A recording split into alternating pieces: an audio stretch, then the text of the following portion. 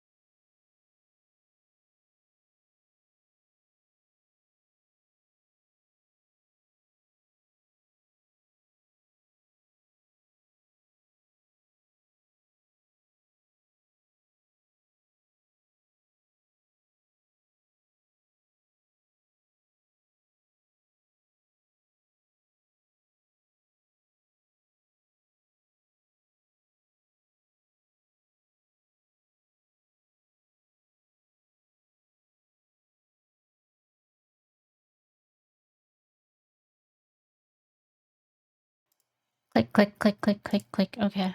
Okay. Okay. I'm forgetting some stuff. What timing? Ooh. Hello, hello, hold on. Wait. Where the fuck is my stream avatars? Where are you guys? Where are you? Where are you? Where are you? Where are you? Where are you? Where are you? Where are you? Where are you? Where are you? Where are you? Where are you? Where are you? Where are you? Where are you? Where are you? Hello, where are you? Where are you? Where are you? Where are you? There you are. Wait. Wait. There you are. Hello, hi, hi, hello, hi, hi. Bill, congrats on the first. Kith, Apop, Caspian, Moon, RP, does it use a normal battery type at least? The 3DO? It uses like a... I think so. It's like the square one. Like D or something. But I don't know how to... I'm gonna have to watch a YouTube video to like replace it. But not tonight, sorry. I was gonna use my 3DO to do the reading. But... I didn't know that you were supposed to like replace the battery periodically, and I also left it on since the last time I used it, which was before I moved, which is like October. And it says it has like 300 hours of like battery life. So, and I think it's been more than 300 hours. So we kind of, I was like trying to figure out why it wasn't detecting anything. And I was like, oh, maybe I have to like unplug everything and replug everything. And it still wasn't working. So I think that's the reason. Either that or I just had to restart like all my devices and it'll work. But I'm pretty sure the fact that I left it on is why.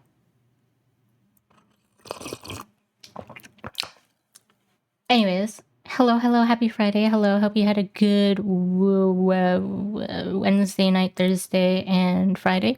It is a weekend now for most people. I guess on the other side of the world it's like what, Saturday now? Which is also cool. Happy weekend. I might get dragged out tomorrow to go watch the Minecraft movie. something chicken jockey, right? I guess I'll understand. Am I gonna be like severely disappointed? Who knows? Infinity, Mick, S Clouds, been a while. Good to see you. T-Soon, Agent Garfield, 3 stream streak, nice. That's a plus. What is that? A +5 for you? Penis. Hello, Death Cookie. Hello, Buncombe. Is it spooky yet? Not yet. I'm at Macca's. Can I get some chicken nuggies? Can I get 6-piece chicken nuggies with sweet and sour sauce and a Coke Zero, and a McDouble? But I probably won't finish the McDouble.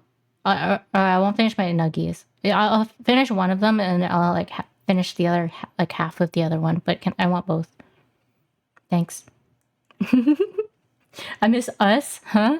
Oh, it was because you guys were gone. Yeah, little floggies.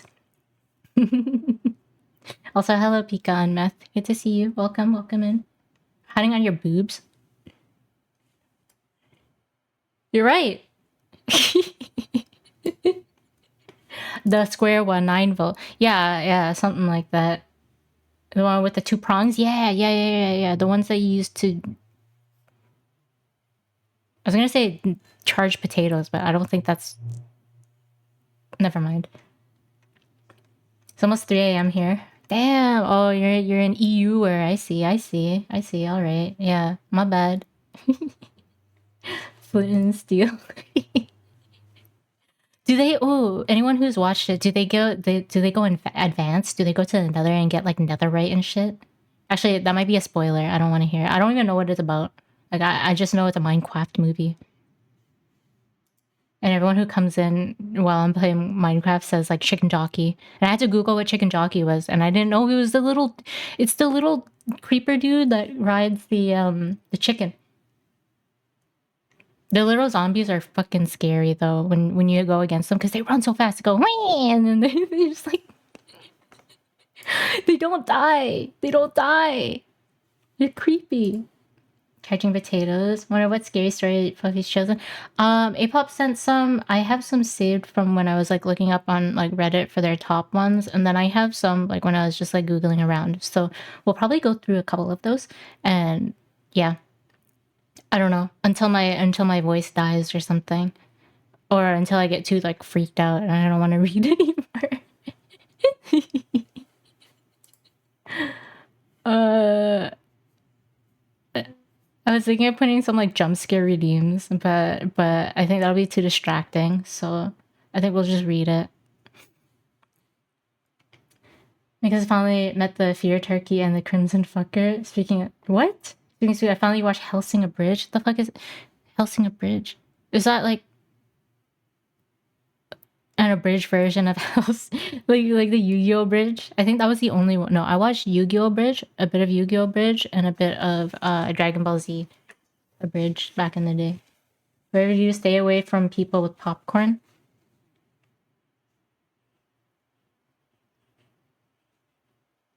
Huh? Okay. I usually don't get popcorn, huh? Well, Yu-Gi-Oh! Bridge takes me back. That shit was good.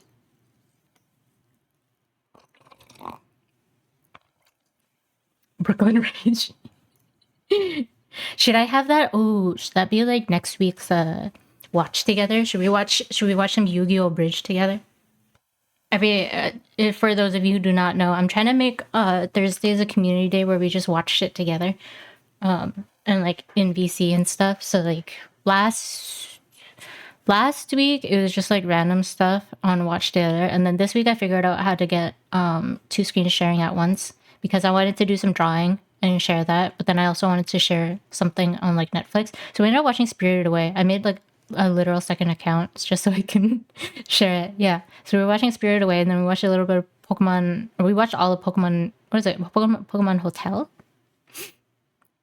And then that was it. But yeah, maybe next week if we watch like Yu-Gi-Oh! Bridged. I don't know how long it is. Yeah, I don't know how long the abridged version is. I don't even know if I watched all of it. Helsing Ultimate Abridged was project headed by Takahata, 14 4-star. Oh, I know Takahata. Takahata, that's the dude who does like the bar talks, right? Well, that's cool. Helsing Bridge is the same people who did that Dragon Ball Bridge. Ooh, Weird Way 101. Yeah, I'm so like not. I really don't know a lot of like indie. Actually, I don't know a lot of YouTubers in general. Only know the people like close to me. It's so bad, and it's like some like bigger indies. But yeah, I know of him. I've watched him a couple times. So I didn't know he did that kind of stuff. That's sick. That's cool. She doesn't watch YouTubers and prove it that. I mean VTubers, not YouTubers. Oh, I need a tweet. Creepypasta weeding. Oh, I didn't do my screenshot. Hold up. I gotta take a picture. Everybody smile. Smile for the camera.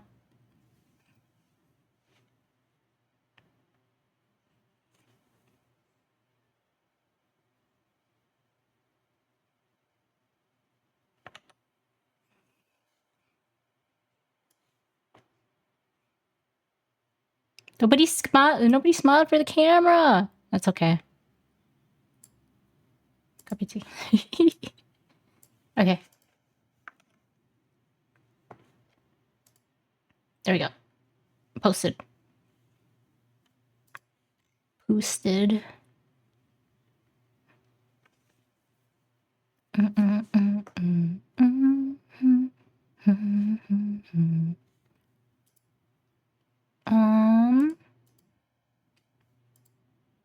I'll close that. I don't need that anymore.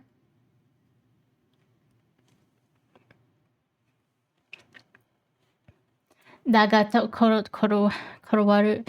Sorry, I'm not Nihongo desu. Japanese is so bad. I don't know enough Japanese words and stuff. I was thinking, so I learned about shit, what is it called? It's like this online, or not online. It's like an app where you can put like flashcards and stuff. You can make them yourself. I learned about that recently because I was trying to study something for work. Anki, is it Anki or Anki? Anki, Anki? I feel like it's Anki. Anyways, I was thinking of maybe putting like Japanese on there eventually, just to learn Genki, to learn like hiragana, katakana, and stuff. I don't know. I don't know. I don't know. Isn't that what people do? Maybe. I don't know. Like I learned Korean, right? I should make a deck for Korean, or I'm sure there is one out there where you can just like import, just so I can keep up to it, up to date. Because I don't really look at Korean on a daily basis, but it's like easy enough to remember. But I should still, kind of like practice it once in a while. It's a popular tool. Ooh, okay. Yeah, I assume there are already like ones that are like pre-made where you can just like import. Gomen waga wa baka American jin des boku no nihongo ga totemo sorry totemo yowai. Huh? No, I'm kawaii and kawaii. There we go.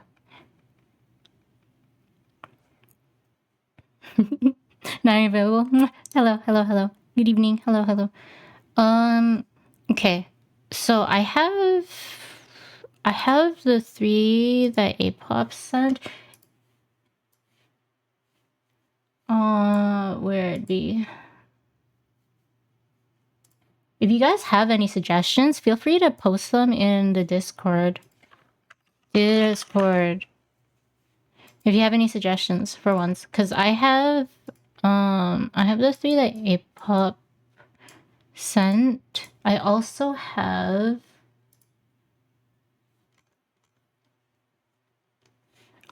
Jeff the Killer. Let me write this down. Jeff the Killer. The reason why I kind of want to read that one is I watched the stupid some like true crime, and there was a kid who was like influenced by Jeff the Killer, a creepypasta or something, and he was trying to prove to people that like he has like inside of me is a killer kind of thing. That's why I stabbed my mother like 50 something times and accidentally stabbed my knee too, or my leg in like, yeah, in the middle of it. But yeah, so I'm curious as to what the fuck that story is about. Like I know the picture, like when I looked at it I was like, oh, okay, I've seen this around, but I've never actually like heard about it. I've never read it. And then I have Squidward's Suicide. Just because I'm curious what the fuck that is.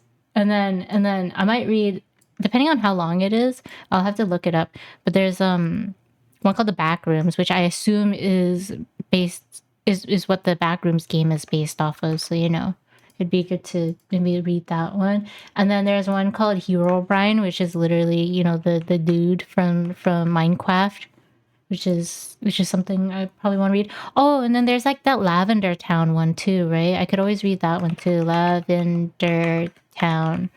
And then and then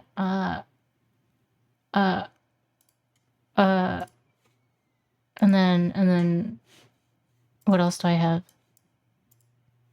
I can be your angel or your devil. Yoru. Let's see, where's my tab?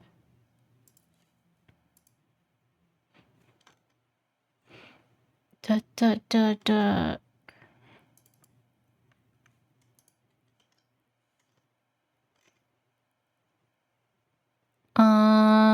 There's one called Boraska, but I don't know how long that is. Do you guys know this one? Oh yeah, it's long-ish, but not that long. Oh no, there's a part 2.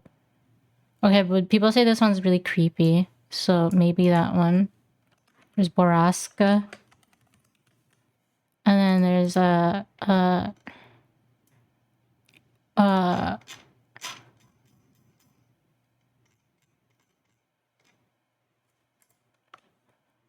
There's this one, which doesn't have a name. I gotta scroll to the bottom to see how many updates this has. It has 25k updates.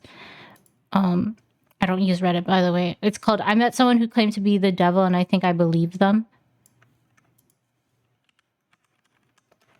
And then another one called My Sugar Daddy Asked Me for Weird Favors. Real. This one's kind of short. Updates and not upboats. I've never heard upboats before. And then there's this one called My Wife Has Been Peeking at Me from around the corners and behind furniture. It's gone from weird to terrifying.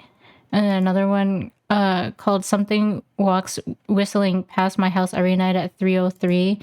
And then another one called She Sold Happiness in Glass Jars. And then another one called My Job is Watching a Woman Trapped in a Room. That kind of sounds cool. I mean, like, not the act of, like, finding it. I don't know, this one's short. Not like watching somebody, but like it sounds like it'd be a good story. I don't fucking know. The previous tenant of my new flat left a survival guide. I'm not sure I want to live here anymore. I like that too. That sounds creepy. Okay. And then I gotta see the names of the ones that... One Born in the Fog. Oh, Born in the Fog, The Thing That Stalks the Fields. Are these really creepy? And then Fog. Is Born in the Fog and Fog related to each other, A-pop? To read them in order?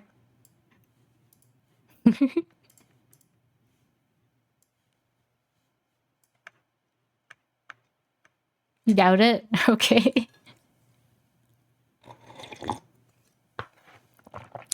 Do I swap to like ASMR? I don't even know. I'm gonna put some like creepy music in the background.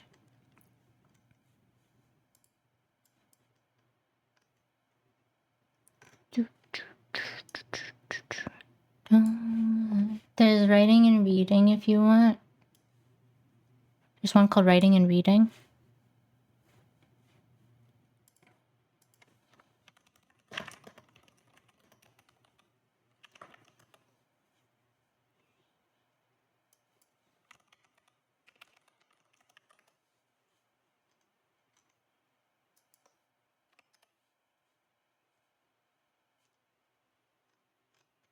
I can't look at it. I can't find it.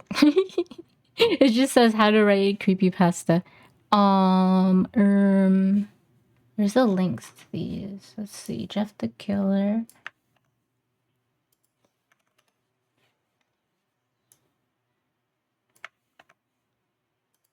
There's like a wiki for some of these, so that's kind of nice. I could just like go through the wiki.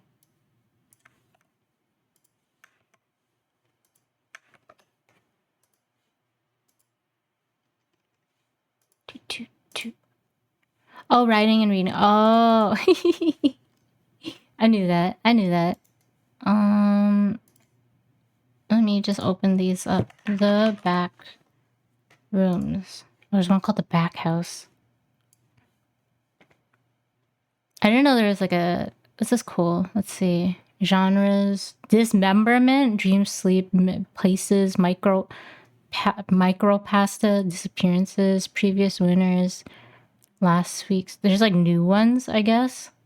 Current pasta of the month. Well, we can read a current pasta of the month.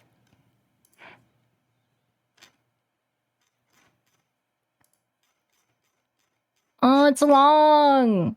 I don't wanna! It's long!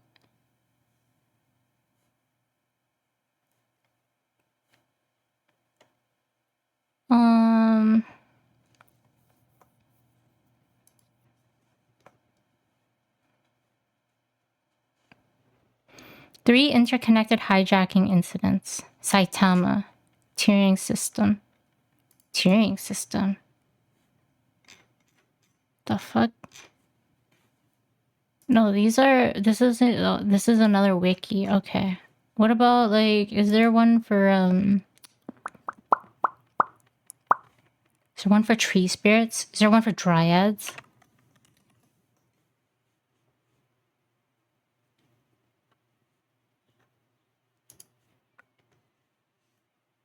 8 chapters. We're not reading this.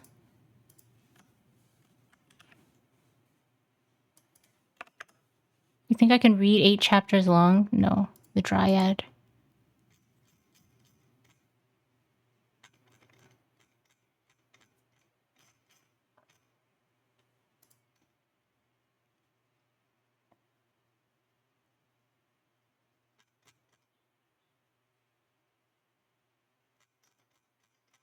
Sometimes you gotta eat the pasta.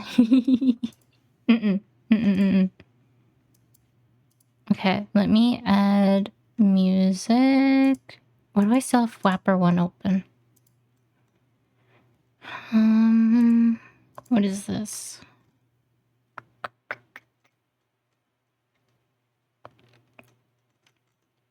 Any text? Nope, that didn't happen. Nope.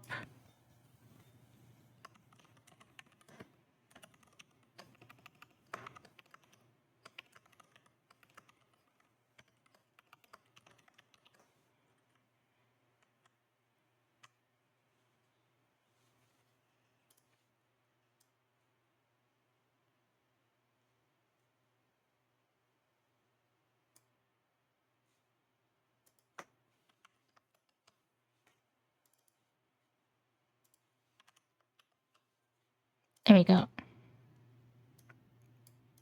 Just in case someone's curious what we're doing. Should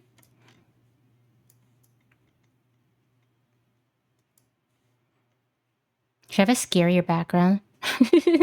It's not that scary. It's fine. It's fine. Should I put my... Oh, should I be close? Should be close. Be close.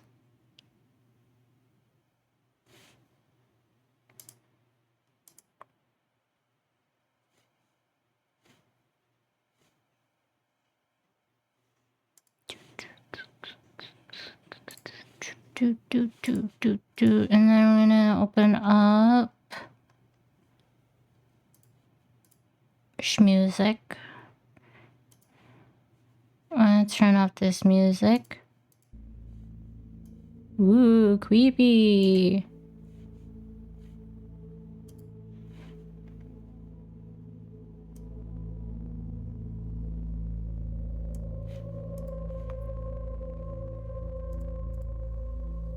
Reading. Reading fun. Reading Raven. Reading Blaster. Writing and weeding. I'm gonna drink some beer later. I should probably put it back in the fridge because I'm drinking tea.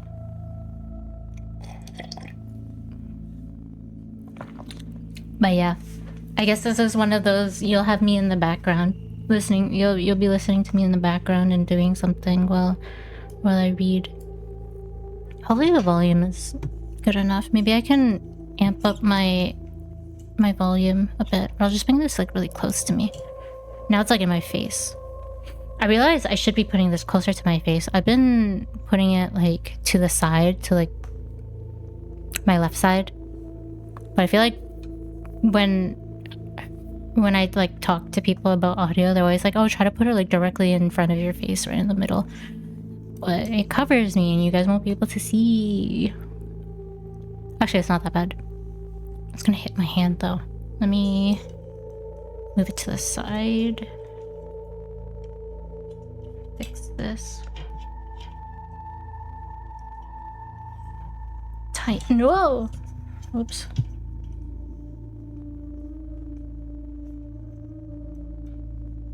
Is this gonna work?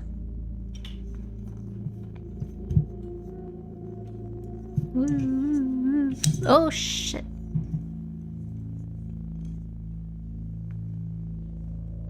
How do I do this? Like this?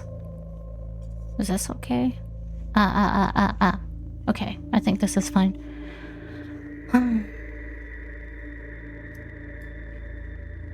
Do I hear beer? Yeah, beer for later, maybe.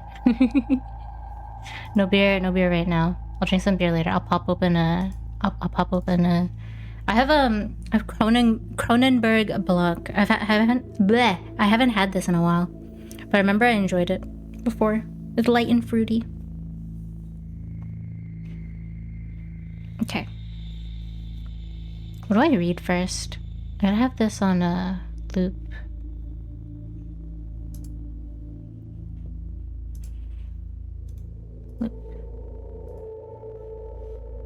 Ooh.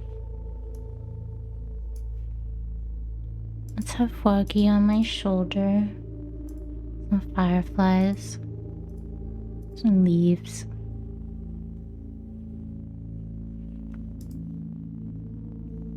Spooky ASMR, yeah. Silent Hill mood. I'll refrain from laughing. I'll refrain from laughing.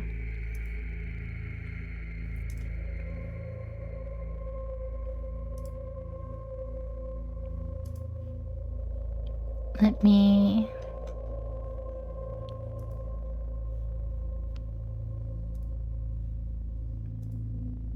Okay. Oh, this is kind of long. Whatever. Alright, we're gonna read Jeff the Killer first. I'm gonna warm up with this stupid one from like a bajillion years ago. I don't want to show you the picture. I don't want to creep you guys out. It's just... it's like a photoshopped face that's like all white with like ugly ass eyes. It's stupid. It's stupid looking. Anyways. Drink some tea. For real, yeah. Excerpt from the local newspaper. Ominous, unknown, killer still at large. After weeks of unexplained murders, the ominous unknown killer is still on the rise. After a little evidence that has been found, a young boy states that he survived one of the killer's attacks and bravely tells his story. I had a bad dream, and I woke up in the middle of the night, says the boy. I saw that for some reason the window was open, even though I remember it being closed before I went to bed. I got up and shut it once more. Afterwards, I simply crawled under my covers and tried to get back to sleep. That's when I had a strange feeling. Like someone was watching me. I looked up and I nearly jumped out of my bed. There, in the little ray of light illuminating from between my curtains, were a pair of two eyes. These weren't regular eyes. They were dark, ominous eyes. They were bordered in black and just plain out terrified me. That's when I saw his mouth. A long, horrendous smile that made every hair on my body stand up. The figure stood there, watching me. Finally, after what seemed like forever, he said it. A simple phrase, but said it in a way only a madman can speak. Amogus. He said, "Go to sleep." I let out a scream. That's what sent him at me. Jesus Christ. He pulled up a knife, aiming at my heart. He jumped on top of my bed. I fought him back. I kicked. I punched. I rolled around, trying to knock him off me. That's when my dad busted in. The man threw the knife. It went into my dad's shoulder. The man probably would have finished him off if one of my neighbors hadn't alerted the police. They drove into the parking lot and ran towards the door. The man turned and ran down the hallway. I heard a smash, like glass breaking. As I came out of my room, I saw the window that was pointing towards the back of my house was broken. I looked out it. Jesus Christ. I looked out it to see him vanish into the distance. I can tell you one thing. I will never forget that face. Those cold, evil eyes, and that psychotic smile. They will never leave my head. Police are still on the lookout for this man. If you see anyone that fits the description in this story, please contact your local police department. They really didn't explain what he looked like. They just said frightening.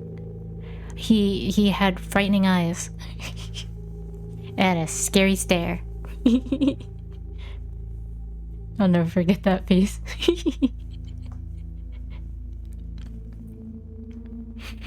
Jeff and his family had just moved into the neighborhood. His dad had gotten a promotion at work, and they thought it would be best to live in one of those fancy neighborhoods. Jeff and his brother Liu couldn't complain though. A new, better house. What was not to love? As they were getting unpacked, one of their neighbors came by. "Hello," she said. "I'm Barbara. I live across the street from you. Well, I just wanted to introduce myself and introduce my son." She turns around and calls her son over. "Billy, these are your new neighbors." Billy said hi and ran back to play in his yard. "Bye, Billy." "Well," said Jeff's mom, "I'm Margaret, and this is my husband Peter, and my 2 sons, Jeff and Liu." They each introduced themselves, and then Barbara invited them to her son's birthday. Jeff and his brother were about to object when their mother said that they would love to. When Jeff and his family are done packing, Jeff went up to his mom. Weird sentence structure. Some of these sentences. "Mom, why would you invite us to some kid's party? If you hadn't noticed, I'm not some dumb kid." "Jeff," said his mother, "we just moved here. We should show that we want to spend time with our neighbors. Now, we're going to that party, and that's final."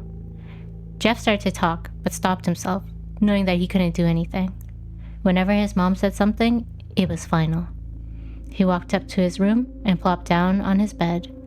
He sat there looking at his ceiling when suddenly he got a weird feeling. Not so much a pain, but a weird feeling. Oh no, he must be at that age. Base Jeff. He dismissed it as just some random feeling. He heard his mother call him down to get his stuff, and he walked down to get it. What stuff? The next day, Jeff walked downstairs to get breakfast and got ready for school. As he sat there eating his breakfast, he once again got that feeling. This time, it was stronger. It gave him a slight tugging pain, but he once again dismissed it. As he and Liu finished breakfast, they walked down the bus to the bus stop. They sat there waiting for the bus, and then, all of a sudden, some kid on a skateboard jumped over them, only inches above their laps. They both jumped back in surprise. "Hey! What the hell?" Wait. They sat waiting for a bus, and then where? Like in a bus stall on a bench? I'm gonna assume it was a bench, because I don't think a kid skateboarding can like skate over their lap through like a glass dome. Anyways, we're not gonna question this. This was written like millions of years ago by someone who did, I don't know, so was very young. At first, exercise in creative writing. The kid landed and turned back to them. He kicked his skateboard up and caught it with his hands. So cool. The kid seemed to be about 12, 1 year younger than Jeff. Oh, Jeff is 13. Yeah, you know, that's about the age where you get that weird tugging feeling, right?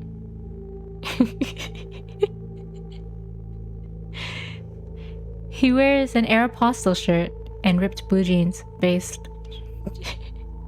What about the hat at the cap rolled back? Remember my first period? Well. It looks like we got some new meat. Suddenly, 2 other kids appeared. One was super skinny and the other was huge. Okay. Well, since you're new here, I'd like to introduce ourselves. Over here is Keith. Jeff and Leo looked over to the skinny kid. He had a dopey face that you would expect a sidekick to have. Okay. And he's Troy. They looked over at the fat kid. Whoa, talk about a tub of lard. Whoa, this kid looked like he hadn't exercised since he was crawling. Whoa, that's mean. Yeah, I'd like to see what Jeff looks like. He must be so normal looking. And I, said the first kid, am Randy. Now, for all the kids in this neighborhood, there's a small price for bus fare, if you catch my drift. Liu stood up, ready to punch the lights out of this kid's eyes, when one of his friends pulled a knife on him. Tisk, tisk, tisk. I had hoped you would be more cooperative, but it seems we must do this the hard way. The kid walked up to Liu and took his wallet out of his pocket. Jeff got that feeling again. Oh no. Oh no. Does danger make you get that feeling? Does danger and anger excite Jeff? Now, it was truly strong. A burning sensation. It was like Stephen King's It, but without cocaine. He stood up, but Liu gestured him to sit down. Jeff ignored him and walked up to the kid. Listen here, you little punk. Give back my bro's wallet or else. Randy put the wallet in his pocket and pulled out his own knife. Oh? And what will you do? Just as he finishes his sentence, Jeff popped the kid in the nose. As Randy reached for his face, Jeff grabbed the kid's wrist and broke it.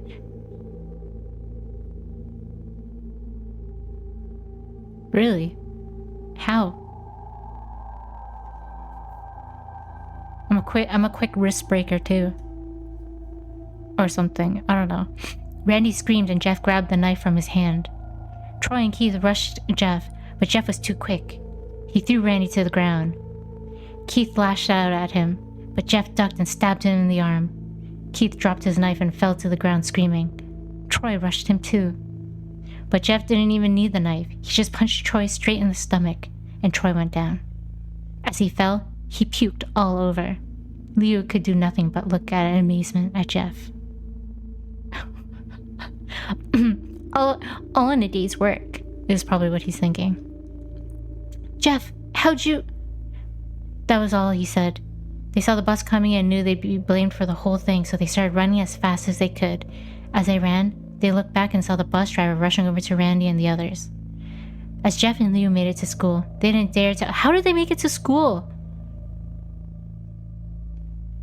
How did they know? Okay, one, you're 13. And I don't know how old your brother is, but you're taking the bus to school.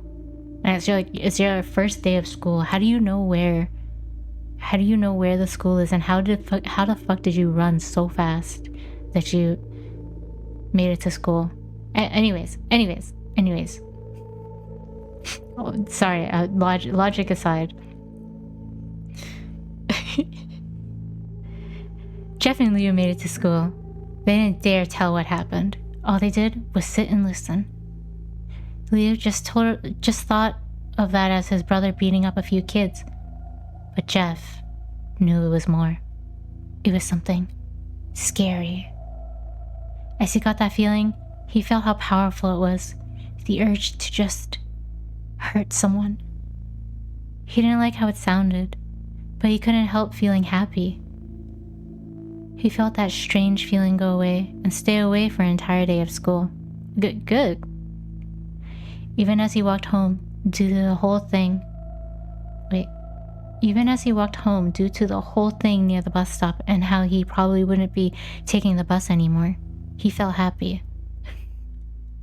When he got home, his parents asked him how his day was, and he said, in a somewhat ominous voice, "It was a wonderful day."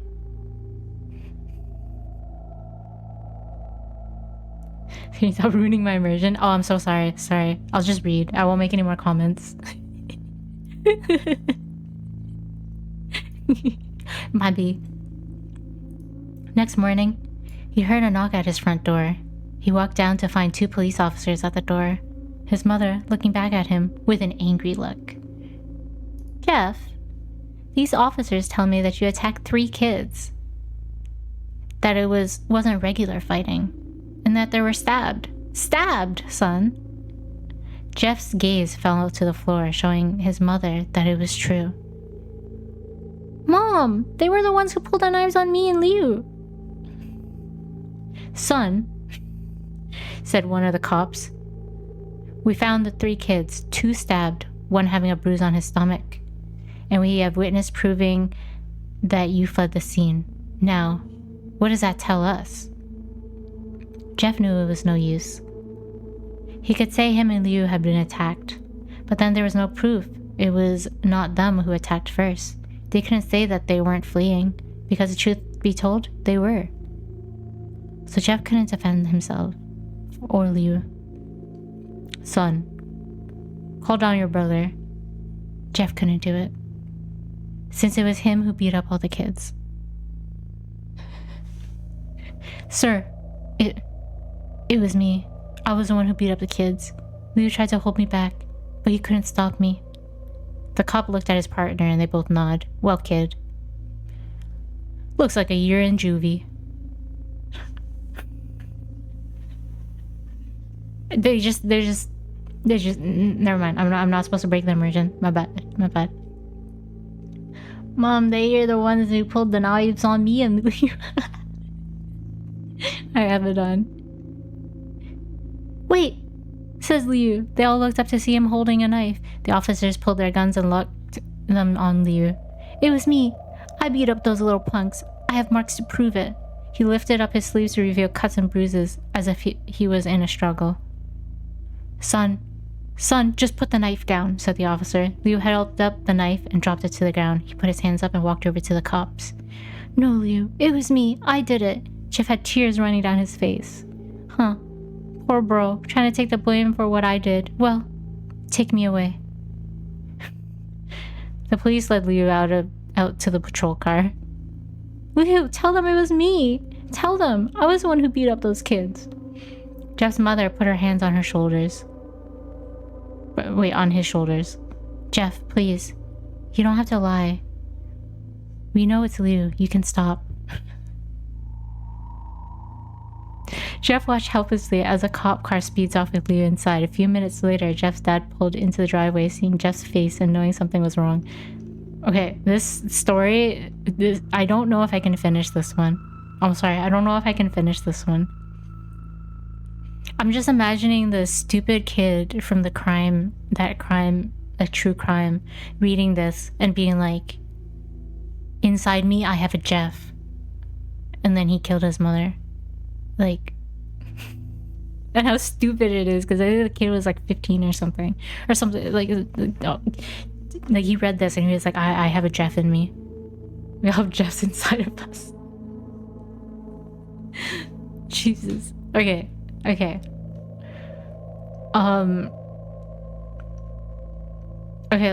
we're gonna speed through this, okay? Why? It's Billy's party, blah, blah, blah. Okay, better than wearing too much. Please, said the kid. Where's the part where it gets scary? Oh, it's almost done. Wait, okay, it's almost done. I thought there was a lot more. The fuck?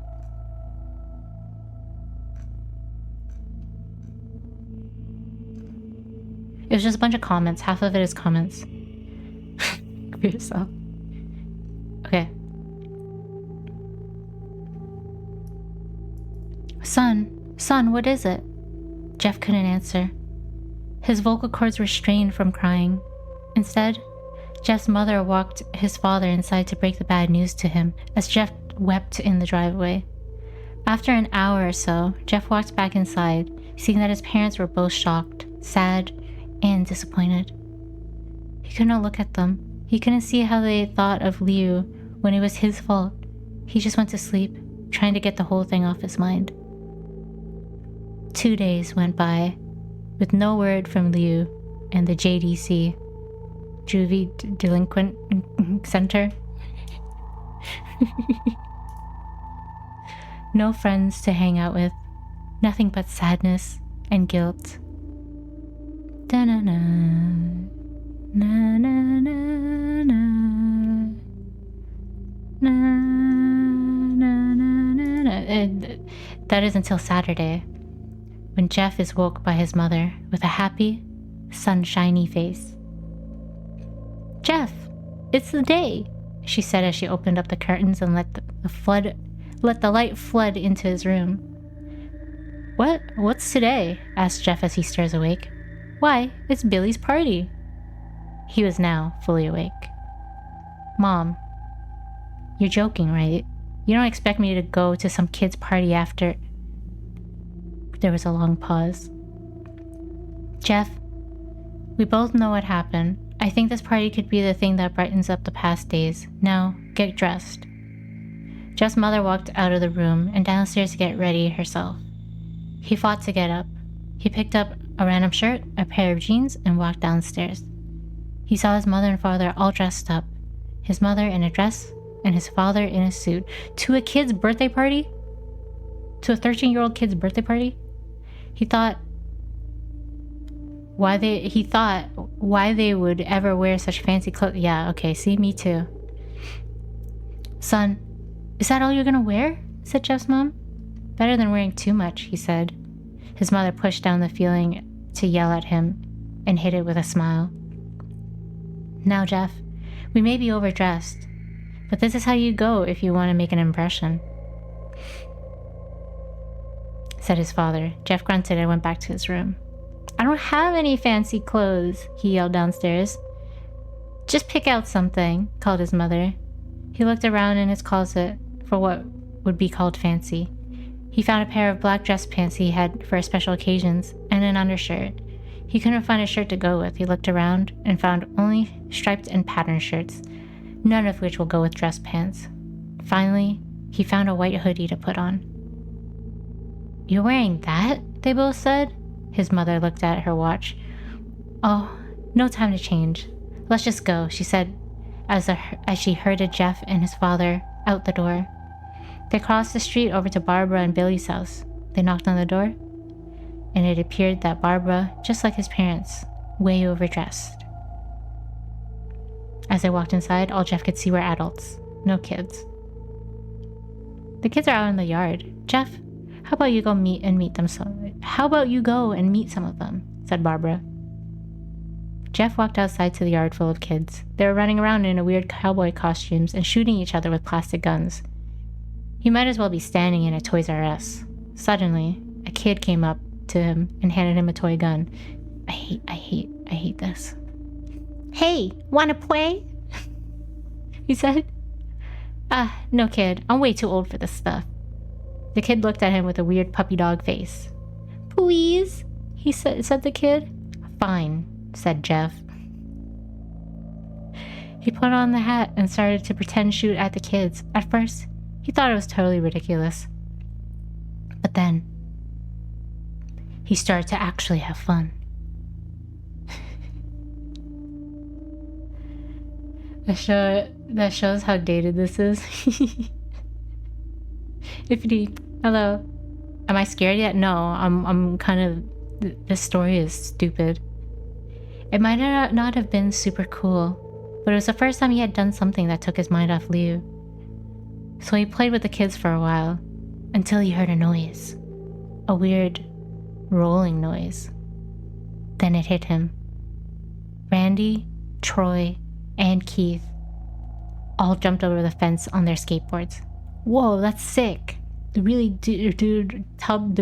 fat tub of lard jumped over a fence with his skateboard. That's kind of sick. That has to be a record. Anyways, Jeff dropped the fake gun and ripped off the hat. Randy looked at Jeff with a burning hatred. Hello, Jeff, is it? He said. We have some unfinished business. Jeff saw his bruised nose. I think we're even. I beat the crap out of you. And you get my brother sent to the JDC. Randy got an angry look in his eyes. Oh no. I don't go for even. I go for winning. You may have kicked our asses that one day, but not today. As he said that, Randy rushed at Jeff. They both fell to the ground. Randy punched Jeff in the nose, and Jeff grabbed him by the ears and headbutted him. Jeff pushed Randy off of him, and both rose to their feet. Kids were screaming, and parents were running out of the house. Troy and Keith both pulled guns out of their pockets. What the fuck? Real gun? From where? This has to be America, right? No one interrupts or guts will fly, they said. Randy pulled the knife on Jeff and stabbed it into his shoulder. Jeff screamed and fell to his knees. Randy started kicking him in the face. After 3 kicks, Jeff grabs his foot and twists it, causing Randy to fall to the ground. Jeff stood up and walked towards the back door. Troy grabbed him. Need some help? He picks Jeff up by the back of the collar and throws him through the patio door. As Jeff tries to stand up, he's kicked down to the ground. Randy repeatedly starts kicking Jeff until he starts to cough up blood. Come on, Jeff, fight me! He picks up Jeff and throws him into the kitchen. Randy sees a bottle of vodka on the counter and smashes the glass over Jeff's head. Jeff's dying. He's dead. Fight! He throws Jeff back into the living room. This is crazy. They're like 13. Come on, Jeff, look at me. Jeff glances up, his face riddled with blood. I was the one who got your brother sent to the JDC, and now you're just gonna sit there and let him rot there for a whole year. You should be ashamed. Jeff starts to get up. Oh, finally, you stand and fight. Jeff is now on his feet, blood and vodka on his face. Once again, he gets that strange feeling. The one in which he hasn't felt it for a while. Finally, he's up, says Randy as he runs at Jeff. That's when it happens. Something inside Jeff snaps. His psyche is destroyed. All rational thinking is gone. All he can do is kill.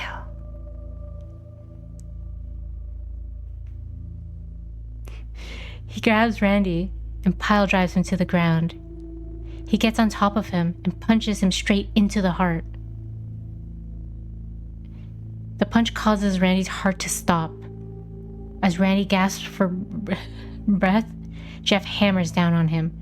Punch after punch, blood gushes from Randy's body until he takes one final breath and dies.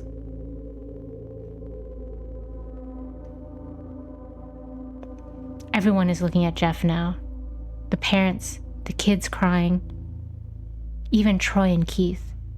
Although they easily break from their glaze and point their guns at Jeff, Jeff sees the guns trained on him and runs for the stairs. As he runs, Troy and Keith let out fire on him, each shot missing. Jeff runs up the stairs. He hears Troy and Keith follow up behind. As they let out their final rounds of bullets, Jeff ducks into the bathroom. He grabs a towel rack and rips it off the wall. Troy and Keith race in, knives ready. Troy swings his knife at Jeff, who backs away and bangs a towel rack onto Troy's face. Troy goes down hard. And now all that's left is Keith. He's more where are the parents this whole time? Where are the parents? Why aren't the parents stopping them? He's more agile than Troy though, and ducks when Jeff swings the towel rack. He dropped the knife and grabbed Jeff by the neck. He pushed him into the wall. A thing of bleach fell down on top of him from the shelf. It burnt both of them, and they both started to scream. Jeff wiped his eyes as best he could. He pulled back the towel rack and swung it straight into Keith's head. As he lay there, bleeding to death, he let out an ominous smile. What's so funny? He asked Jeff. Keith pulled out a lighter and switched it on. What's funny, he said, is that you're covered in bleach and alcohol. Jeff's eyes widened as Keith threw the lighter at him. Where'd he get a lighter from? As soon as the flame made contact, the flames ignited the alcohol and vodka. While the alcohol burned him, the bleach bleached his skin. Jeff let out a terrible screech as he caught on fire. He tried to roll out of the fire, but it was no use. I gotta snooze the ads. The alcohol had made him a walking inferno. He ran down the hall and fell down the stairs. Everyone started screaming as they saw Jeff, now a man on fire. More like a little boy, dropped to the ground, nearly dead. The last thing Jeff saw was his mother and other parents trying to extinguish the flame. That's when he passed out. Hello, Huey. When Jeff woke, he had a cast wrapped around his face. He couldn't see anything. but he felt a cast on his shoulder and stitches all over his body. He tried to stand up, but realized that there was some tube on his arm. And when he tried to get up, it fell out. A nurse rushed in. "I don't think you can get out of bed just yet," she said as she put him back in his bed and reinserted the tube. Jeff sat there with no vision, no idea of what surroundings were. Finally, after hours, he heard his mother. "Honey, are you okay?" she asked. Jeff couldn't answer. His face was covered, and he was unable to speak. "Oh, honey, I have great news. After all the witnesses told the police that Randy confessed of trying to attack you, they decided to let Liu go." I thought Randy died.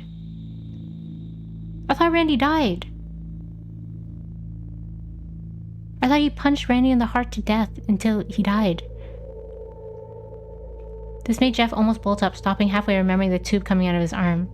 He'll be out by tomorrow, and then you two will be able to be together again. Randy was resurrected for this a bit? Oh, okay, sure. Okay, yeah, that makes sense. Yeah, alright.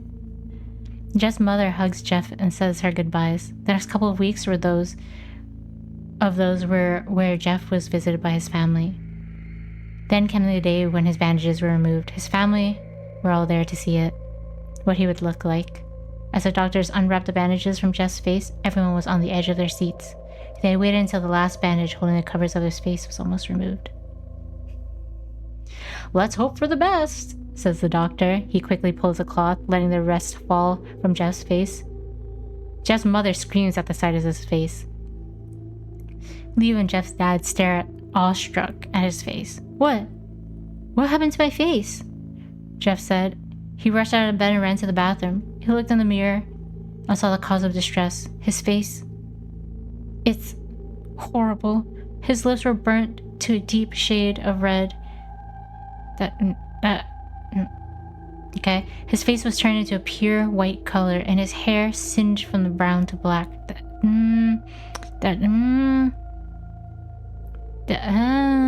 Okay.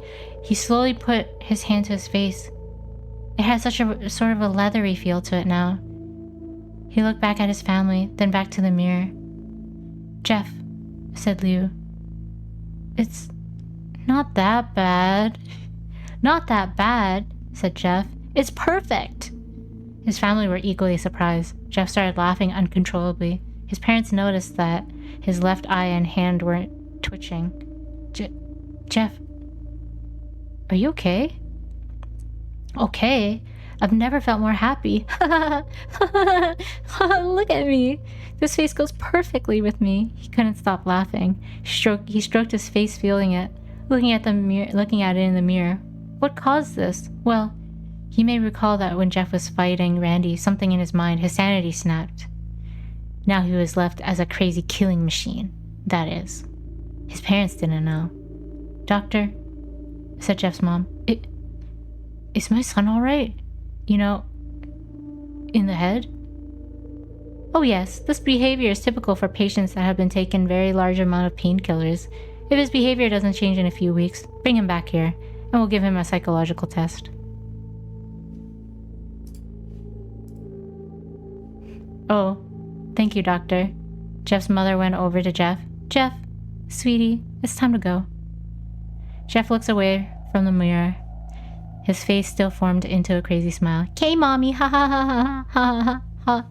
His mother took him by the shoulders and took him to get his clothes. "This is what came in," said the lady at the desk. Jeff's mom looked down to see a black dress pants and white hoodie her son wore. Now they were cleaned of blood and now stitched together. "Why would you give him back the..." Jeff's mother led him to his room and made him put on his clothes. They then left, not knowing that this was their final day of life. Later that night, Jeff's mother woke to a sound coming from the bathroom. It sounded as if someone was crying. She slowly walked over to see what it was. When she looked into the bathroom, she saw a horrendous sight. Jeff had taken a knife and carved a smile into his cheeks. "Jeff, what are you doing?" asked his mother. Jeff looked over to his mother. I couldn't keep smiling, Mommy. It hurt after a while. Now I can smile forever. Jeff's mother noticed his eyes, ringed in black. Jeff, your eyes! His eyes were seemingly never closing. I couldn't see my face. I got tired and my eyes started to close. I burned out the eyelid so I can forever see myself, my new face.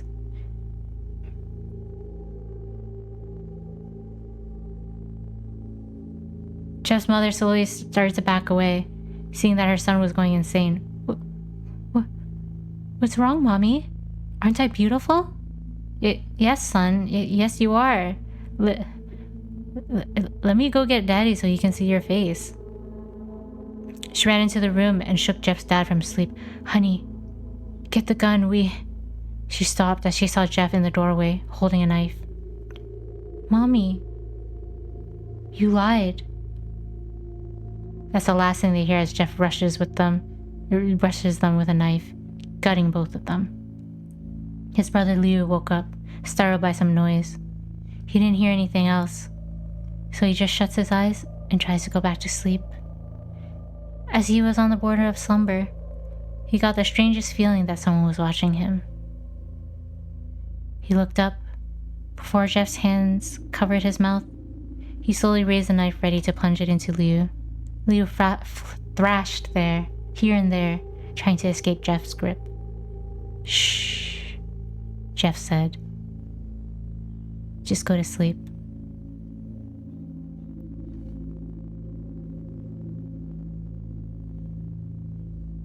The end. That was so fucking cringe. The first comment, super classic, but this is the epitome of cringe. Real.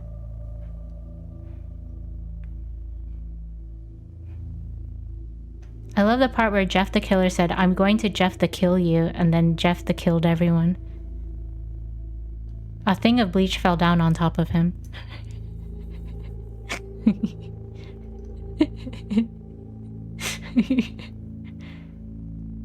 This was way better than the Barbie film. No, this comment is a lie. The Barbie film was great.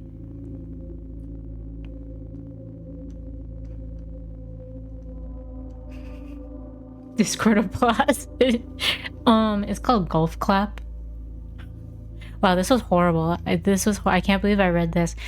I still can't believe some kid loved this story so much that he made this into his alt persona and murdered his mother. Sorry, his stepmother. Insane. Anyways, I give that a 0. Just a 0. That's just a 0.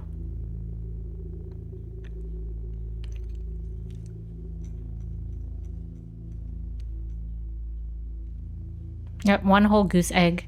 One thick goose egg. That's it. That's all it gets. Okay, I paused the ad timer. So I'm gonna just wait for it to go through. It's gonna take 3 minutes when it happens, and then we'll read the next one.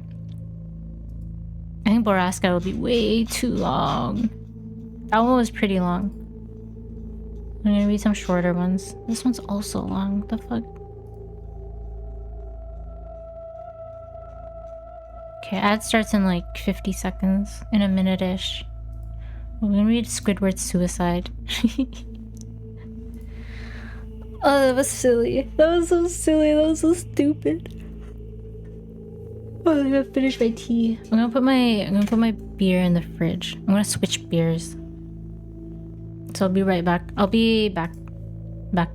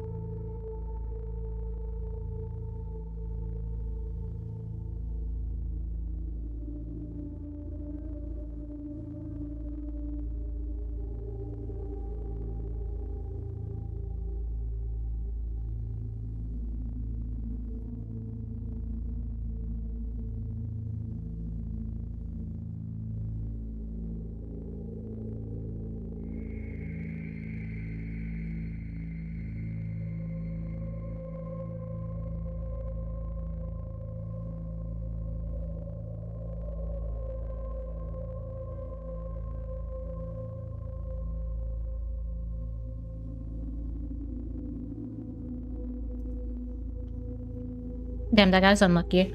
Numbskull, if you're still here, you literally... I literally BRB'd because there is 3 minutes of ads. You just got here during the 3-minute ad break. Anyway, another minute and a half, and then we'll go again.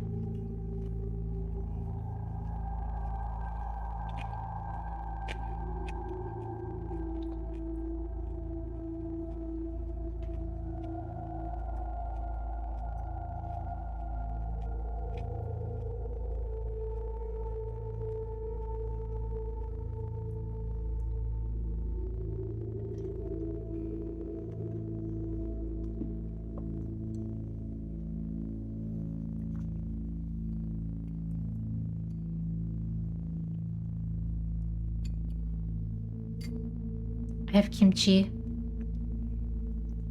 to eat with my beer.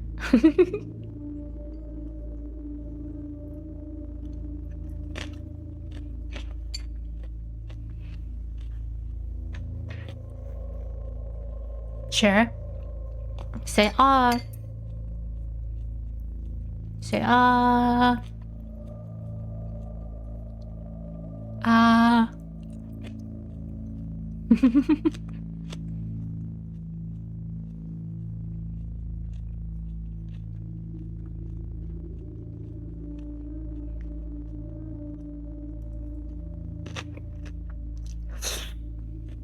Okay, we're back. And we're back.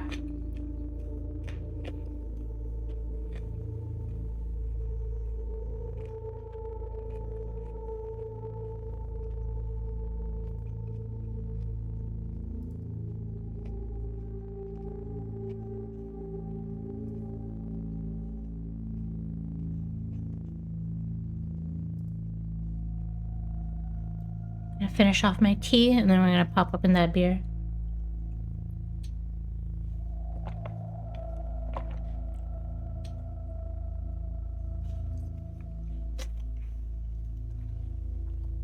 Any drinkers tonight?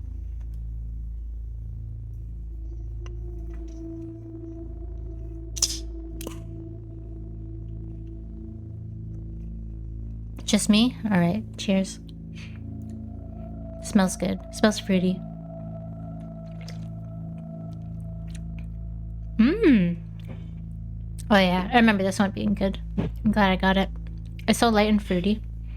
Only some mint tea. That doesn't sound like beer.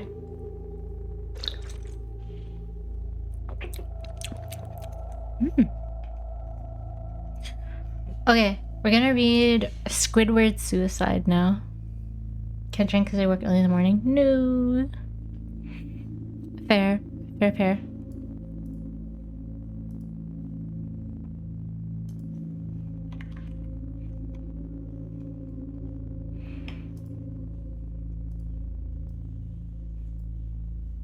Oh, I get so burpy. I get so burpy when I drink like super carbonated stuff. It just goes like straight out.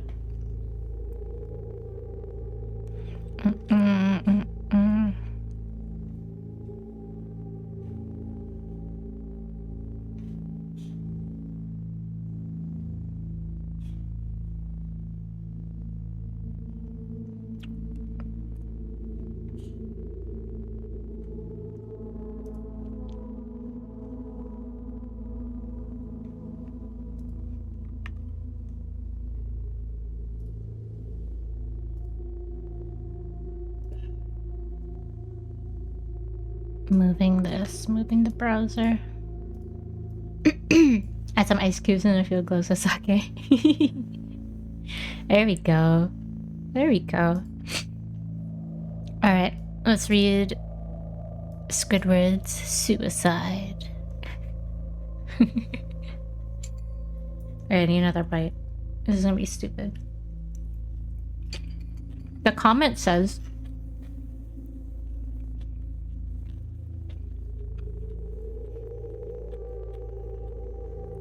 when I was like 10, this made me shit my pants. So this means it's probably really good. Hi, Sikachi. About to read Squidward's suicide. Alright.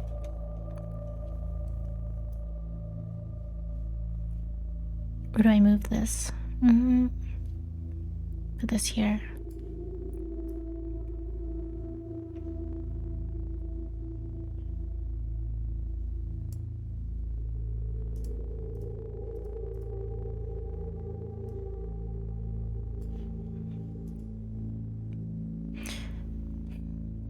I just want to start off by saying that if you want an answer at the end, prepare to be disappointed. There isn't one. I was an intern at Nickelodeon Studios for a year in 2005, that was 20 years ago, for my degree in animation. It wasn't paid, of course. Most internships aren't. But it did have a perk beyond education. To adults, it might not seem like a big one, but most kids at the time would go crazy over it. Since I worked directly with the editors and animators, I got to view new episodes days before they aired. I'll get right to it without giving too many unnecessary details. They had very recently made a SpongeBob movie. The entire staff was somewhat sapped of creativity, so it took them longer to start up the season. But the delay lasted longer for more upsetting reasons. There was a problem with the Series 4 premiere that set everyone and everything back several months. Me and 2 other interns were in the editing room, along with the lead animators and sound editors. For the final cut of an episode, we received a copy that was supposed to be the fear of a Krabby Patty, and gathered around the screen to watch. Hold up.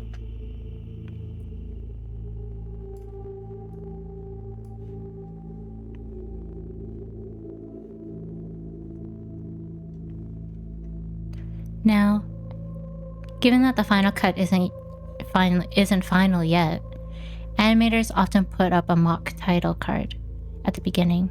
It's sort of an inside joke for us, with phony, oftentimes lewd titles being used, such as How Sex Doesn't Work, instead of Rockabye Bivalve.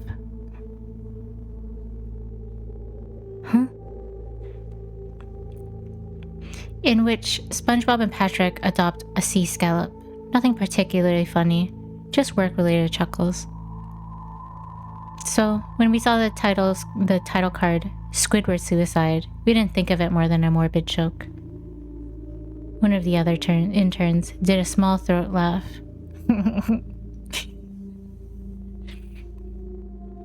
The episode started with a happy-go-lucky music playing as normal. The story began with Squidward practicing his clarinet, hitting a few sour notes, like normal. We hear SpongeBob laughing outside. Squidward stops, yelling at him to keep it down, as he has a concert that night and needs to practice. SpongeBob says okay, and goes to see Sandy with Patrick. The bubble splash screen comes up, and we see the ending of Squidward's concert. This is when things began to seem off. While playing, a few frames repeat themselves, but the sound doesn't. It's supposed to be synced with the animation, so yes, that's not common. But when Squidward stops playing, the sound finishes, as if the skip never happened. There's a slight murmuring in the crowd before they begin to boo him. Not the normal cartoon booing that's common on the show, mind you. You could very clearly hear malice in it. Squidward's in full frame and looks visibly afraid. The shot goes to the crowd, with SpongeBob in center frame. He too is booing, which is very much unlike him. That isn't the oddest thing, though. What's odd is that everyone has hyper-realistic eyes. All very detailed, clearly not shots of real people's eyes, but something a bit more real than CGI. The pupils were red. Some of us looked at each other, obviously confused. But since we weren't the writers, we didn't question its appeal to children yet. The shot goes to Squidward, sitting on the edge of his bed, looking very forlorn. The view of his porthole window is of a night sky, so it isn't very long after his concert. The unsettling part is that, at this point, there's no sound. Literally, zero sound. Not even the feedback from the speakers in the room. It's as if the speakers were turned off, though their statuses show them working perfectly. Squidward just sits there in silence, blinking for about 30 seconds, then starts to sob softly. He puts his hands, bracket tentacles, over his eyes and cries quietly for a full minute more. All the while, a sound in the background is very gradually growing from nothing to barely audible. It sounds like a slight breeze through a forest. The screen slowly begins to zoom in on his face. By slowly, I mean that it's only noticeable if you look at the shots 10 seconds apart side by side. His sobbing gets louder and more full of hurt and anger. The screen then twitches a bit, as if it twists in itself. It twists in on itself for a split second before going back to normal. The wind through the trees sound gets louder and more severe, as if a storm is brewing somewhere. The eerie part is the sound of the bleh. The eerie part is that this sound and Squidward's sobbing sounded real. It was like it was coming from the speakers, but that the speakers themselves were holes that the sound was traveling through from the other side. As good a sound as the studios likes to have. Jesus Christ. As good a sound as the studio likes to have, they don't have the equipment to be able to produce audio of that quality.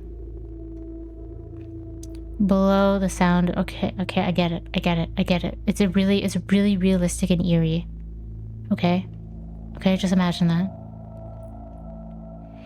Below the sound of the wind and sobbing, very faint, audible something sounded like laughing. It came at odd intervals and never lasted more than a second. So you had a hard time pinning it. We watched this episode twice, so pardon me if things sounded too specific, but I've had the time to think about them. After 30 seconds of this, the screen blurred and twitched violently, and something flashed over it, as if a single frame was replaced. Ooh, scary. The lead animation editor paused and rewound the frame by frame. What we saw was horrible. It was a still photo of a dead child. He couldn't have been more than 6. His face was mangled and bloodied, one eye dangling over it. Popped. Ew. He was naked down to his underwear, his stomach crudely cut open and his entrails splayed out beside him. He was laying on some pavement that was probably a road. What the fuck? The most upsetting part was that there was a shadow of a photographer, but no crime tape, evidence tags, or markers. And the angle was completely off for a shot designed to be evidence. It would seem they were the person responsible for the child's death. We were, of course, mortified, but pressed on, hoping that this was just a sick joke. The screen flipped back to Squidward, still sobbing, louder than before, half of his body in the frame. There was now what appeared to be blood running down his face, from his eyes. The blood was also done in a hyper-realistic style, looking as if you'd get it on your fingers if you touched the screen. The wind sounded as if it were the last of that gale blowing through the forest. There were even snapping sounds, like of branches. The laughing, a deep baritone, lasted for longer intervals and came more frequently. After about 20 seconds, the screen again twisted and showed a single frame photo. The editor was reluctant to go back. We all were, but he knew he had to. This time, the photo appeared to be of a little girl, no older than the first child. She was laying on her stomach, her beretties in a pool of blood next to her. Her left eye was damaged the same way as the boy, and she was naked, except for underpants. Her entrails were piled on top of her, above another crude cut along her back. Again, the body was on the street, and the photographer's shadow was visible. Very similar in size and shape to the first. I had to choke back vomit, and one intern, the one in the female room, ran out.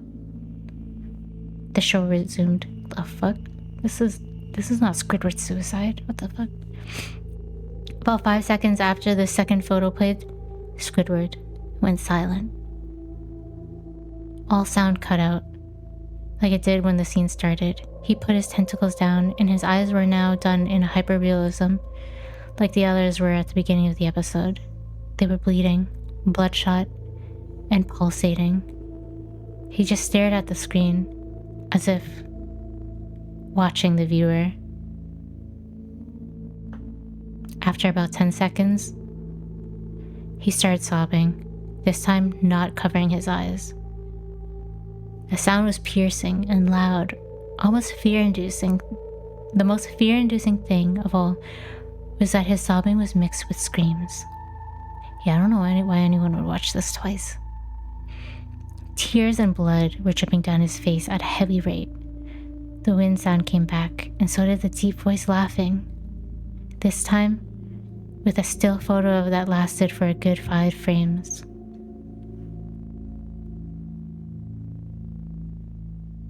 The animator was able to stop it on the 4th and backed up.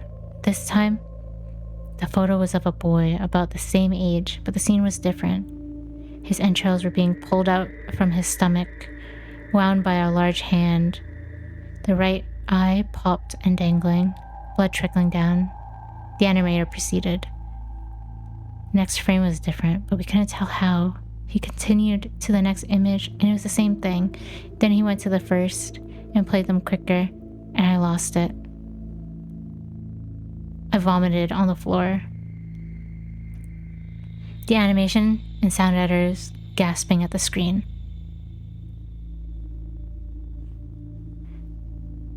The 5 frames were not 5 different photos.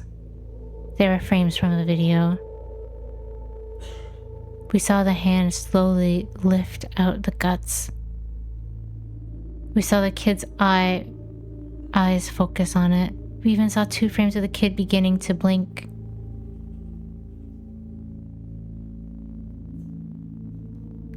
The lead sound editor told us to stop. He had to call in the creator to see this. Mr. Hillenberg arrived within about 15 minutes. He was confused as to why he'd been called down, so the editor just continued the episode. Once the next few frames were shown, all screaming and sound again stopped. Squidward was just staring at the viewer, his face taking up the whole frame for about 3 seconds.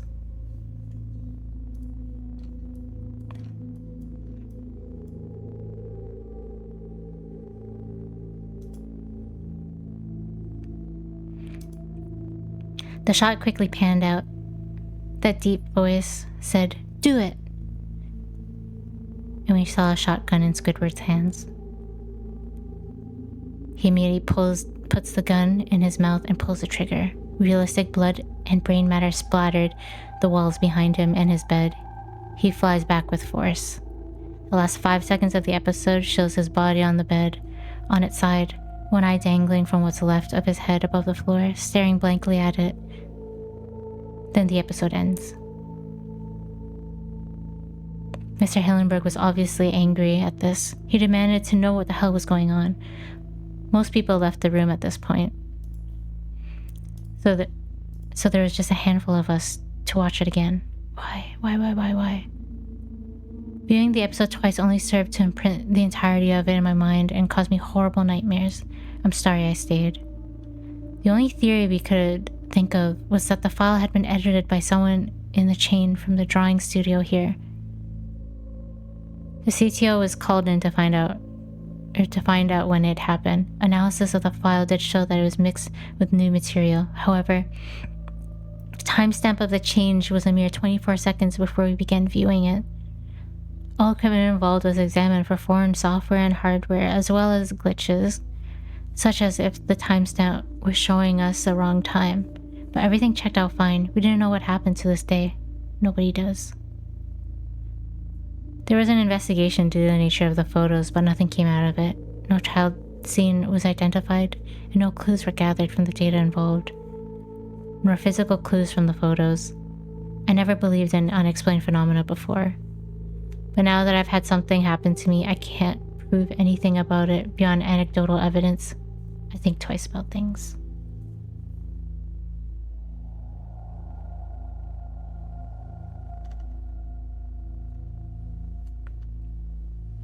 Why did Squidward do it, guys? Why did Squidward do that?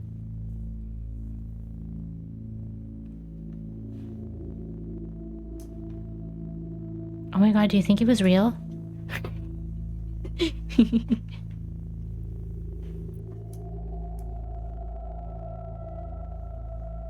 Pain of a cephalopod. That's crazy. Originally uploaded on August 8th, 2010. Squidward had a Jeff inside him. That was a little bit more than a Jeff. Jesus Christ. He couldn't handle having a Jeff inside him, though. You telling me the Squidward that we see these days isn't the real Squidward? The real Squidward is dead?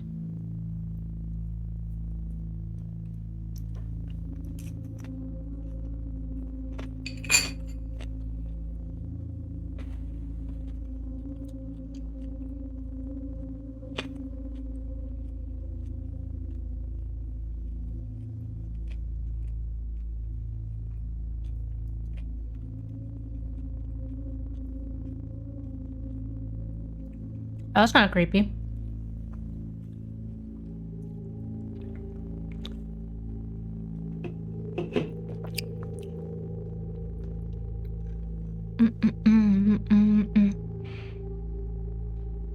You think anyone remade that?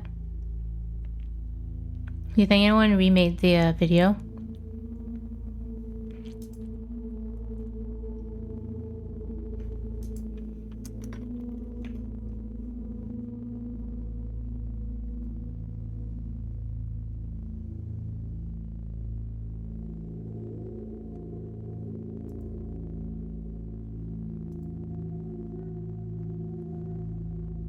Sure, you think someone would try? Well, like, okay, minus the frames.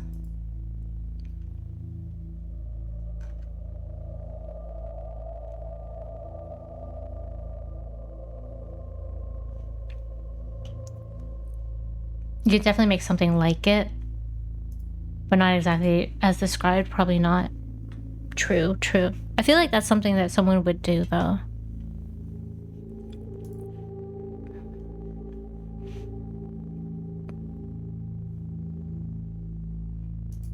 Creepy. Alright. I'm gonna read Born in the Fog. Born in the Frog. Born in the Fog.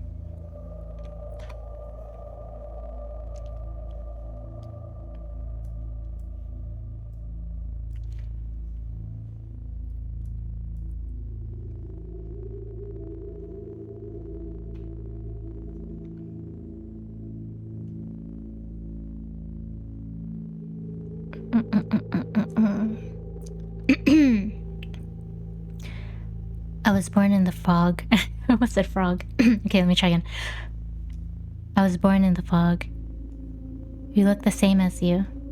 We act the same. We sound the same.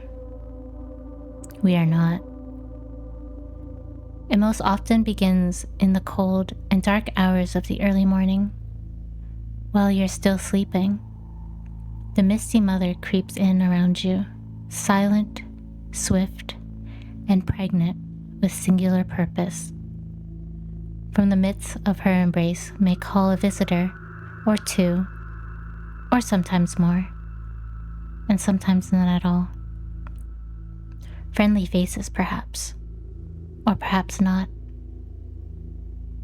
If you choose to venture out before she has receded, then you will never return. What takes your place is something different. It looks like you, but it is not you. It's one of us.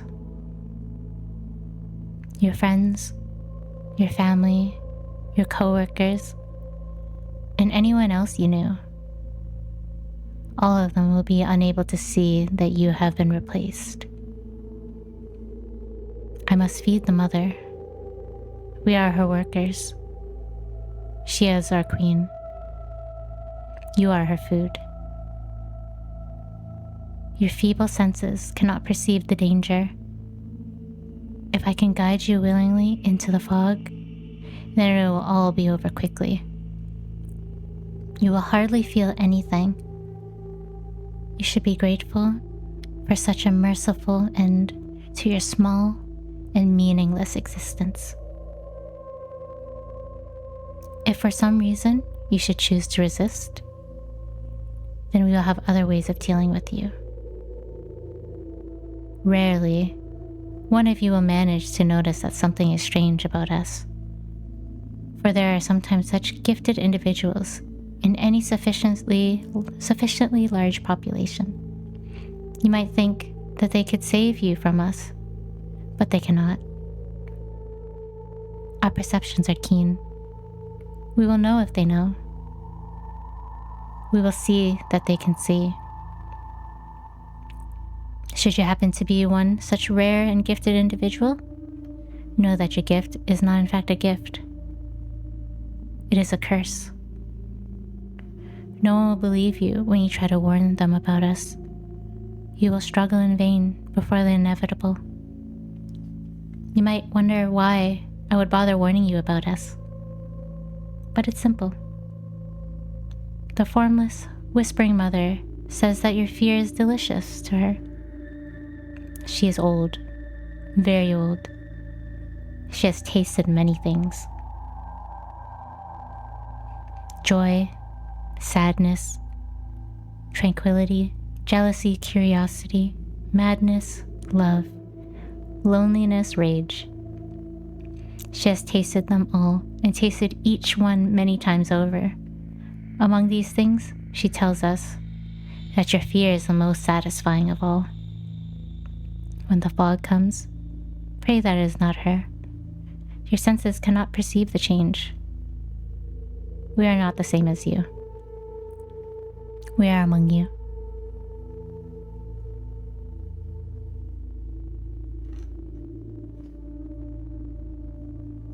Born in the fog.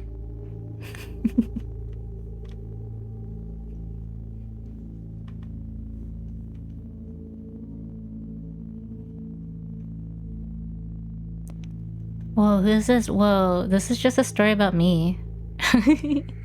Amogus. We are Amogus. Exactly. Everyone becomes a fog. When the fog comes, you become a fog.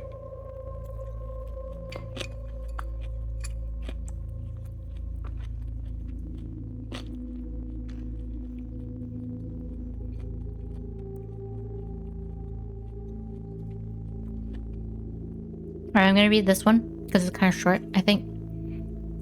It's the Herobrine one, so the Minecraft one.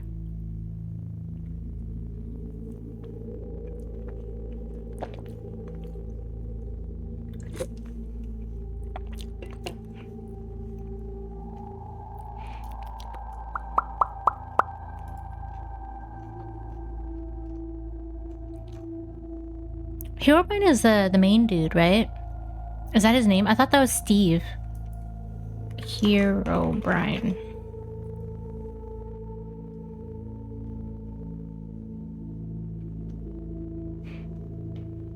Herobrine is an urban legend and creepypasta from the sandbox game Minecraft. He's often depicted as a version of Minecraft character Steve, but with solid white eyes that lack pupils. Behavior primarily involves destroying the player's world. Okay. Ooh, scary. Ooh. I hope he doesn't destroy my fwofie world. Anyways. Herobrine.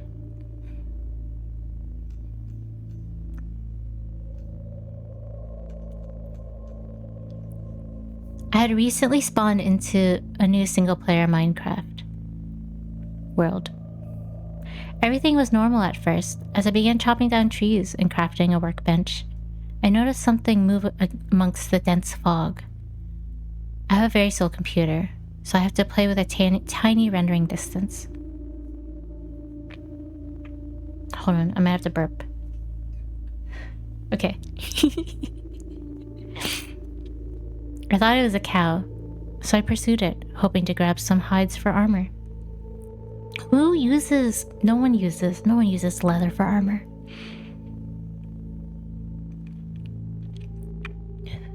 It wasn't a cow though. Looking back at me was another character with the default skin. But his eyes were empty.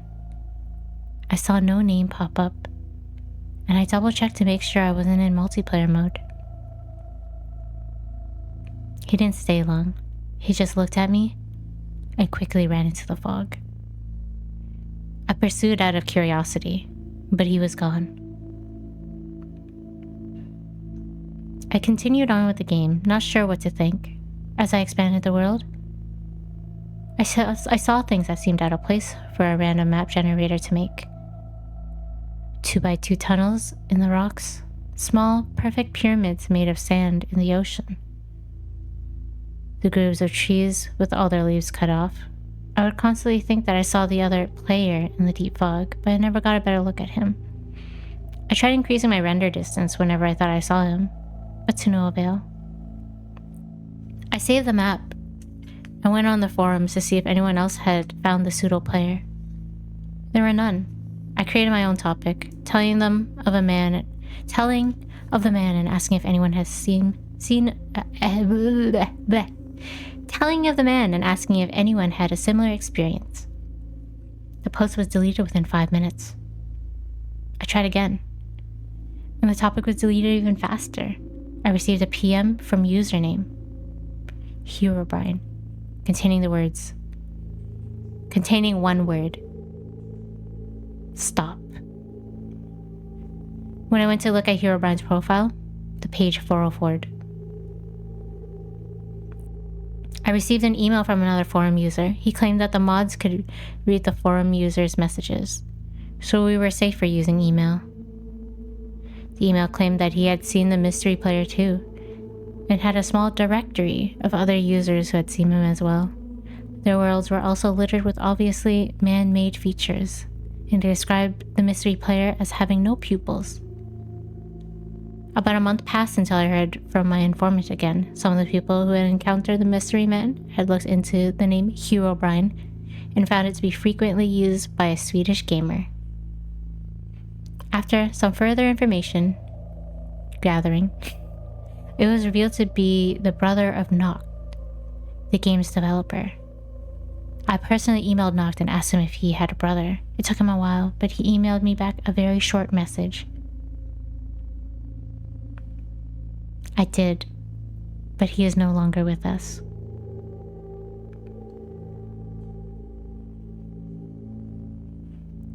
I haven't seen the mystery man since our first encounter, and I haven't noticed any changes to our world other than my own. I was able to press print screen when I first saw him. Here's the only evidence of his existence.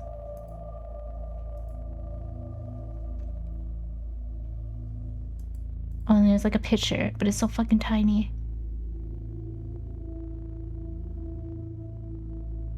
Do you think it's real? Do you think it's real? Ooh, that's creepy. Do you think it's real? Do you you think it's real? Do you think it's real?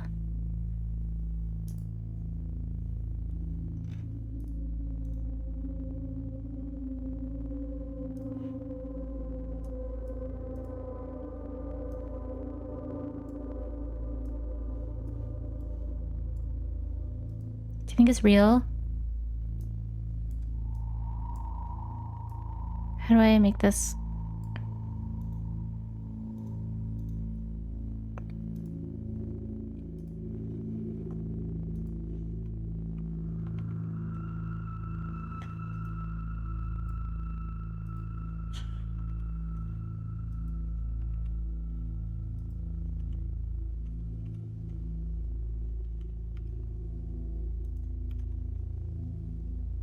You can't even see it. Hold on.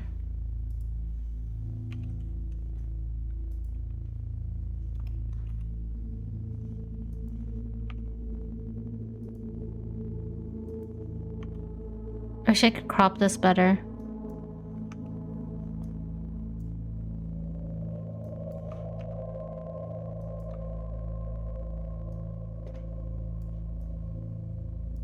Oh, do you see it? Oh my god, it's so tiny. Do you think it's real? Whoa, he's right there. Do you think it's real? You've seen him? Do you think he's real?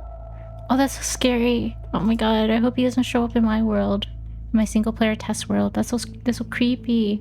It's him! That's him! That's Hero Brian!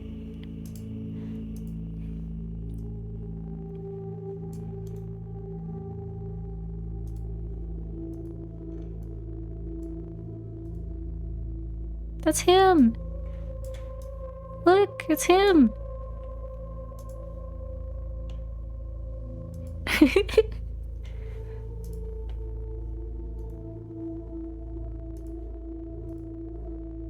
Ah!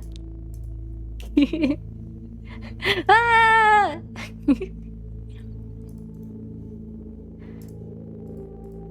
Okay.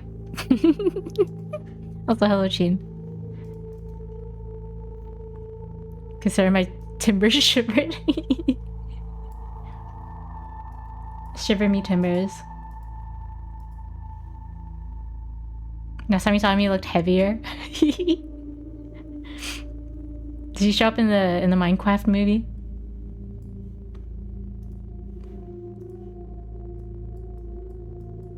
He's so creepy. He's so creepy. You're Hero Brian? You're the Hero Brian? Hello next time. Hello, hello, welcome. Hi, hi, hi, hi. Hey, hello. You just missed the super scary story about Hero Brian. Super scary. Alright, let's read about the back rooms. This pasta was inspired by a post from X. The Everything app? Wait, can I just watch this movie instead? Or the show instead? What is this? 3 minutes long? Oh, Jesus, that's creepy. Okay, I'm gonna watch that after I read this. I knew mine, but she keeps crafting. Just my water. Okay. This one's called The Back Rooms. I should play that game. Actually, I don't like playing creepy games. Should I play a creepy game after this? What game should I play? It was approximately 12:15 when I entered the Let me try again. It was approximately 12:15 when I entered the Johnson County Community Health Clinic. I was there for an appointment I had to set up weeks ago. Just a routine checkup. It wasn't a new place for me, but I had been there a couple times before. However, the place had an odd, nostalgic feeling to it, as if it were a location from my childhood or something. I could never pinpoint exactly what this feeling was, or where it came from. As I walked in, an overwhelming feeling of déjà vu swept over me. A hum of the flickering fluorescent lights, the white tile flooring, the muted beige paint that colored the walls. I noticed that there was a TV mounted in the corner, a smaller flat screen that was playing a short PowerPoint slideshow on loop of ads and events that were being held by the clinic. I passed the empty waiting area, a small section of the main room with magazines, children's playthings, and blue cushioned chairs. The jaunty jittered little and approached the woman at the front desk. She was sitting in a bluish-gray office chair, looking at a spreadsheet on the same Windows XP desktop that they've had since 2008. There was a sign-in sheet on the counter in front of me. I have an appointment with Dr. Pebbins, I asked. What time? 12:30, I replied. She began typing something on her keyboard. Ah, yes. Gary Johnston? Mm-hmm. Yes, I'll tell the doctor. Please fill this out. She handed me a clipboard, which held a simple fill-out form. I walked back into the waiting room, took a seat, and began to complete it. I was about halfway done with writing down my information when I slumped back into my chair. I hadn't gotten much sleep the night prior, and I was exhausted. As I slumped back, I noticed something very peculiar. My head never hit the wall. In fact, it felt like it went in. I got up, quite frightened, and looked at the wall. Nothing. Not a single hole or dent had been made in the wall by my head. So I reached to touch the wall.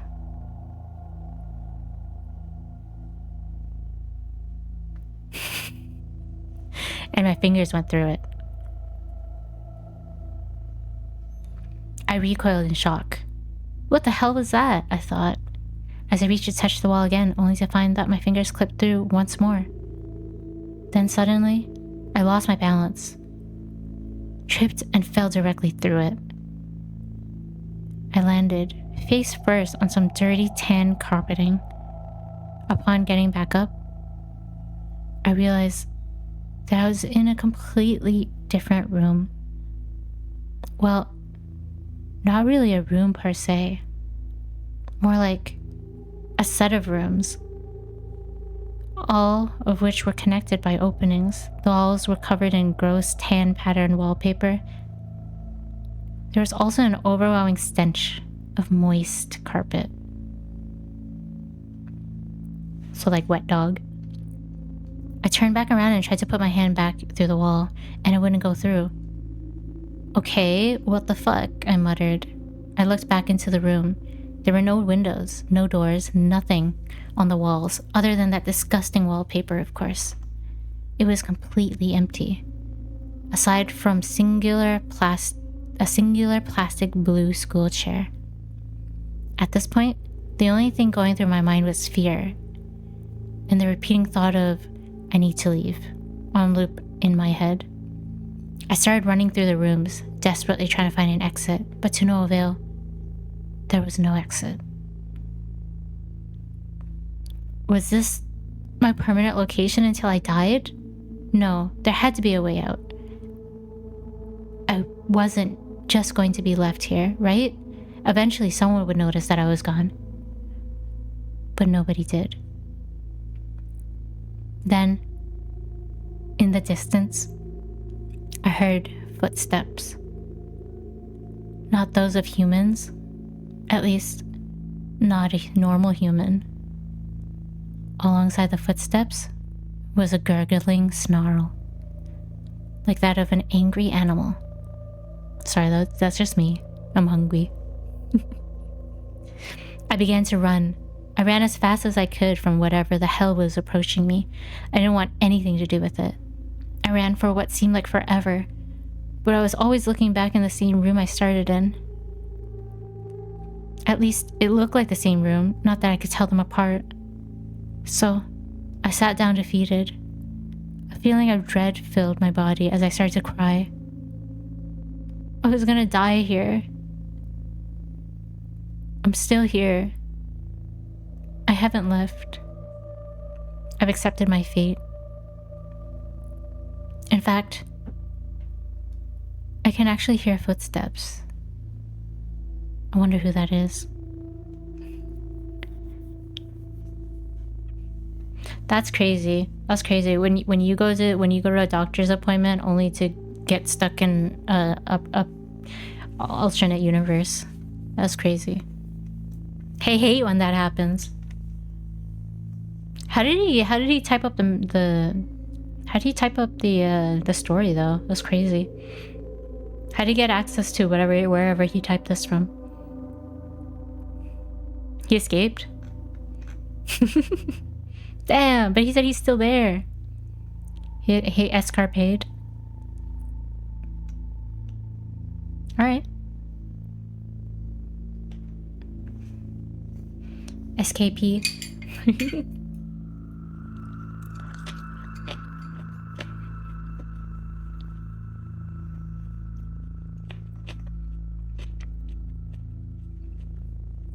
Someone left an old BlackBerry in the bathroom where he left his urine sample. I don't even think he got to do his urine sample. Then he just sit down to wait. That's what you That's what you get for being curious. If your head starts clipping a wall, just leave. Just leave. Don't touch it. You might get sucked in. Don't do it. If you get clipped, just go back to bed. Just wake up. Pinch yourself. Wake up. Wake up. Wake up. Wake up. Wake up. Wake up. It's time to wake up. Wake up.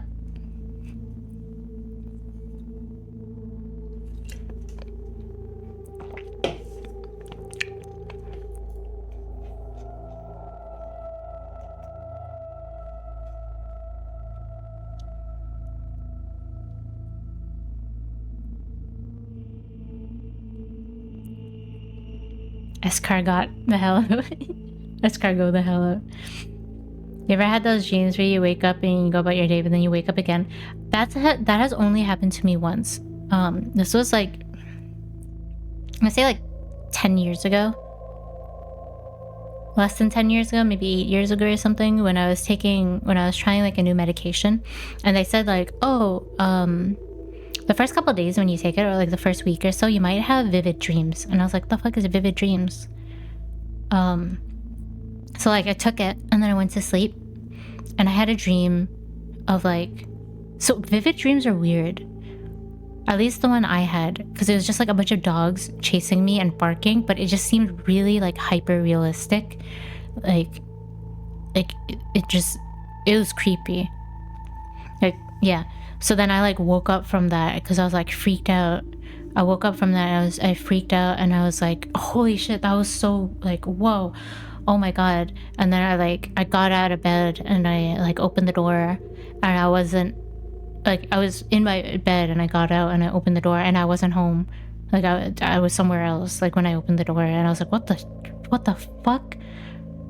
Right? Yeah, I like freaked the fuck out, and then I woke up again, and that was when I like woke up for real. And I was just like so scared. I didn't want to go back to bed. I was like, what? Oh Jesus. And I think I like text somebody in the middle of the night. So I was like, oh my god, I had like I was too scared. I can't go back to sleep. Yeah. That one was real? Damn. I'm still in a dream. I've been dreaming for 8 years. Oh, did you guys read that Junji Ito story? That's like one of the ones that I remember. Where like every time this guy sleeps, his life doubles. Like in his dreams. And he has to live out the whole, like, all the years before he wakes up. And he gets all like creepy looking because when he goes to bed for like the next time, he lived for like 1,000 years or something. I had a vivid dream once where I was tied to a stake and had a crowd of people slicing at me, and I woke up panting and just said, what the fuck was that? Oh, that's so scary. What the fuck? Oh, that's creepy. The feasting on chinses. Deepest sleep imaginable. Yeah.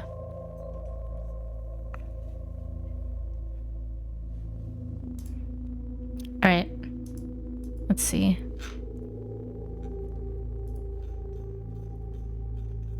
Let's read this one. My sugar daddy asked me for weird favors. Which one of you wrote this one?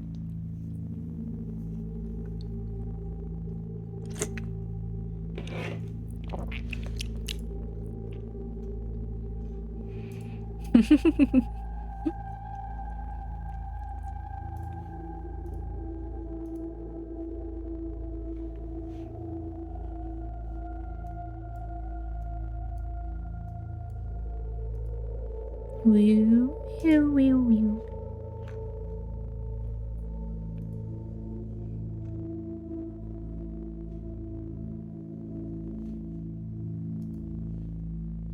This one's relatable. I ain't no snitch.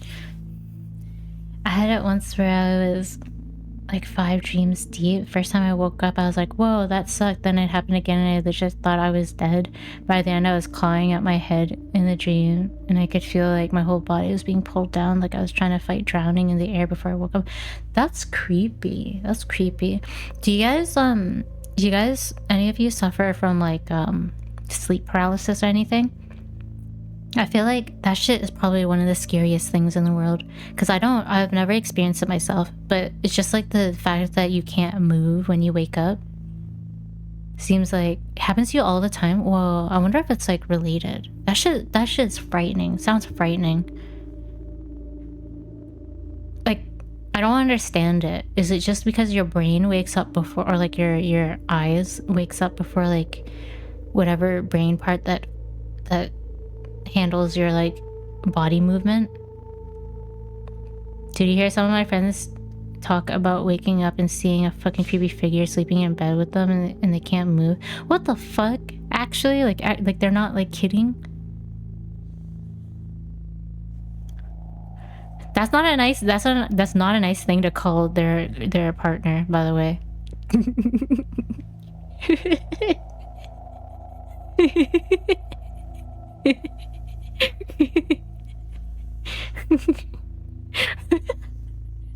Boomer ass joke? What do you mean? I think you got it once when you were like 6 and there's a creepy face on the wall, but I've never seen since then. What the fuck? I wonder if they're related. I feel like it's not always related. Like, I'm sure people have like normal sleep paralysis where it's just annoying. Like, you wake up and you're like, and then you wait like 30 seconds, and then you're like, oh, okay. Literal boomer joke. But the feeling of not being able to move to your body is completely unspeakable. You move your own body. Yeah. I think mine are just dreams of me waking up and not being able to move. Like, they're dreams. You have dreams of sleep paralysis, but it's not actually sleep paralysis. That's interesting. Old ball and chain, am I right? Yeah. Oh, chain to your part. Oh, yeah. Yeah, okay. Yeah, okay. It's like you're trying to move and you just can't. Like, you're finding a weight that you can't lift over your whole body. Legit made me respect people with paralysis a lot more when it happened to me the first time. Legit wake up screaming every time it happens. I think I would freak the fuck out if it ever happened to me, because it's never happened to me before. I think I would just be like bothered by it the whole day. It's just like when because it took me a while to get COVID for the first time. I think people around me got COVID, and I literally missed it like 3 times. Like, everyone around me got it. Like, I was either at a party, I was at like an event, I was at like a gathering, I was at like, you know, I was in a different country hanging out with people who ended up getting it when we like met up, and I missed it every single time. Even I had like this one day where I went bouldering, and I sat beside this one girl for 2 hours having a conversation with her. Like, we were just like, we were banting, you know? And then she messaged me like a couple of days later and said she got COVID from it. Or like she got COVID around that day. Or like the day before. And I didn't get it. So I was like, damn, I'm immune, right?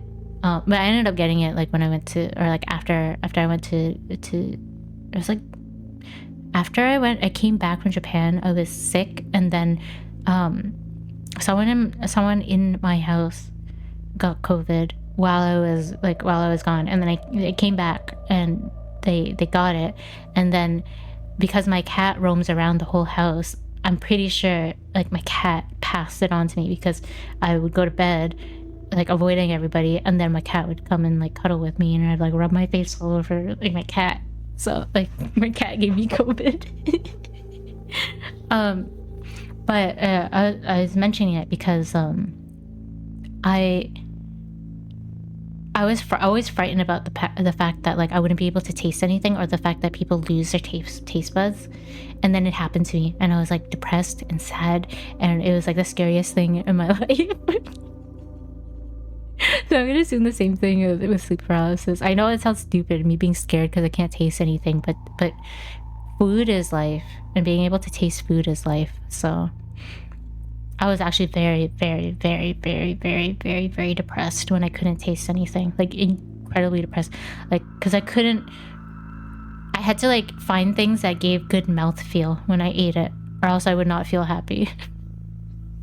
I couldn't eat anything. Anyways, I'm like gasping. Biology is RNG. I used to have these super fucked up nightmares like every night when I was in elementary school. I'm glad it's over. Damn, what the fuck? I wonder if it's just like a super active imagination. It's in the air. Yeah, true. Yeah, but you know, if you're like a long hallway away from people, you know, I assume the air like it's is it not like moisture? Will it not just like hit the carpet eventually? You know? Or is it something that literally just flies, like just chills in the same like it's like the same weight as I guess oxygen? The fact COVID happened is still so surreal. Like the whole thing just seemed like something out of a movie. Yeah, it's gonna be something that's gonna be in the books, which is crazy because we're gonna be like, yeah, I remember COVID. COVID was wild. It was a wild 3 years. For Canadians, it was like 3-4 years. It's heavier than air, but not by much. It settles eventually, but it hangs in the air for a while. Because when I played Oxygen Not Included, I learned that CO2 is heavier than oxygen. So I'm wondering if it sits in between carbon dioxide and oxygen, or if it's like lower than CO2. But yeah, interesting.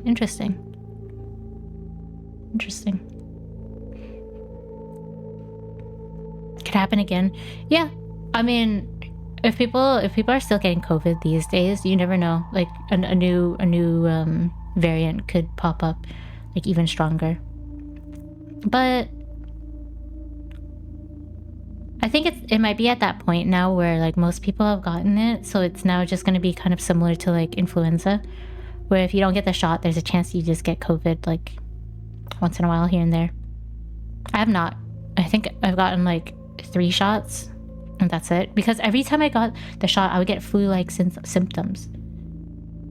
And I've heard some of my friends would get the shots and then immediately get COVID afterwards, which is really funny.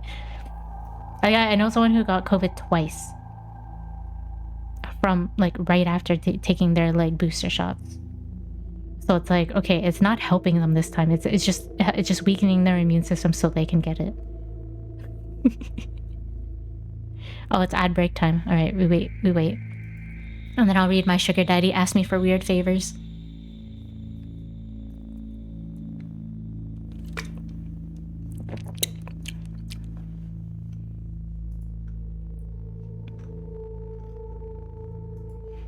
COVID, creepy, ooh.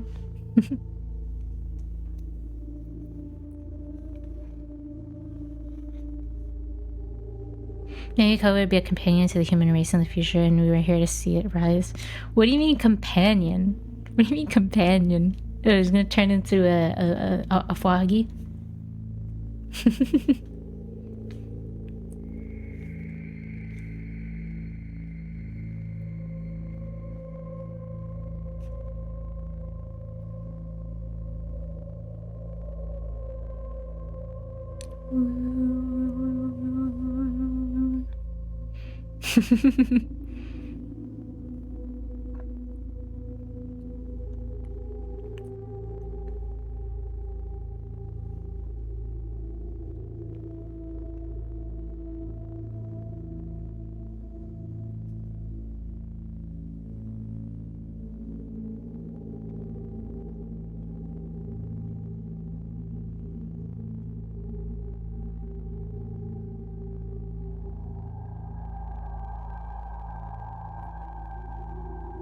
I just remember they started saying the shots were like 100% effective, and then they kept revising it downwards in the news.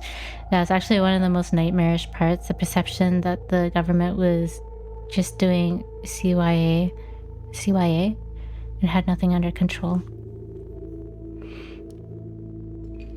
I think the way that some countries handled it, I think it was really interesting seeing how different countries handle it.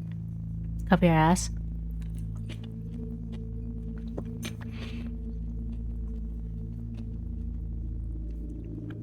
Like, I don't know exactly what happened in the US, but honestly, you guys had it way better than some other countries, including Canada. Like, I don't want to say it, but the person who was in charge of managing stuff in the US during the crisis did a way better job than some other people. Like, I don't know. Because there were countries out there, right, that were like, no, everyone should go outside right now and catch it. And once everyone gets it, then, you know, we can all be immune to it afterwards because because you already got it. But no, they ended up becoming like there ended up being like a bunch of variants. So people ended up getting like sicker again, like double COVID and all that shit. And then I will never forgive the fucking people who handled it in Canada, where they gave us like 3 lockdowns. Literally cannot leave the house. Literally 3 lockdowns. Like we were like not allowed to do anything, go anywhere 3 times. And like for months. Like the first lockdown, okay, that's fair. Second lockdown, okay. And then they were like, yeah, you can go outside now. And then because, you know, they kept fucking locking us out, people started getting COVID again, and they were like freaking out. And they're like, okay, we're gonna lock down again. And everyone was going insane. We were all going insane. Like, people couldn't go outside. Like, I already like don't go outside, but being told not to go outside and not being able to like do shit is crazy. 3 lockdowns, insane.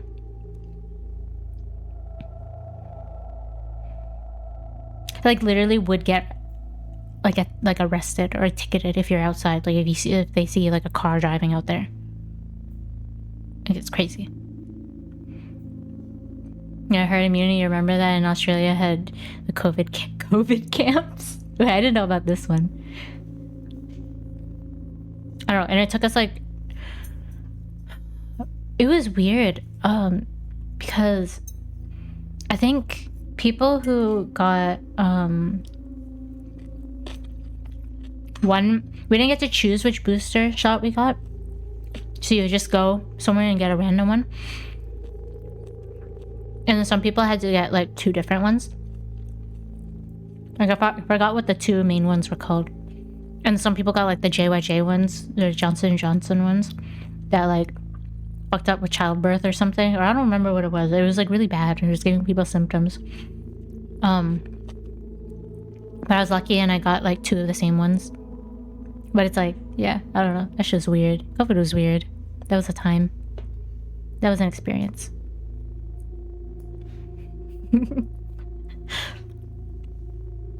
Okay. Let's read. Grandma telling COVID stories again. Sorry.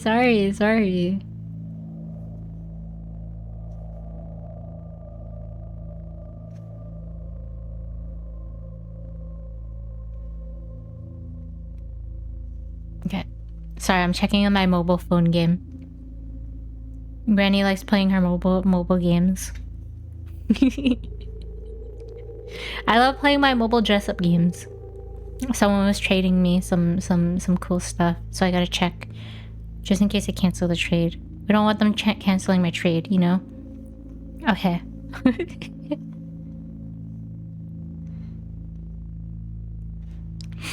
My sugar daddy asked me for weird favors. His Tinder profile said he was 45, but he looked to be in his early 30s at most. Looking for sugar baby. 700 weekly, no sex.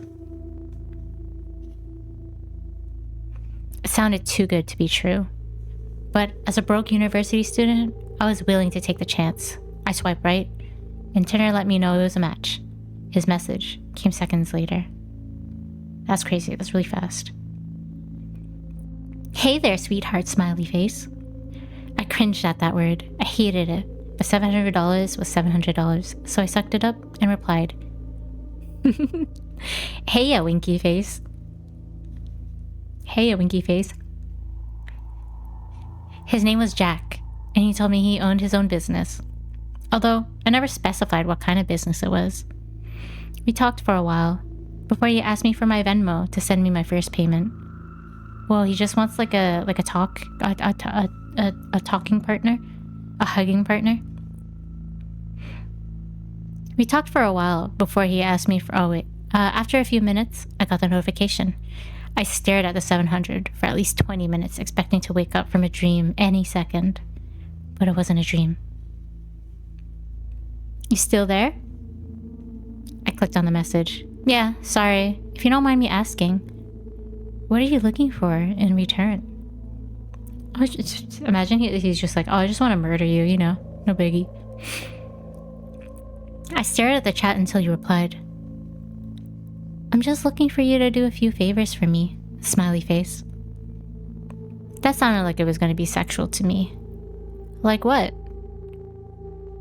For example, the first thing I need you to do is pick up a delivery for me.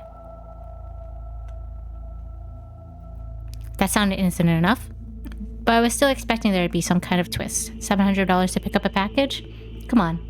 Even I wasn't that naive. Drugs? Ooh. From the post office or something? No. I'll send you the address. But I'd rather not do this through Tinder. You got Kick? Or you can give me your number. Kick? What was this, 2011? I decided to give him my number instead. He texted me the address immediately, followed by the address to his house, where I would have to drop off the package. I'm not home right now, but there's a key on the bottom of the blue flower pot near the door.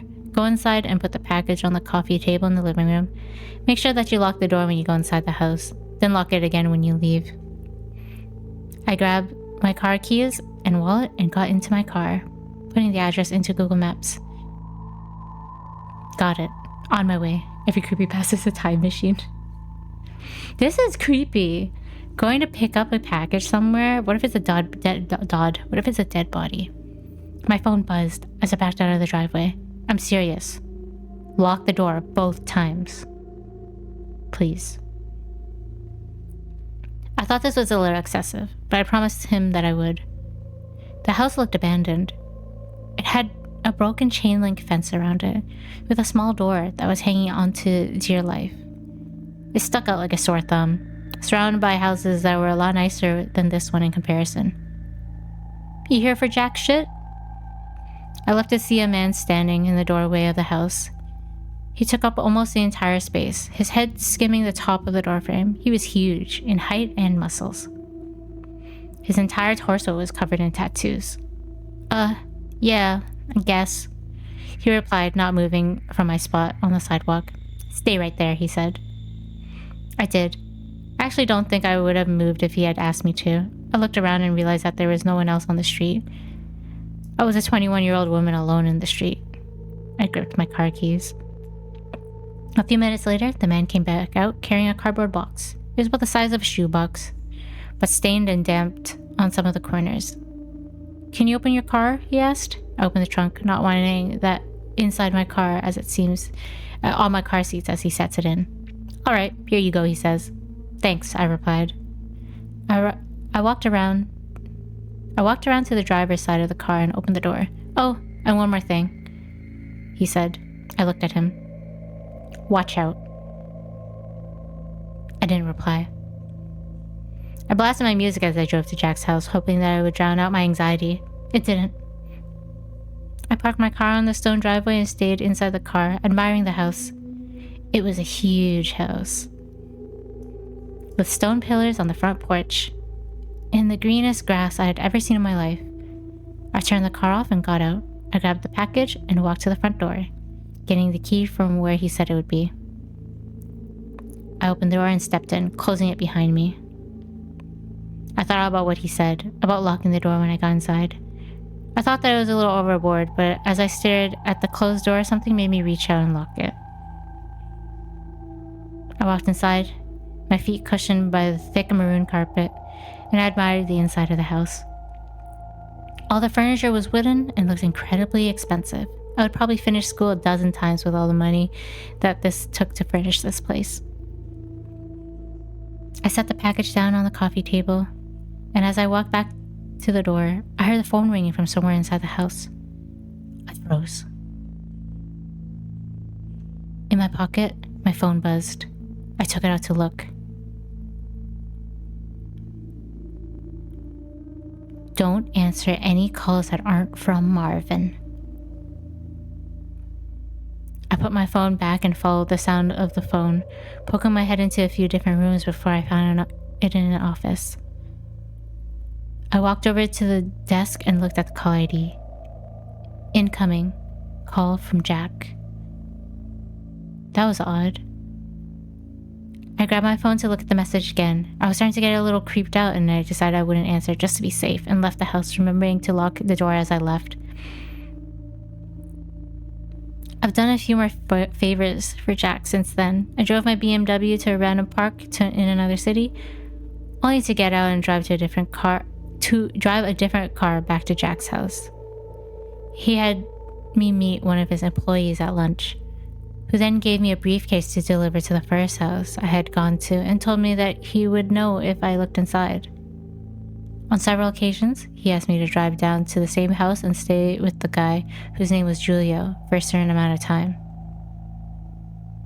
In total, I made around $3,500. More recently, Jack asked me to stay in his house overnight. I woke up to a text message from him. I need you to spend the night at my house.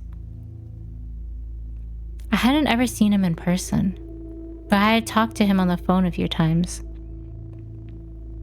He would proceed to tell me he would pay me $1,000 to spend the night at his house, provided that I followed a few rules. I drove to this house that evening. The driveway was empty, and it normally was, but the porch light was on. I walked up, unlocked the door, went inside, and then locked it again. Everything in the house looked the same.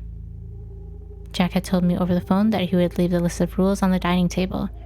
I set all my stuff down in the living room. My bags looked like garbage compared to the fancy furniture there.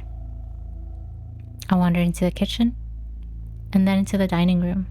Sure enough, there was a piece of paper on the wooden table, held down by an empty glass. Lock the door when you come in. Only answer calls from Marvin. Don't turn on any faucets between 9 p.m. to 11 p.m. Don't open the door for anyone, no matter what they say they are, after 10 p.m. If the door to the closet at the end of the hall is open, sleep in the library. If closed, sleep in any of the bedrooms. What the fuck? That sounds so creepy. The gardener comes at midnight. If he starts knocking on the windows, hide. Turn the TV on and let it play on static through the night. Do not forget to do this. That's so fucking creepy. Help yourself to anything in the fridge, smiley face. I'll pay you in the morning. Good night. I made sure to follow all the rules. To be honest, I was regretting the decision, but seeing as I was already there and I was getting paid, I decided to stay anyways. I figured as long as I followed the rules, I'd be perfectly fine. Still, it felt a little odd. What was this? A haunted house? Nevertheless, I lounged around the house for a few hours as I was planning to go to sleep around 9, since that's the time that all the weird shit would begin to happen. At 8:50, I brushed my teeth using the faucet for the first time, before 9. I checked the closet in the hallway, and upon seeing that it was open, I moved myself to the library and got ready to sleep on the couch. I locked the doors just in case and laid on the couch, scrolling through my phone. I hadn't gotten any more messages from Jack, and I started to think up scenarios and reasons as to why he had such a strict, peculiar set of rules in his house. I had dozed off at some point because at exactly 10:16 I was woken up by a doorbell ringing. I was about to get up to check, but then I remembered the rule. Don't open the door for anyone, no matter what they say they are, after 10. I stayed on the couch, trying not to move, paranoid that they would hear even the slightest sound. It's the police! Open up! I didn't move. Hello? It's the police! Open up or we're coming in! I still didn't move, but I could hear my heartbeat in my ears. There was silence for a while after that. Then the doorbell rang again. Hey, it's Jack! Let me in! It sounded like Jack, but still, I didn't get up. He would have a key, wouldn't he? Why would he need me to let him in? This continued for almost a full hour. Different people would be ringing the doorbell, announcing themselves, and disappearing when I didn't respond. I was finally able to fall asleep, and the gardener never came. When I woke up the next morning, I heard someone in the kitchen, got up slowly, and unlocked the door as quietly as possible, taking my phone with me and walking across the living room into the kitchen. Shapeshifter vampire. I stopped at the entrance and peered in. It was Jack.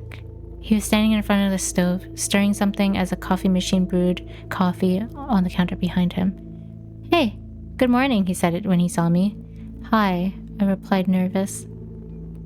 I hadn't seen him in person before, but he looked exactly like his pictures online.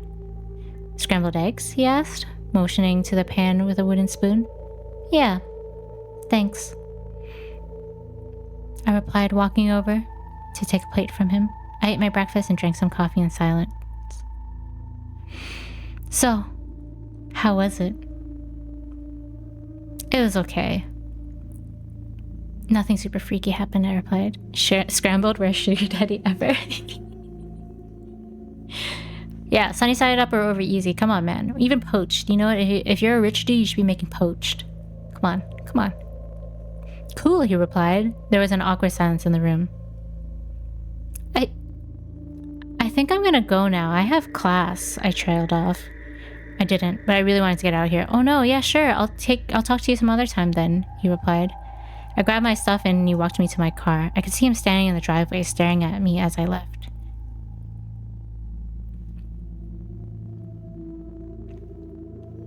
When I got home, I unpacked all my stuff and noticed that I still had the list with me. I sat on my bed and read it again. My body tensed up as I realized I had forgotten something. Turn the TV on and let it play on static through the night. Do not forget to do this. Turn the TV on and let it play on static through the night. Do not forget to do this. Do not forget to do this. I stared at the words on the page until they lost meaning. Beside me, my phone buzzed, snapping me to reality. It was a $1,000 payment. I looked at my phone and then back at the list. Maybe it wasn't an important step? As I was thinking this over, a text from Jack came. I'm not in town right now. I should be back next week, so you're free from running any more errands for me. Until then, just sent the payment. Go do something fun.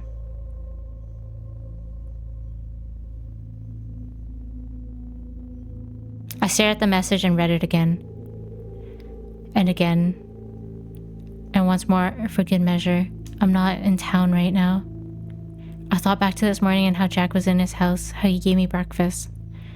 I'm not in town right now. Within minutes, a new text came in this time from a number that I didn't recognize. Did you forget to do something, winky face? The text was followed by a picture of Jack, or whoever this version of Jack was. standing in front of the TV. I didn't respond. Next came another picture. This one was outside of my house. It was followed by another text. Watch out.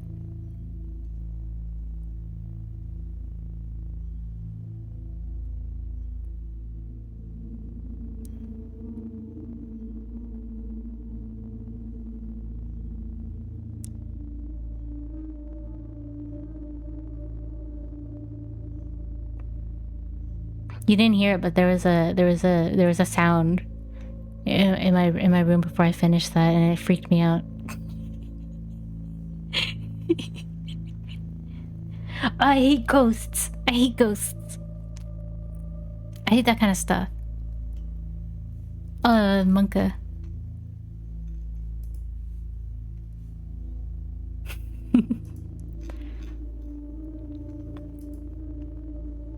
Okay.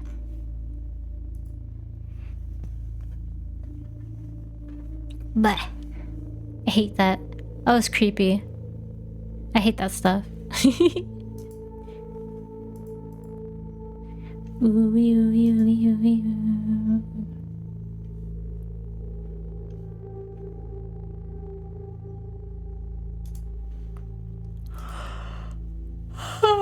Oh no, I get eepy. I should have been more careful. What do you mean? It was a girl. She forgot to do all the steps. Yeah, he should have found someone better.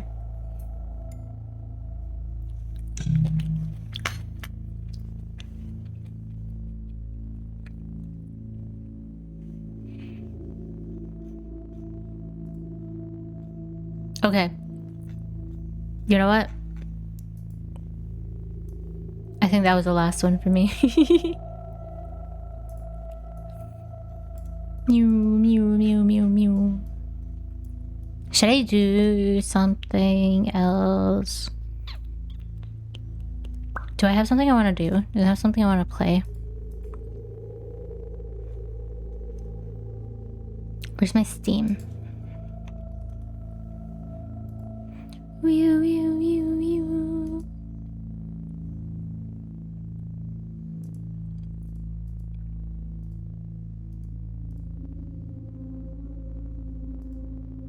Oh yeah, I bought Billionaire. You left the TV on. I can see the cat. Good, good. I was supposed to leave the TV. Oh shit, I left it on without static. Jump scare.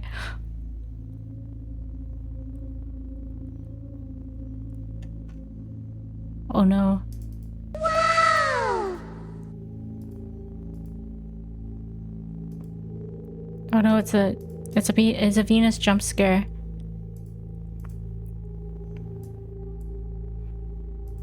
It's coming out of the it's coming out of the TV.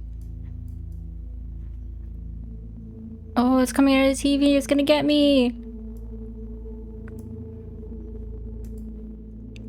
Oh no, not the Venus. Ah!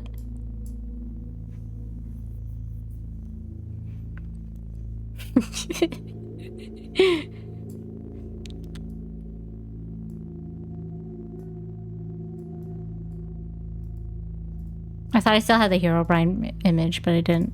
I deleted it. I don't want to jump scare myself. Oh, whoops.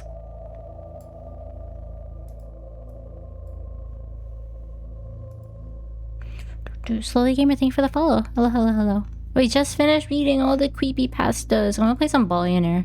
I'm gonna do a little bit of gambling.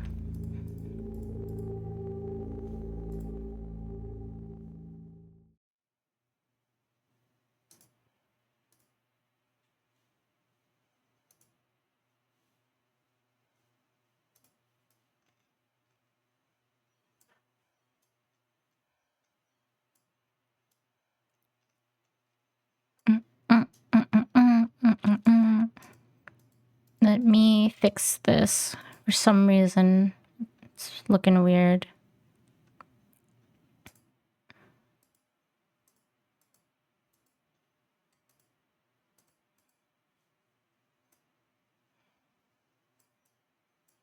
There we go.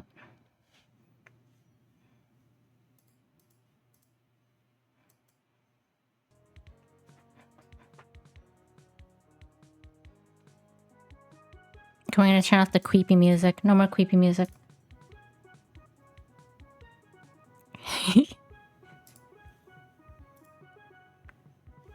Okay, I hope you enjoyed the creepypastas. Let me change my eyes.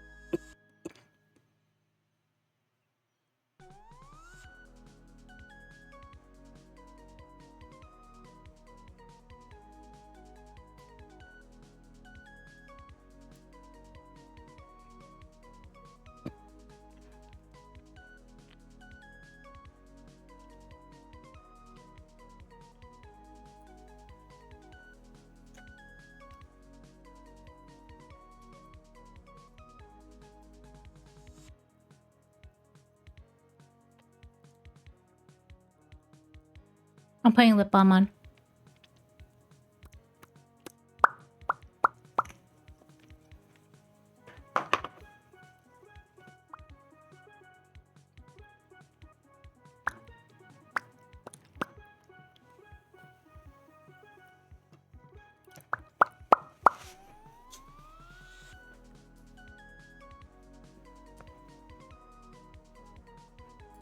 Alright, let me change this to a billionaire.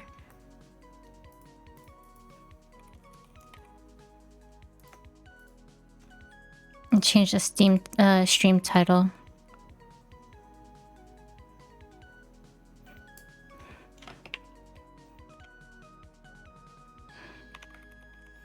Juggling millions of balls live on stream.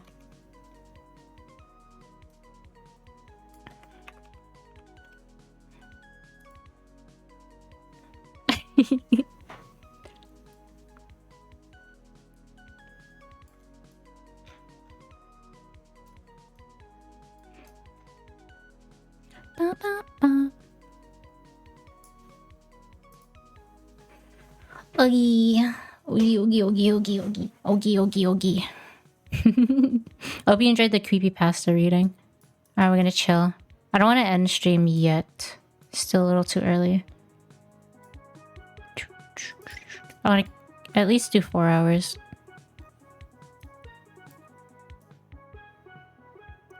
Or close to 4 hours. I don't like ending when I see like the 2. Seems like way too short. Alright. So the last time I played this was when it was still a demo. And it was really fucking fun. Hold on. I'm gonna open up some seaweed. I'm drinking, so I need my seaweed. Can't end without billionaire. He'll give me nightmares. Yeah. Now we're playing something to get my mind off of the scary thing. Seaweed, yeah.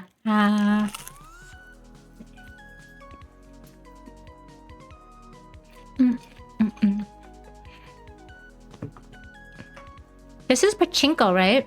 I think it was pachinko.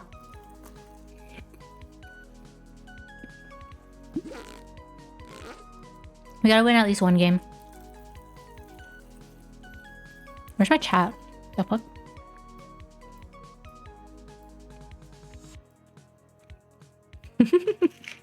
Hi, good cheese. Why didn't I hear that?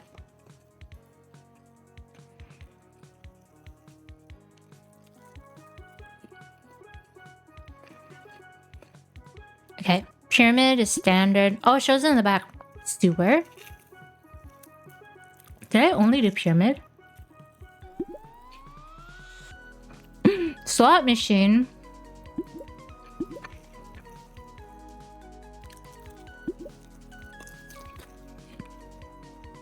Are these like different ways to play it? Oh, is this like... It's pyramid pachinko. Sewer is... something else. You ever had to kiss? Mwah.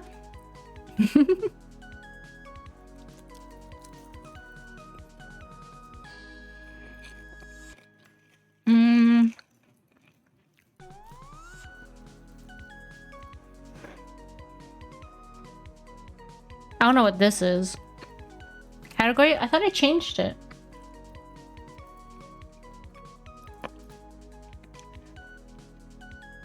Did it change back?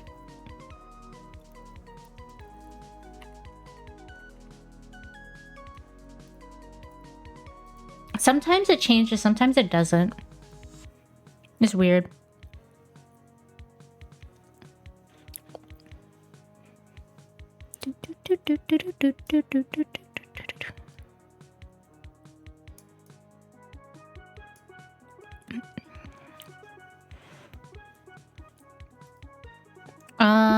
Slot machine, fishing. Whoa, wait, this looks so cool. Oh my god, I gotta try all of these. What the fuck?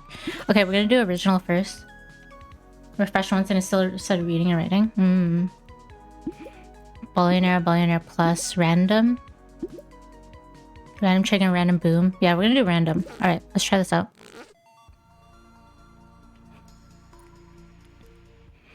Hello, initiate. I am the seeker. As you stand before me, you are but a millionaire. And possess only the dream of imaginable wealth. Will the bounce of the ball favor your fortunes, or will you end up broken, cursed by chaos? We'll soon oh, I can't read anymore. We will soon see. Thus begins your attempt to ascend into the Vale of Billionaires. Oh my god, I can't. I need to drink more.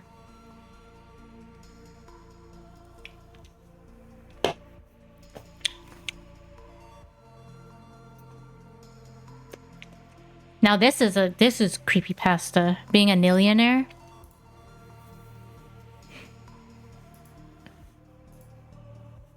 The earth is a ball. Okay, so I get to pick one of these, right? Cooldowns last 100 times longer. Whenever you reroll, add one stackable triggers. All stackable triggers lose one stack. Oh, these are no, these are debuffs. Okay.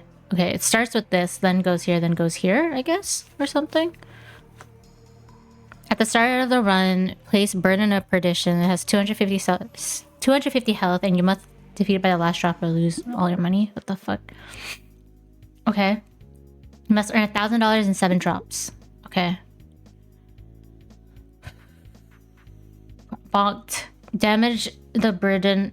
Burden must be defeated. Oh, blah. Okay. I have to pick this, right? Now you'll place it here. Okay. You can cancel this and return to draft if you wish. I don't think I can remove it. I have to use it. I'm not going to use the remove. Okay. I'm going to dismiss this. Whenever a ball is spawned during the drop, earn 800. 800 is a lot. But I also don't have anything that spawns. I think I just have a regular ball. Agers age twice. Hey, it's Gross Michael. Okay, what is Gross Michael what is the actual reference for Gross Michael? Because it's in this game and it's in Balatro. I don't know what it's originally like from. I don't know what the reference is. Oh, it's rare too. Okay, we're just gonna grab it. Wow. Type of banana or something? Actually? Bonked. If carrying 2 different ingredients, consume them and make a meal. Bonked. Carry the cheese and earn 200 has molt. Cooldown 10 seconds. Bonked. Earn 1,600. Passive when a treasure trigger is removed from the board, gain that. Okay, this is a synergy though. Hold on. Each drop increase age by...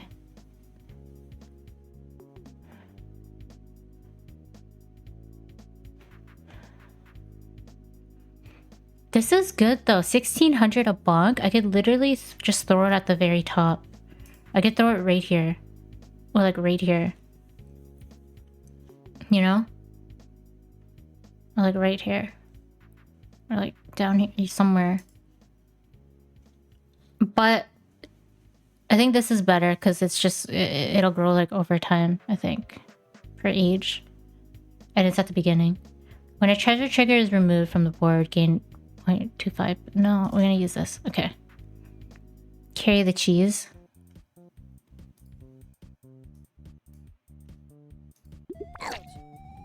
Oh, I don't get to choose where to throw it. It just drops. I see. Okay. Yeah, and the good thing about this is it carries it, so it doesn't count as a bonk really. It just goes like down, straight down. So it hits this, which is what we need it to do.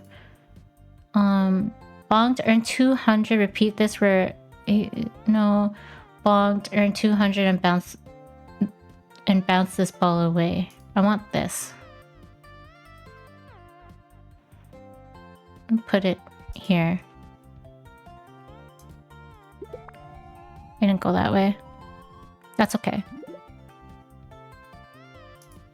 Bonked from below.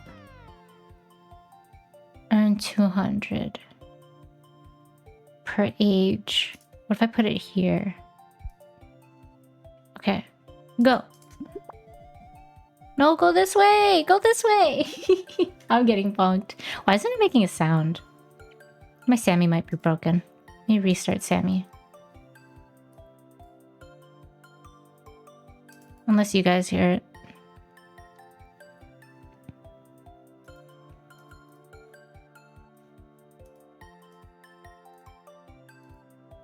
Let's see. There we go. Boom.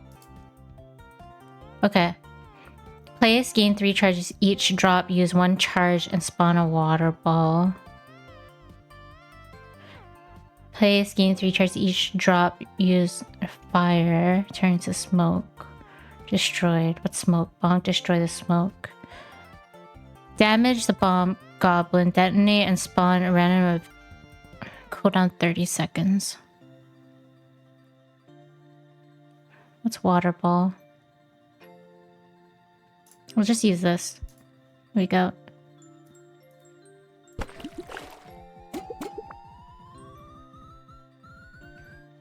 What does the tree do again? It gives money every time it's like bonked from under, right? Okay. Once per drop, teleport to random teleporter above this one. Carry the sword. Inflict damage. Bonked, earn 200, has multiple for every other cave bonk before. We don't have another teleporter, but I kind of want... Okay, I'm gonna reroll. Ride the broom. This ball earns ×2. Fly towards the furthest edge of the screen. Consume this ball. Passive, if not bonked during drop to 400.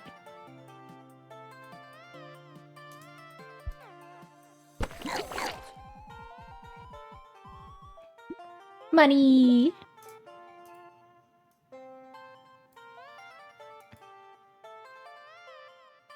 Bonk, destroy caterpillar, turns into a butterfly if it can reach age 5 without being bonked.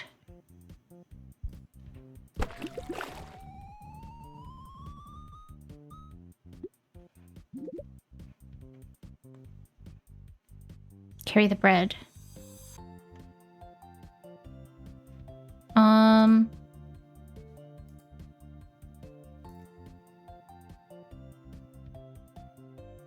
Carry the bread.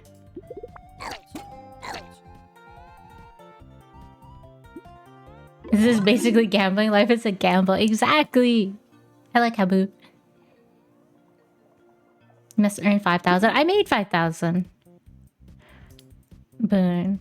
Bonk. Earn 200 and bounce this ball upwards. Earn 500. May only place once per drop. We can start using teleporters.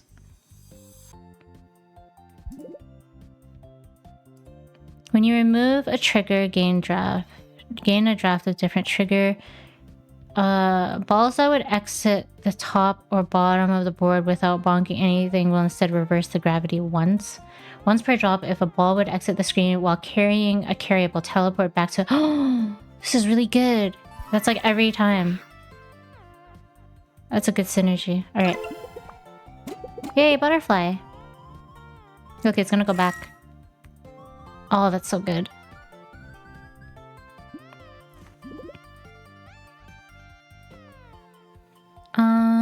Let me see what the butterfly does. Each drop spawn a butterfly ball.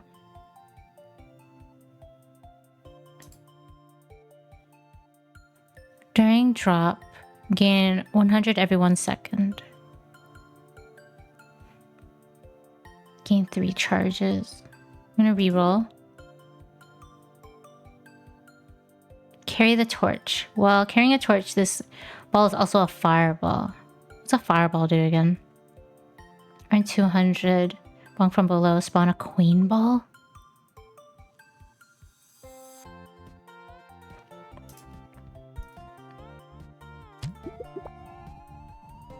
Oh, does it just go through?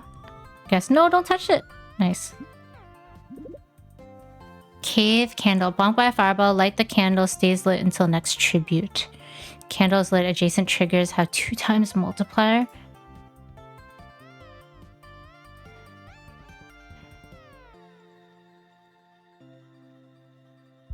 Here. Yeah.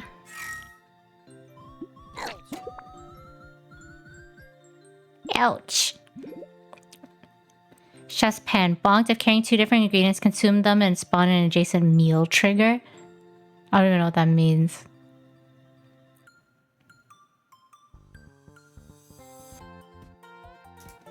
I want to put this here.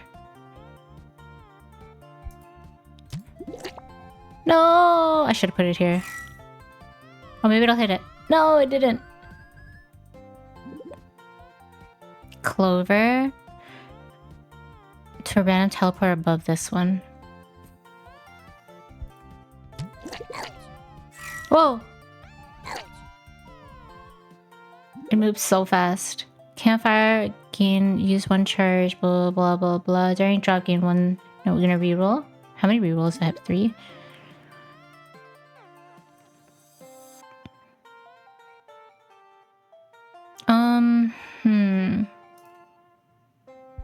Do this.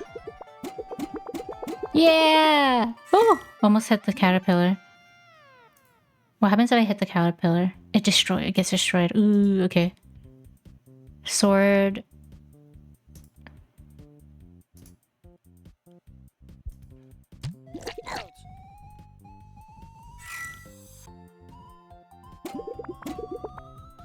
Don't hit it! Don't hit it! Oh, okay, good. 21k. Jesus. Okay. Minecart. Ride the minecart. Hold your deposit. Spawn 1 coin ball. Distinct carryable. This item is carrying. Do this. Immediately gain 5 rerolls. Whoa, that's a lot. All spawners invert the gravity of this ball. No. When you remove a trigger, drop an extra ball. Next drop. A trigger? Are these triggers? Are these triggers? What's a trigger? Caterpillar gambling with their life. Let's just get 5 rerolls. There, it's a butterfly. Pizza.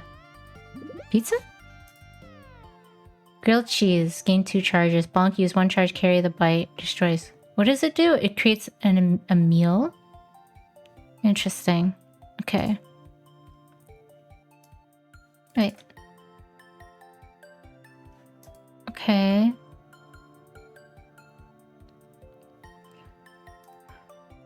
Can I add this here?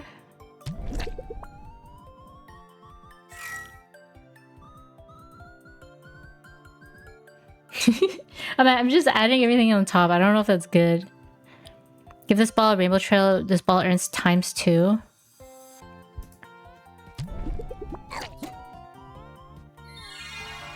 Ew.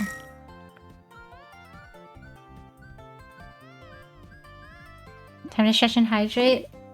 Hope things are going well. They are. We just finished reading some creepypastas. And now I'm gambling.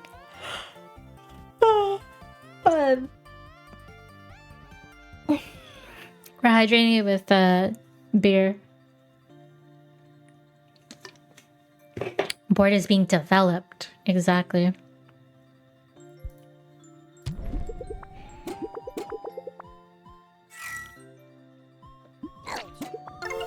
I forgot when I'm supposed to defeat this or like break it, but it's really not breaking.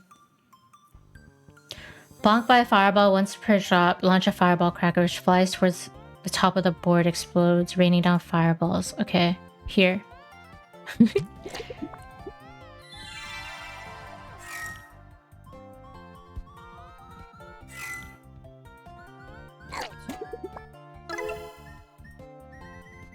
It's hitting it.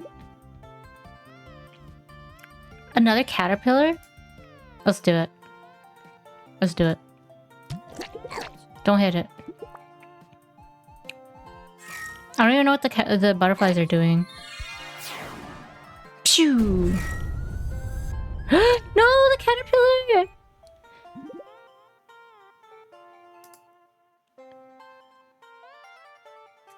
Wait. Each drop spawn a butterfly ball. I think it just goes up, which is kind of useless because it doesn't hit anything.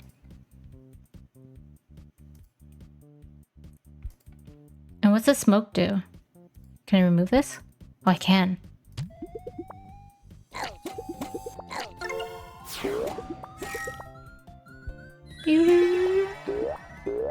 Boing, boing.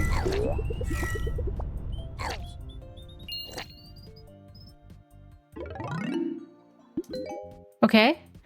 Clover place. If this forms a cluster of 4 clovers, turn them into lucky clovers.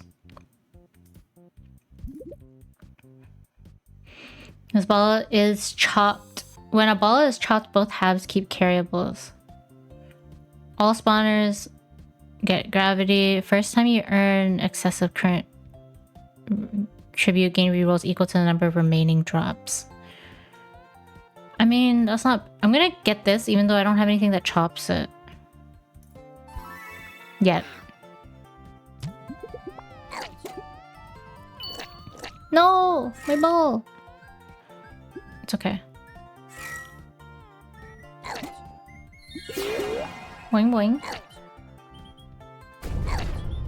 Oh my god. Bonks. Earn 1600 for food carried by this ball, then consume all food. Okay. Let's just do this. I'm not re-rolling anything yet.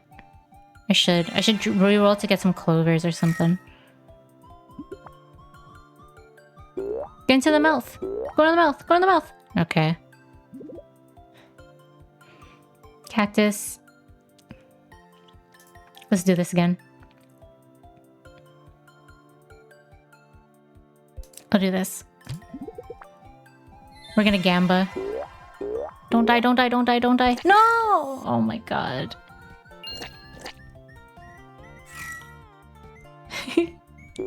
The thing is, if you can get a caterpillar to stay alive in a specific spot, it would be really good. Repeat this for each adjacent tomato, then carry the tomato. Coin bonk, hold it for each coin held. I'm gonna reroll. Jump rope. Bonk by egg ball, hold it up to 12. We don't have any egg balls.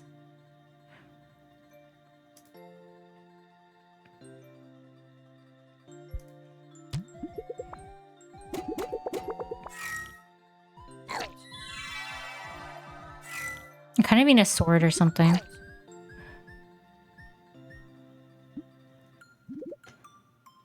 Carry the map. Chances when bonking a secret automatically succeed while carrying a map. Carry the wallet. First time you bonk a mover while carrying the wallet, spawn a coin ball. Ugh, I don't understand. I don't understand.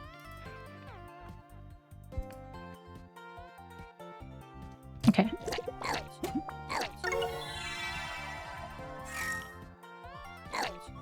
Ouch. Boing, boing, boing, boing. I need one of these like right up here. Oh, that's crazy.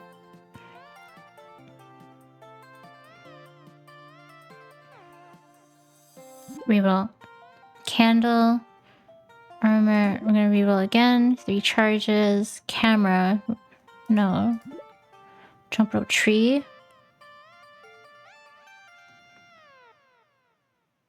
Is it too late to get another aging one? I'm gonna say no. Put it here.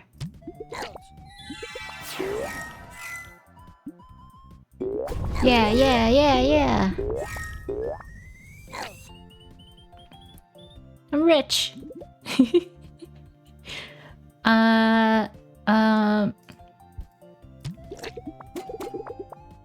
Oh, there he goes. Okay, that was pretty shitty. Ride the broom. This ball earns 2 times. Fly towards the first edge. Clover. When you skip any trigger draft, gain 1 reroll. Whenever limited trigger consumes a ball, just spawn a... What is a limited one? Is it this? Trigger limited charges. Earn 800. Okay, that's free money.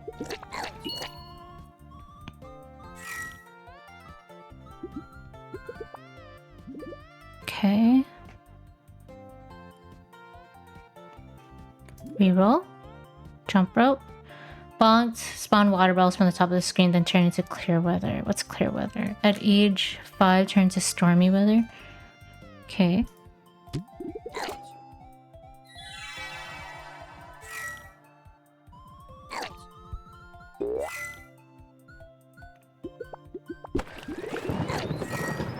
Jeez.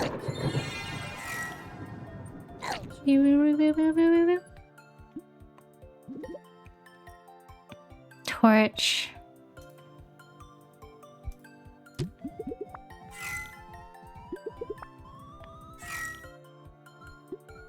I like listening to the... Oh my god, that one's so slow. I like listening to the sounds.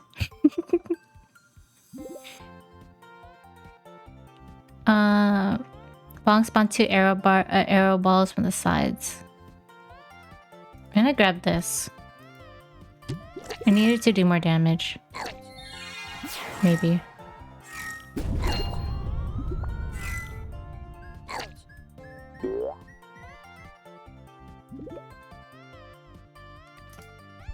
I don't know what's going on anymore. I need more bouncy things. I need this thing. I need more of these. Yeah, more of those. A billionaire, exactly. Phew.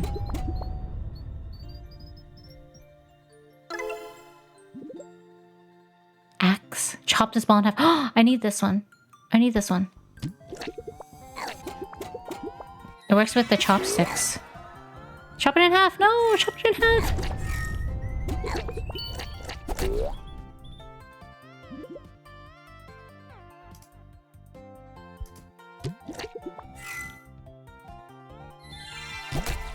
Went crazy with this game, really? I played the demo version, it was fun. And then I bought it recently. Yay! Okay. Clover. I just need one more clover. Whenever you reroll, all age or triggers gain 1 age. Ooh, balls that would be X at the top of the button would, without bonking anything, will instead reverse the gravity once. Okay, we'll do that. Because the butterflies might not, Yeah, see, they're gonna go down. They didn't really do much. Can't lie, you only like the pyramid ones, the other ones drive me nuts. I saw the pinball one. That one looked kind of fun. Or not pinball, the slots one. I would give it a try if I beat this.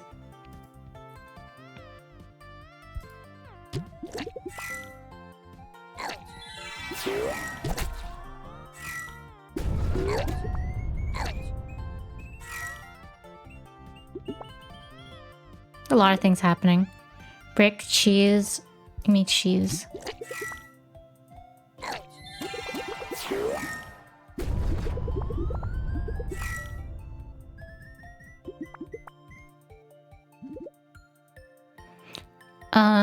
Carry that. No, we're gonna reroll. Hungry mouth. We're gonna reroll. There we go. 4 clovers. Now, what does that do? Improve chance test by 25. I don't even know what chance test is.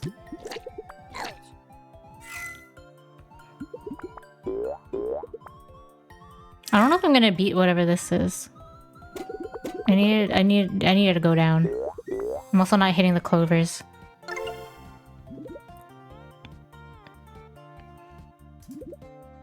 Cave candle mushroom. Armored car. Oh, I need this. Throw this here.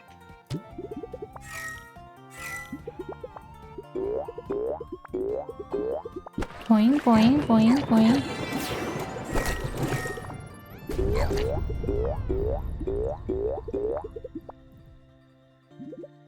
I think I did good.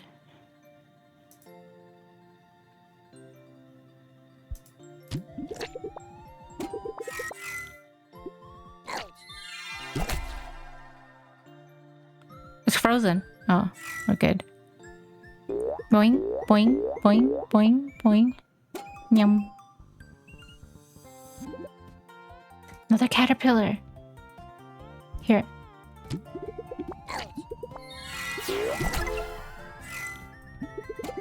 Don't hit the caterpillar. Okay. You want another cheese?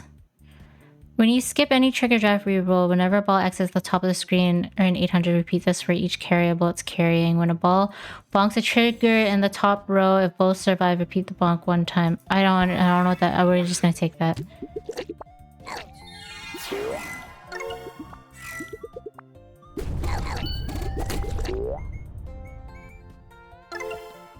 I want to get rid of the cacti.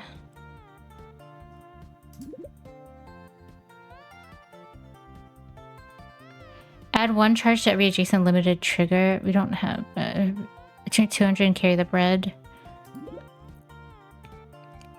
Gain 3 charges. Passive. When you remove trigger, use 1 charge.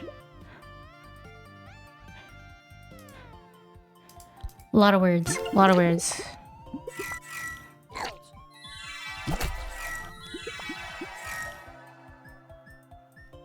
I need to make 300k. I don't know if I'm gonna make 300. I have 5 balls left. Ooh. Remove this. We're gonna add another butterfly. And we're gonna go. No! The caterpillar died! No!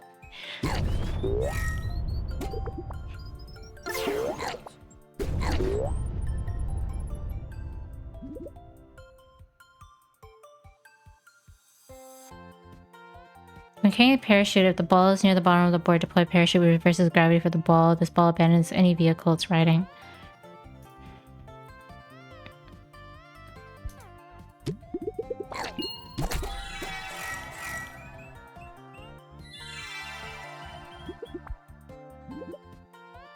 I might lose. I only have 3 balls left.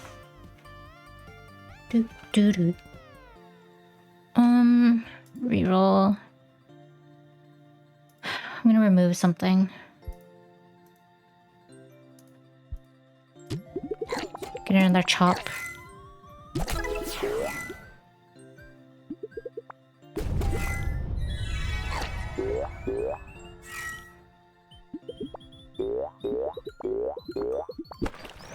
Please.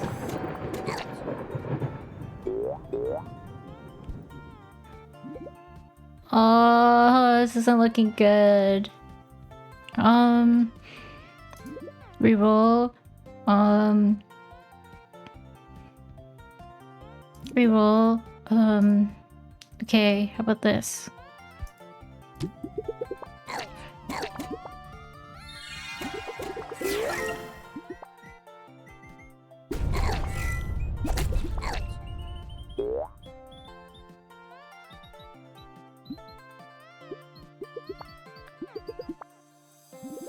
Uh-oh. 1 ball left and I need 110k. No.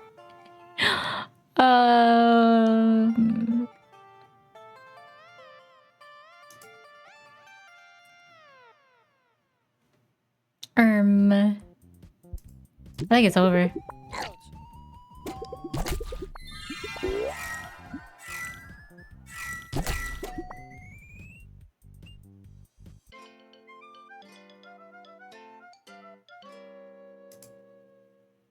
That sucked. Alright, we go again. Start new run. Okay, let's try something else. Agers gain age at 50% normal rate. Oh, so I can't use agers this time. That's fine. When you skip holders, trigger 1 deposit. When a ball is chopped, both halves will... Okay, we can do like carryables. We can do... Let's try this one since it's a rare. Skip any trigger draft.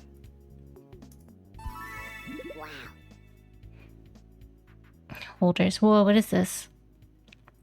Rare animal spawner limited. Place. Gain 12 jars of bonk. Use 1 charge and spawn an egg ball. No charges destroyed. It seems too early for this.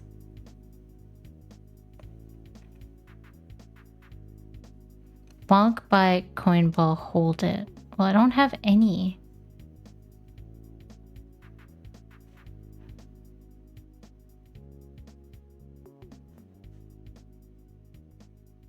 Let's just grab this because it's gonna work with that, right? So we'll just do this for now.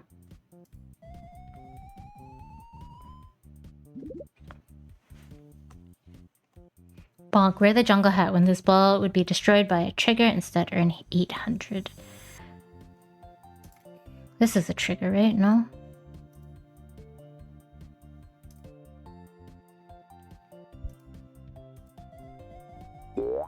Boing, boing, boing. Nope.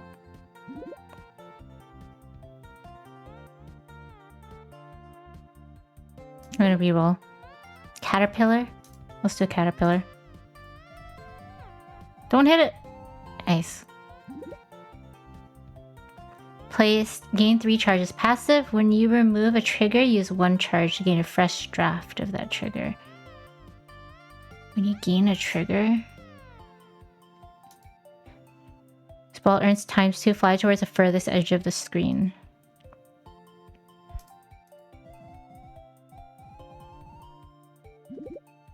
Yikes.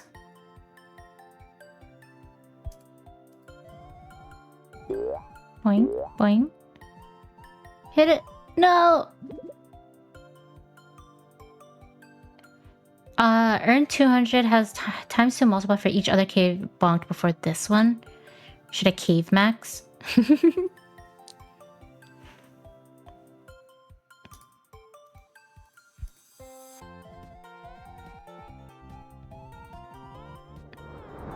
Yeah.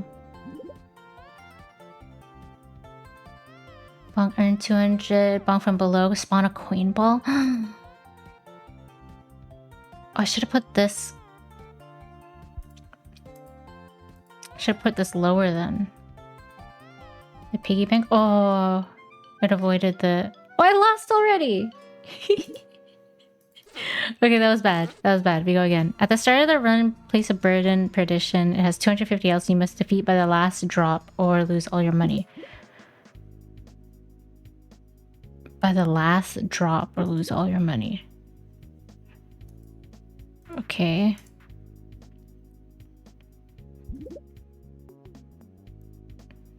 When ball exits the top of the screen, spawn 1 fish ball for every unique carryable this ball is carrying. Whenever you reroll, all limited triggers gain 1 charge. Okay, we're back to agers. During drop, earn 50 per second. Repeat this for each time the windmill has been bonked during the drop. Chop this ball in half. I want to chop the ball in half.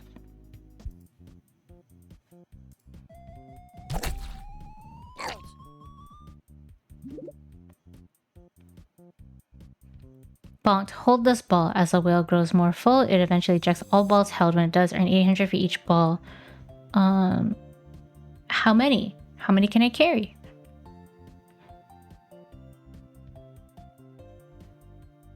Does not gain while cooling down, but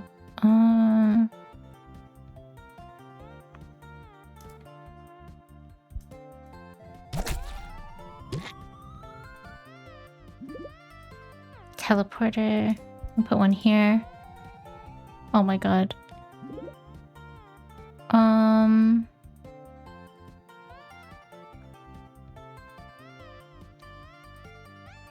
Bonk. From below, just spawn a... Why are these synergies? Causes a holder deposit. Causes a holder deposit. When this ball causes a holder deposit, cause an extra deposit. Huh? Oh, okay. Ride the minecart. But where does the minecart go? Probably like this, huh? Nowhere. Carry the wallet. First time you bonk a mover while carrying the wallet, spawn a coin ball. I'm gonna lose.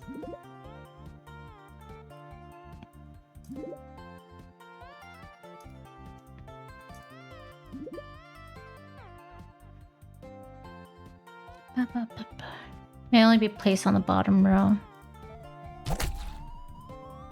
Yeah, we lost. We lost.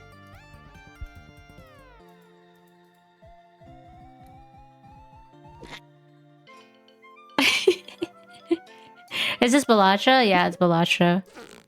Hi, Scab. You lost. Alright, at the start of the run, a roaming nihility is added to the board. Triggers adjacents that have zero do not earn. Huh? When you skip any trigger, draft holders gains 1 deposit each twice. If a ball riding a vehicle hits the edge of the screen, dismount the vehicle and bounce the ball away from the edge. No, we're gonna gross Michael. Are we tomato maxing? Bounce this ball away. Let's do this. Oh, it moves around. Oh, that's fucked up.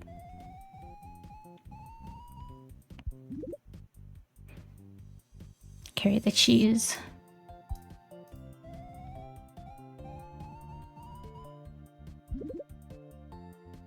Bread. Carry the bread.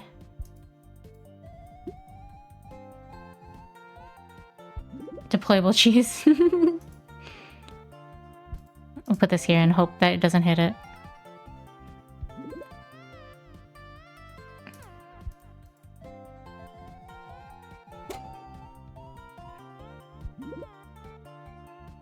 Candle. Bonk by a fireball. Blah, blah, blah. We're gonna re-roll. Bomb goblin. Damage the bomb goblin. Blah, blah, blah.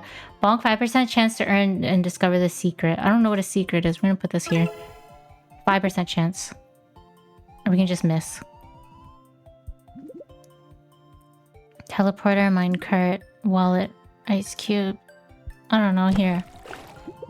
Oh, we have a butterfly now. Nice. We get another one. Oh. Receipt. Whenever a ball is spawned during the drop, earn 800. Okay, good.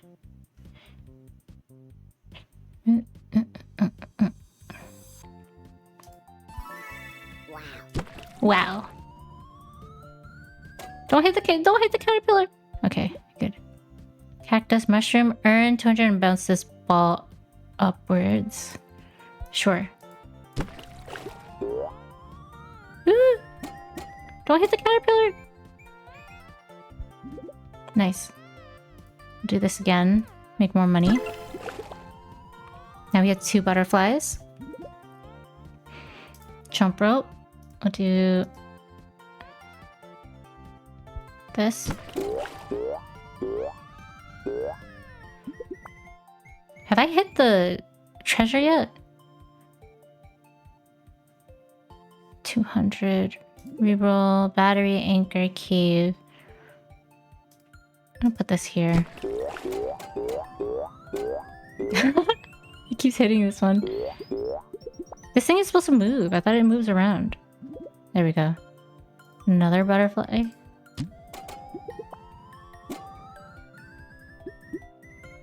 We need that thing that reverses it when it goes to the top. Let's do another mushroom. Ooh, I got a secret. Beep, beep, beep, beep, beep. I don't know what secret does, but I got another one. It's gone. Destroy treasure and respawn in a random spot. Gain a treasure draft. Treasure draft? What's a treasure draft? Treasure draft? What's a treasure draft?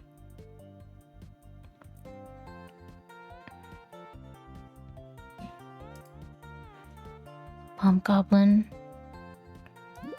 Reroll. What happened to the cave? I thought I had a cave, or was that another game? Cheese. Carry the cheese. Bonk upwards. Let's bonk upwards.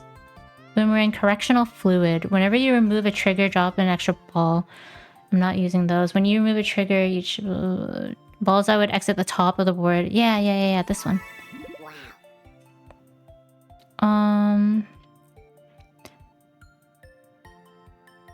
A random adjacent age or trigger gains an extra age each drop. Repeat this for each citrine in the stack. I don't think I have a trigger, age or trigger.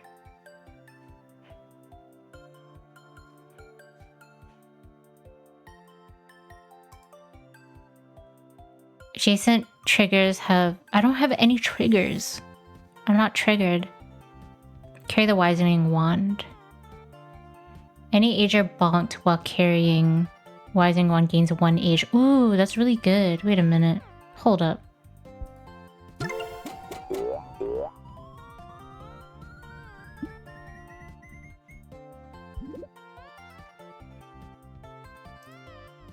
Bread.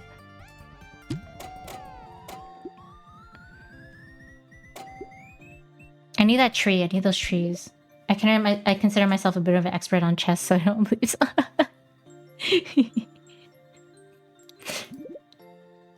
Keep getting that bread, exactly. Did you stream today, Scab? I feel like you stream like every day.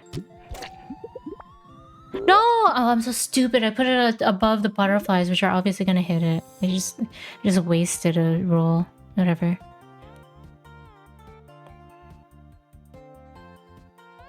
Spawn 2 arrow balls from the sides of the screen towards a dart trap.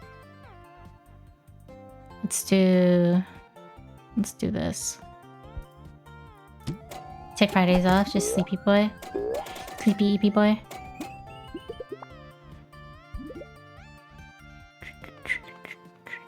Whenever trigger is destroyed, plus 1.5 molts. Reroll. Candle. We're just gonna grab this. I shouldn't have put it here. I keep forgetting. I need another tree. Oh my god, that one just went flying.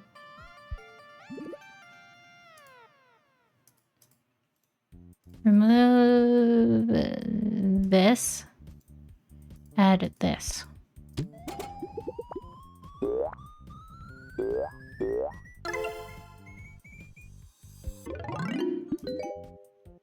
Another caterpillar. Oh, another chest. Let's do another chest. All spawners invert the gravity of balls they spawn. No, because this will go upside down. Immediately gain 5 rerolls. We'll take those. Boing.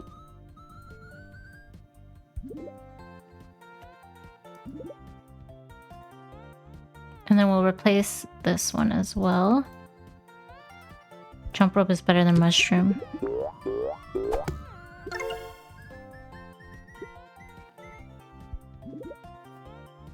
Another tree. We take those.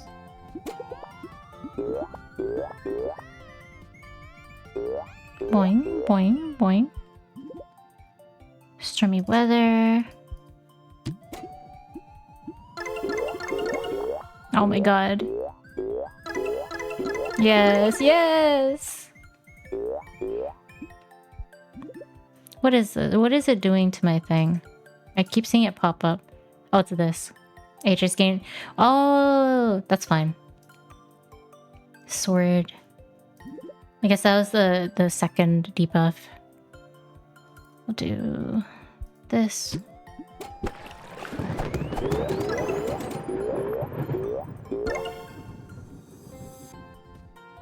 Boing, boing, boing.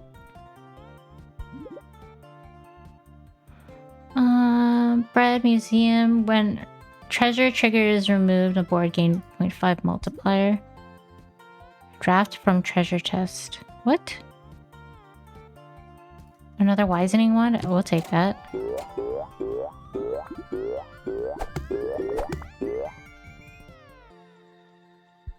Okay.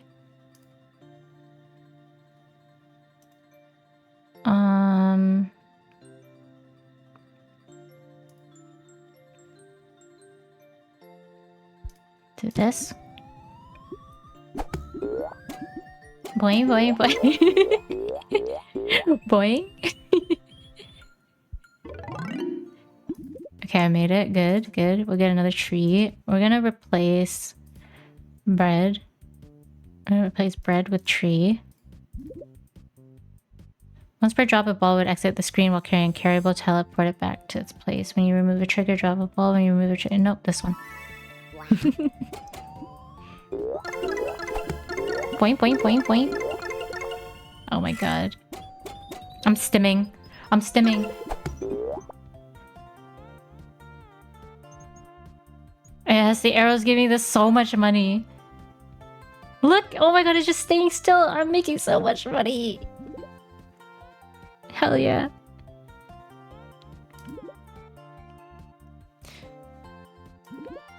Bread, wallet, carry the wallet. First time you bonk a mover, blah blah blah. But no, we're gonna do this. Temporary ball.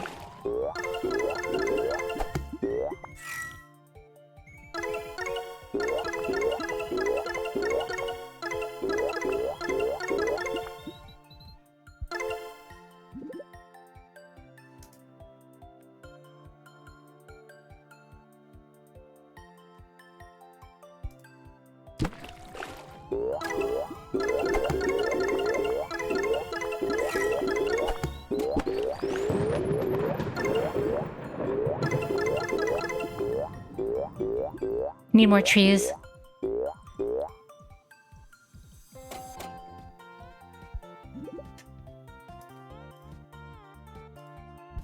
Need more trees.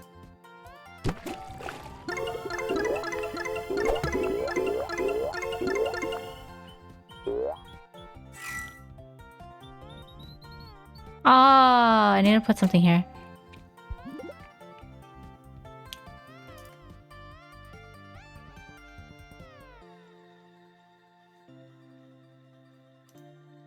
Clover. Backing tape. I'm gonna reroll. Goblin. Bonks. Consume this wall. Ball. Okay.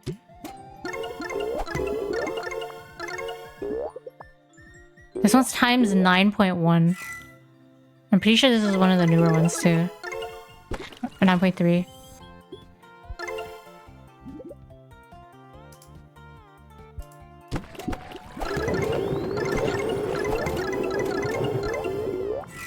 This thing's in the way! This stupid thing is not giving me anything! Move! Move away! My money! Parachute. Parachute. Another wisening wand? We don't say no to that.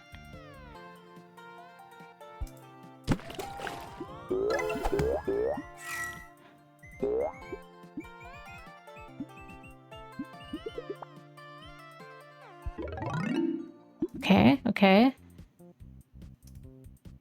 To this. Birthday cake. First time each ager is bonked, teleport the ball back to its spawn point.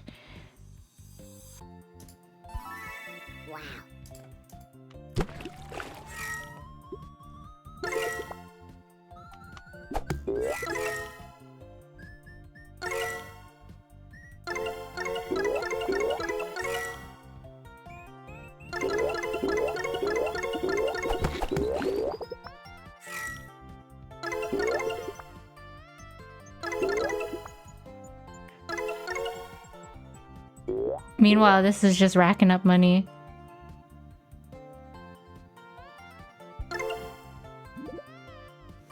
You don't remember this? As whale grows more full, it eventually ejects all its held balls when it does 800 for each ejected ball, then cool down. 200. No, I don't want to do that. Stopwatch? Another stopwatch? Nah. Sword, ice cube. I'll take another parachute.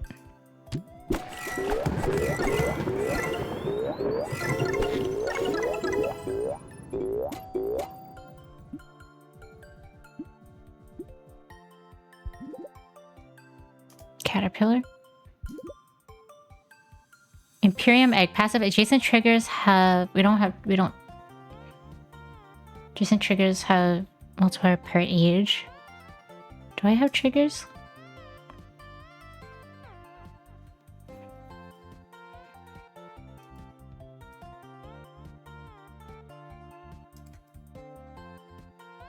Once per drop when an adjacent trigger would cool down.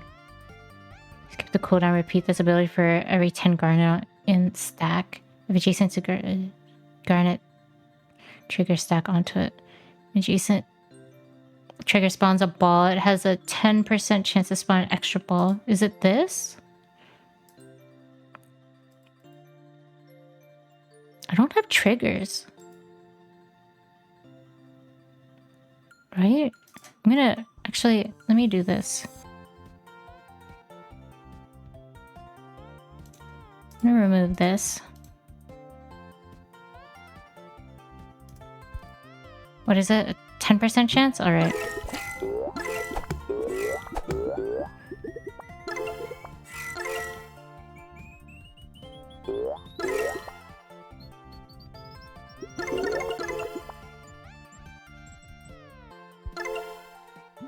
Okay. Reroll. Another tree. We like tree.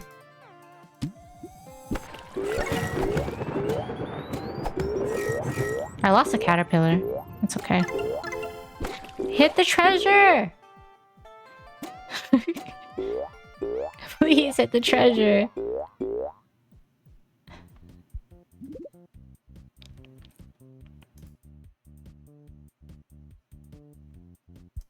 We'll do this.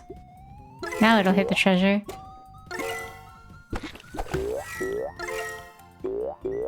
Boing, boing, boing, boing. Maybe.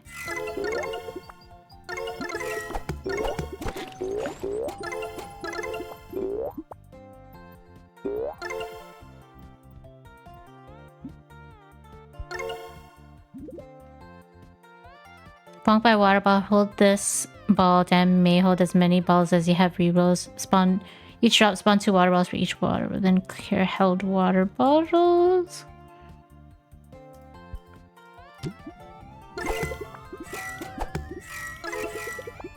I think I create water bottles with this. Or water... There was one.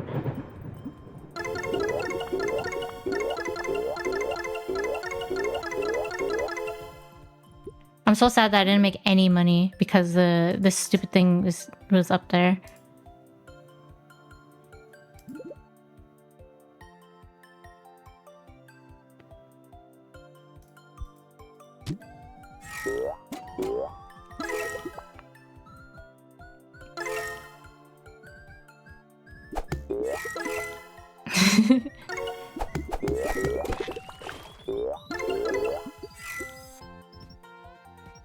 Boing, boing, boing, boing.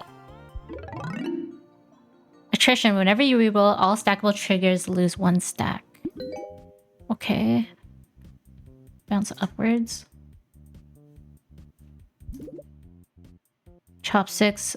I don't have anything that splits it. Immediately gain 5 rerolls. Whenever a ball exits the top screen, earn 800. Repeat this for each carry ball it's carrying. Ooh, that's good. Wow. I have a lot of things that exit upwards.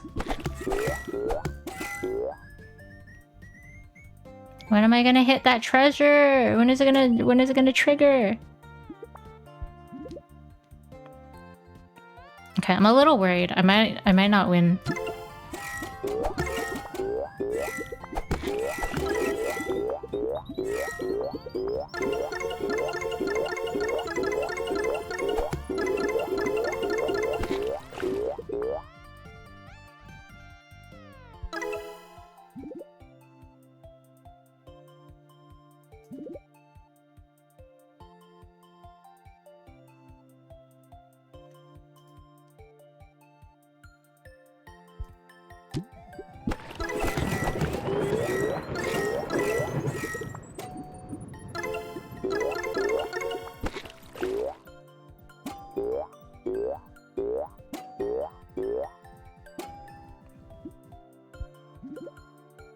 I'm worried. I'm a little worried. Peridot. All adjacent limited triggers have 20... No. This? This raptor!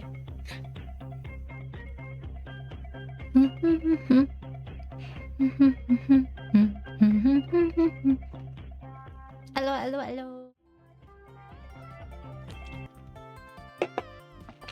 And Jenkins. Hello, thank you for the raid. How are you? How was your stream? What were you up to? Wait, Amnesia, as in the scary game? I was just doing Creepypasta readings earlier for like the first 3 hours. Now we're playing some Billionaire. Also, hello Athena, I don't know if I said hi to you. I like read your chat but I didn't say hi. hello, hope you had a good stream. Hi Crespian. Well, Scab spotted. We're stim maxing right now. I might lose. We need like 200. We need 130k in 3 rolls.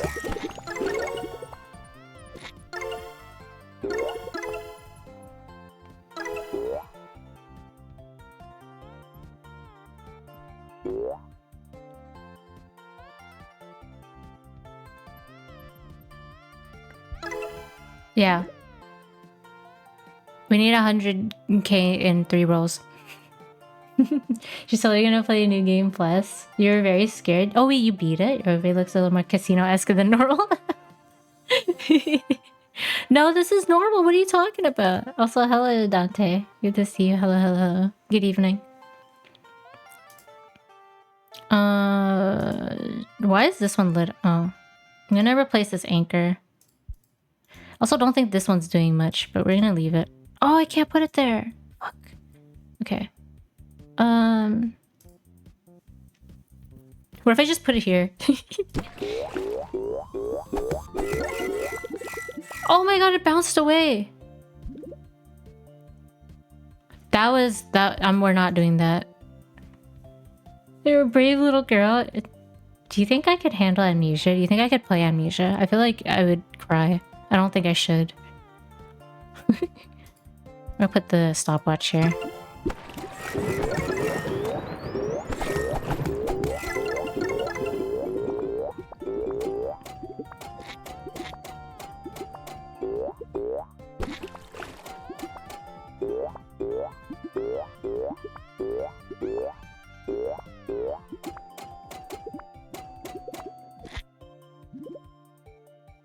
What does this do again? Spawn 2 water balls for each. Okay, you know what? This is actually pretty good. You'd cry, but it has a certain appeal to it. What, me crying? Or... This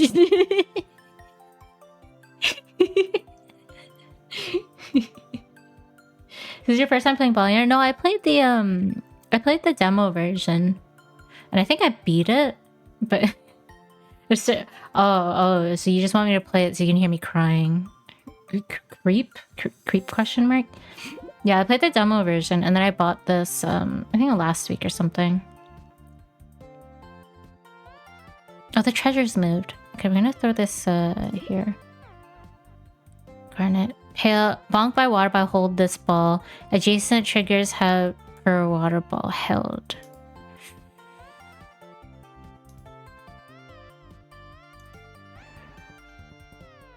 Does trigger just mean anything? Like, I'm gonna get rid of this and put this here. I'm gonna have it eat some water balls if possible. Or not. Eat that one. Or not. Okay, now I need to make 600.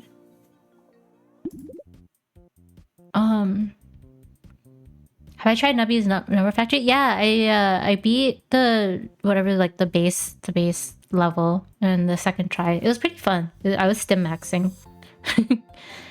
50 per second. Repeat this for each time the windmill has been bonked during the drop. Go through this here. Whenever a water ball is spawn an extra. Oh. We water ball a lot, I think. Okay, I need to make 100k per or so. It's not looking like I'm making 100 from this. Yeah, that was bad.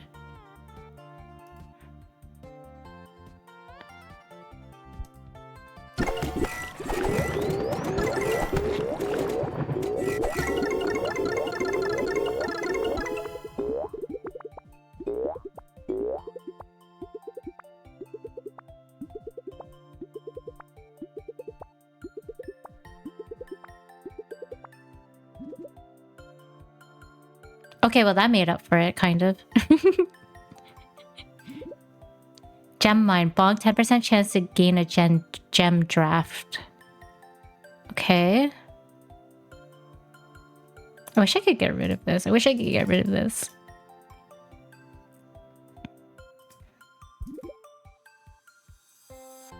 Rising one. Bonk by water ball. Hold this ball.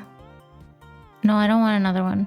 I want any ager gains. Yeah, we're gonna do this again. Should I get rid of the cheese? No, I didn't mean to skip. No. Hold on. Carry the cheese. Earn plus the malt. I feel like the cheese probably doesn't do much right now, right? I don't know. Maybe. Synergies.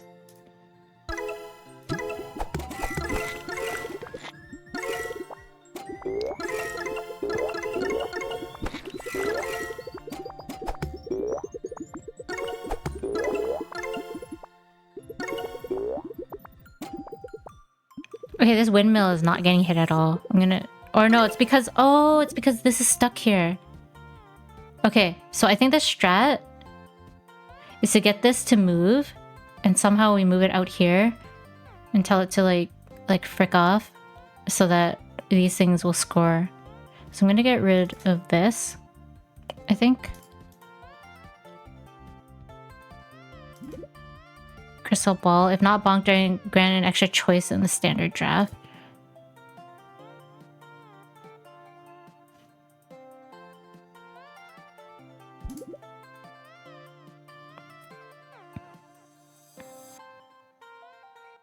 Draft. I don't even know if I want these. Just do this. Expected billionaires to be a bilateral mod. It'd be interesting. Campfire chicken wallet reroll. Also, hello Dave. Hello. Hi. Good evening. Hello. Bonk by coin ball. Blah. Reroll. Caterpillar lake. Bonk consume this ball. Spawn a water ball. I'm gonna do this. Can I get this to move over here?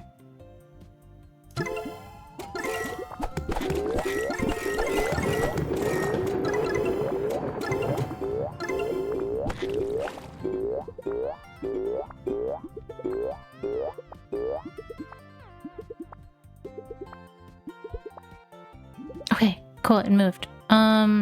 Treasure chest. I'm gonna throw the treasure chest here. Okay, we gotta pray. We gotta pray that I make like a good 100k every time or more.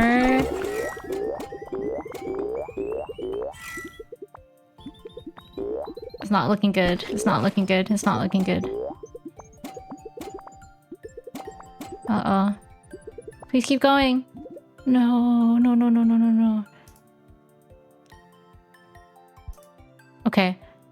Oh no, I need to make 200. It's over.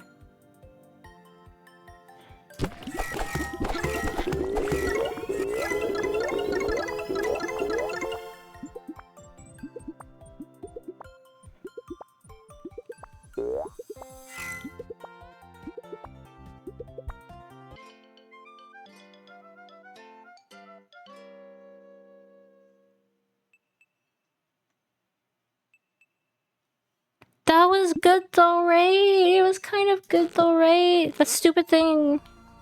Okay. Okay, whatever. Whatever. Let's try a different mode. Quit the title. I kinda wanna try that this one? Slot machine? Attackables respawn against 4 more health. Any trigger adjacent to spawner has 5 times. I hate these debuffs. Okay, how does this work? Triggers in the bottom row now have times 2 more mold. Is this a type of game where if you go all in on passives, you just end up winning in the end? Maybe? I don't know. Ride the broom. Ooh, if I put this at the bottom, it'd be good. Because it'd go, whoosh, you know?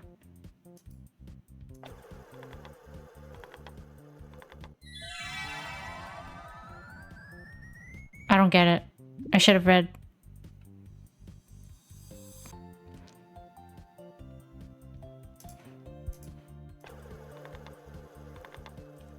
Hi, Golem!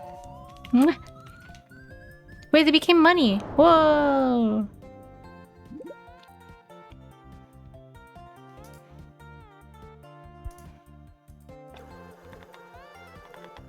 Get that's so cute! What is this? What is this? Wait. Spawn 1 butterfly in this column for every caterpillar. Cuterpillar? Cuterpillar? The fuck is a cuterpillar? I want a cuterpillar. Oh my god, it's so cute.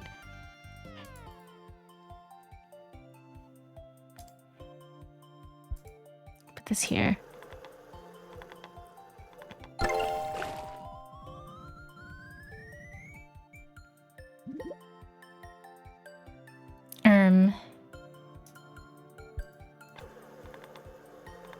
Money 7. Don't hit the caterpillar.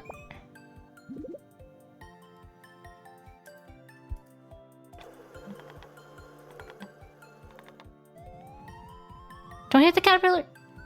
Nice.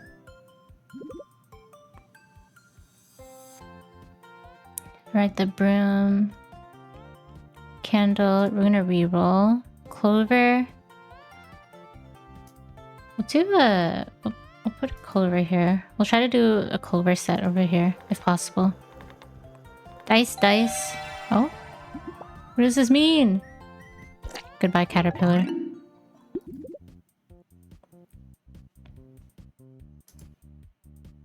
Spun. Gain one of the following depending on how many dice were spun. 1 extra choice in the draft. 2 a reroll.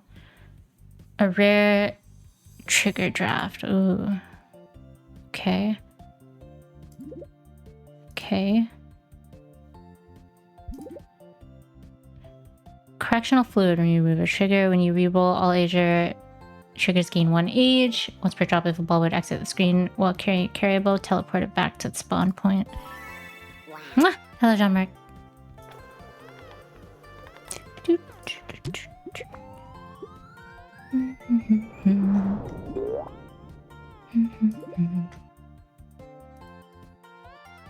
This.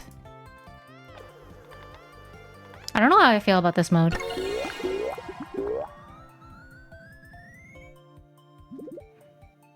It's interesting.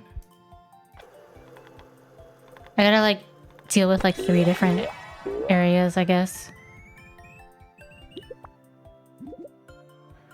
Bonk by fireball, blah blah blah, bonk. Damage the bob goblin.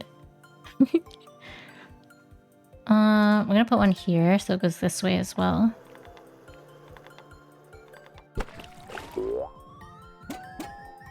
Boom bing.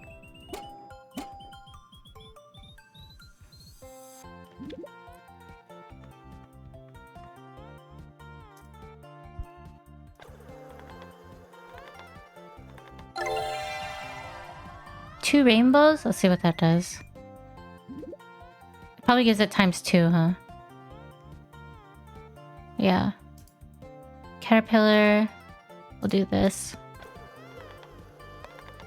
Do. Mwah! Hello, Last Protector. The fwoof. The protector. Hello. Here. I think jump rope is probably like, this thing is probably the best. One of the best. Look how many times it bounces. It just like keeps bouncing on itself. Meow.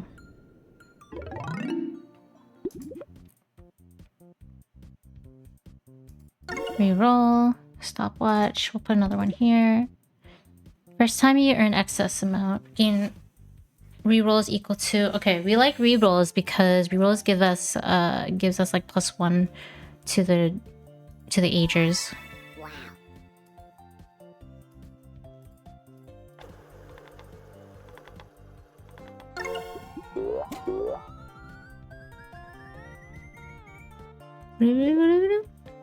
Caterpillar, hungry mouth, ice cubes, more balls.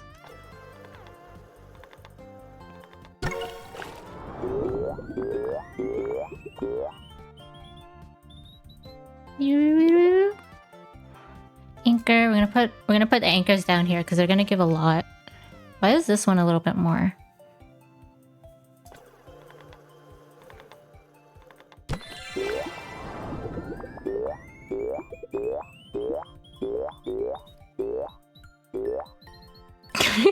Bounce forever. Investment bunk by coin. I don't have any coins. When this ball would be destroyed by a trigger, instead earn 800. For each cave. We can cave max. Cave max. Find some caves.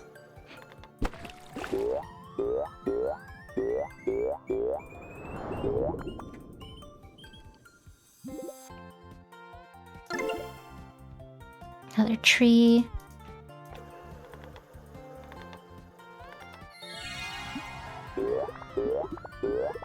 Boing, boing, boing. I swear this combo is just too good. It's just too good. You know what? I'll put TPs here. Ooh, money! Beep, beep, beep, beep, beep. Parachute. Could be good. A reroll. Ice cubes. Reroll. Jump rope. We'll take another one. Let's do the... Here. Famous combo. Tree and cave. No! Tree and jump rope! Have you been enjoying it? Yeah, it is. It's fun. I mean, I just started like, what? Like an hour ago, maybe? But yeah, like I said, I played the demo version, which was really, really good when I played it the first time. Here. Boomerang. All spawners invert the gravity. Once per drop, if a ball would exit the screen while carrying something. Sure this. Wow. Right. do. I'm stimming.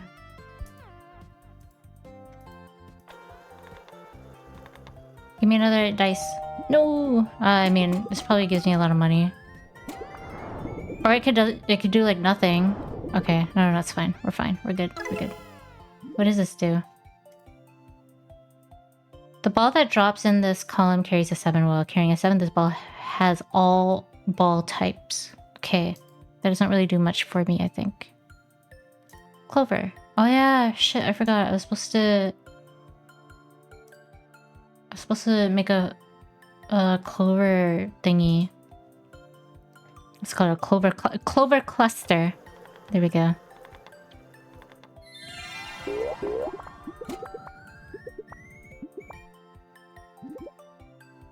Candle, parachute, reroll, cave, more cave.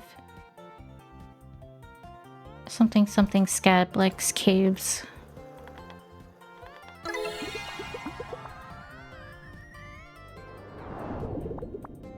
I do need a TP. Another TP. Anchor.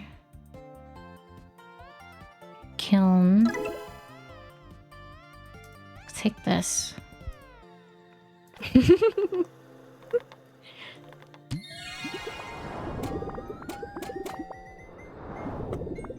Beep, beep, beep, beep, beep, beep.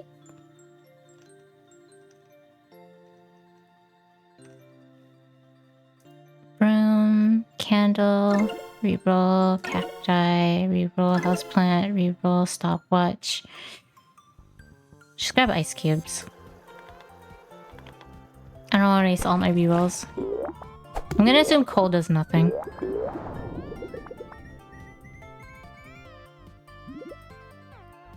Brick tree, another tree.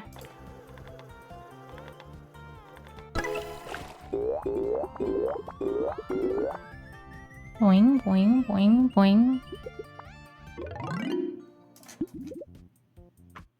Green Cave Enjoyer. Yeah. When you roll, all limited triggers gain 1 charge. Rerolls and removals can be used interchangeably.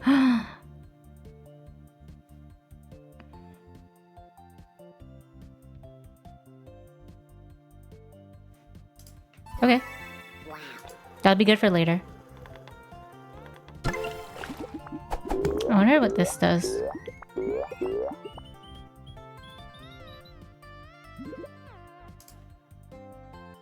A random trigger in this column gives 0.15 for every billionaire spun. Ooh.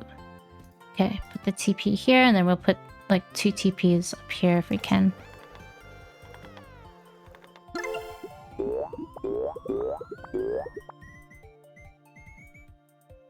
I hope I didn't fuck it over somehow. I think I did.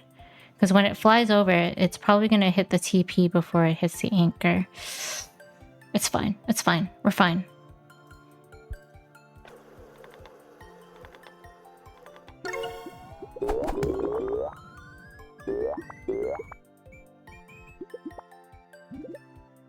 Crystal ball, if not bonked during the drop, gain an extra choice in the standard trigger draft.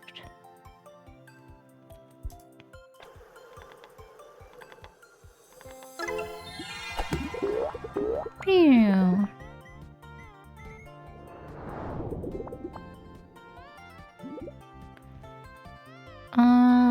Windmill, earn per... Okay, we're gonna put this here.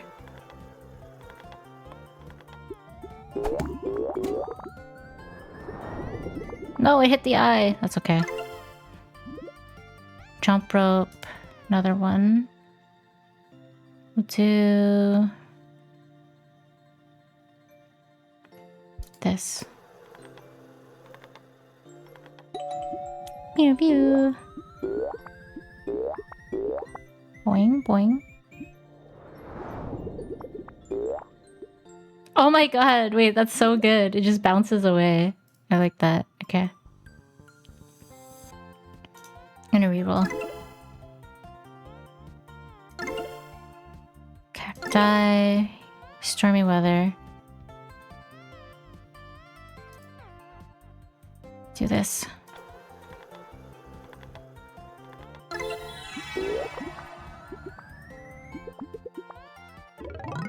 Nice, nice. Okay, we need 125 now.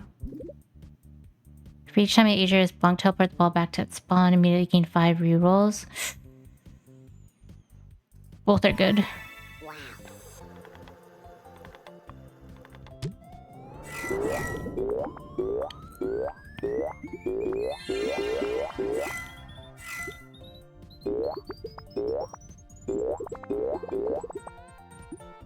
Pew pew pew. Another one. Oh, I should have put it here. Whatever. Reroll. Oh my god.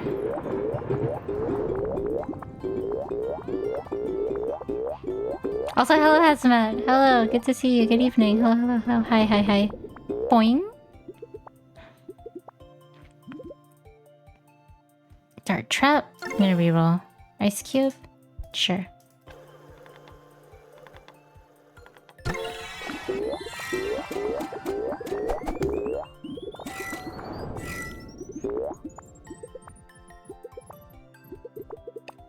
Do do do do do do do. Do do do do. Do another jump rope. Put it here.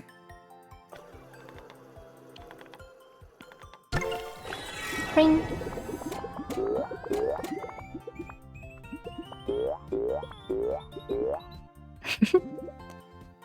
Okay, now we can put teleporters up here. So we'll put one here, and then we'll put one here.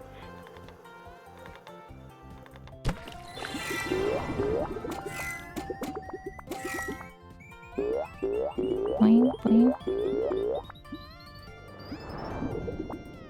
Oh my god, they bounced into each other, no! Captain's hat. Once per drop, wear the captain's hat. If this ball hits the bottom of the screen, bounce it upwards. If any other ball is alive and hasn't worn the captain's hat, transfer the captain's hat to that ball, otherwise drop the captain's hat. Jesus Christ.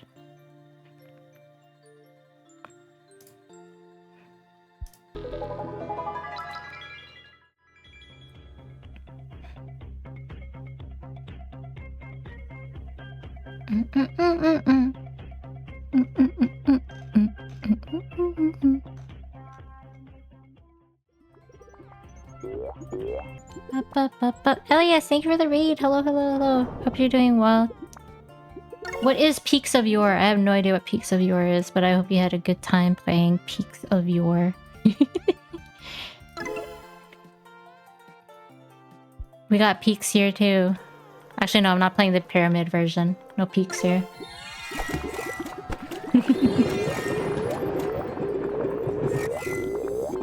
Mountain climbing game. Like get over it kind of mountain climbing, or like mountain climbing simulator. This is just bouncing forever. Like mountain climbing simulator.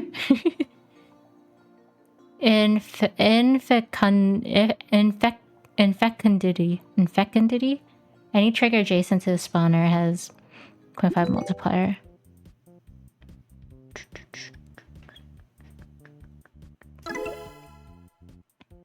Parachute.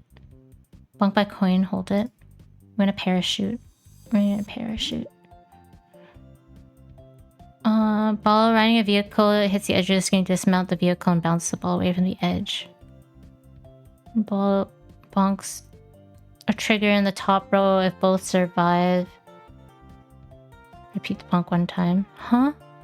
I'm gonna grab it anyways. More like Lauren's lure. Lauren. I have no idea what that is. Boing, boing, boing. We're gonna get rid of this one. I think it's gonna constantly get hit. That was horrible. What the hell? I only made 10k?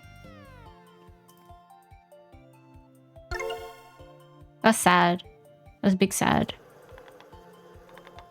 I make 50k per run.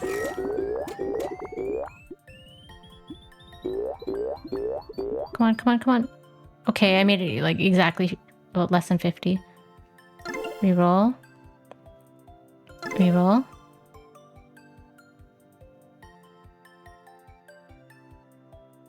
Reroll. Wear the top hat when this ball causes a coin ball to spawn another. We don't coin ball. Jump rope.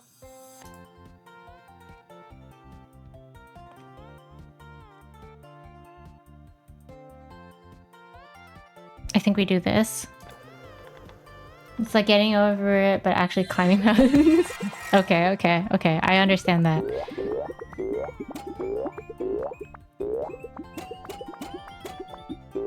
This mountain in the game takes about an hour and a half to beat. Whoa! It's cool though. Where'd he go? He just like flew up and vanished. Bunked by fireball, blah blah blah. More caves, more caves. We cave max. Did you beat it? Hour and a half, Jesus.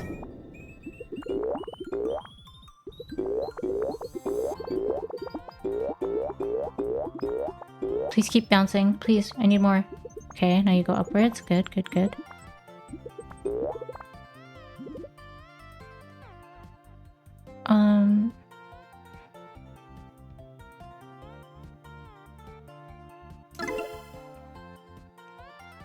potato. You're saying the first book of the game, nowhere near it? Oh, okay. Are you gonna try to beat it?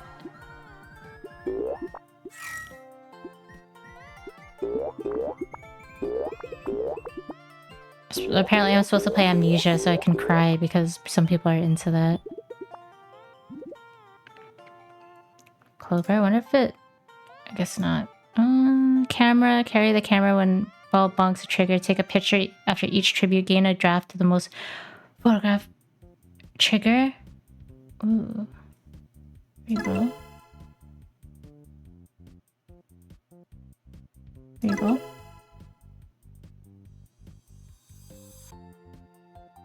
Okay. You beat it in an hour, sir. Okay. But you said the last one takes an hour and a half.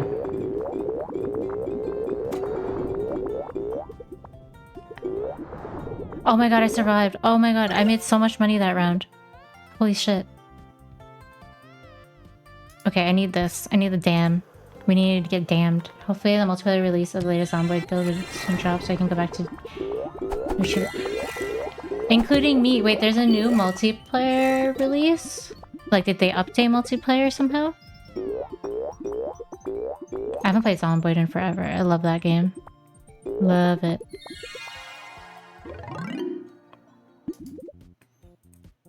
Okay, Rainbow, we need 2 times some stuff. 5 more? Yeah. Access the top of the screen. Repeat this for each carryable it's carrying. No. You need this. Review.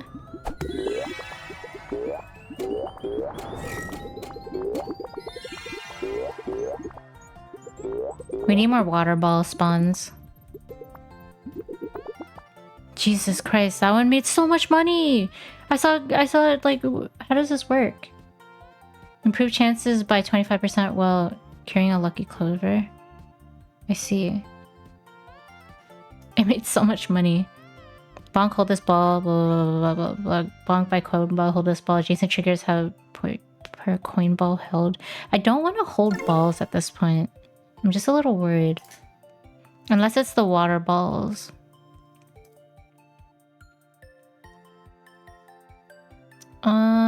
Let's do this.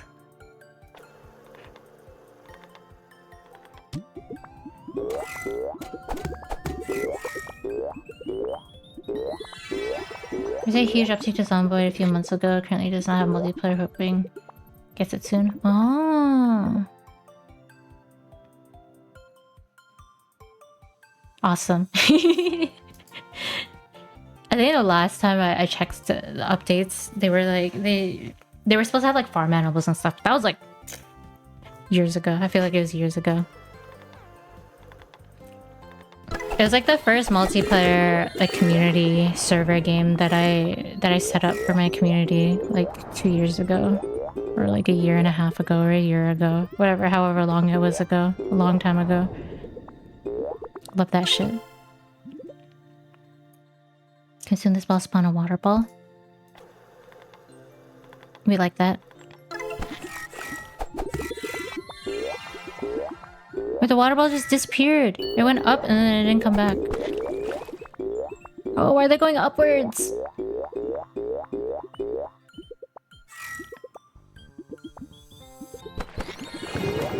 Yes, yes, yes.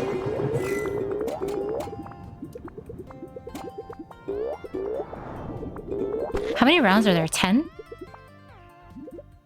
Oh, I'm on the second last one. Okay. This might be possible.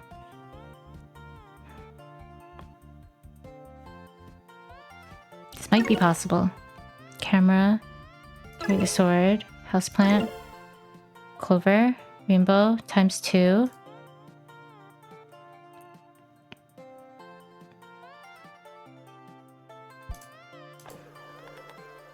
Animals and Husbandry is now in the game along with a bunch of other stuff. Did they make cooking better? Because I remember it was really hard to like make cake and shit.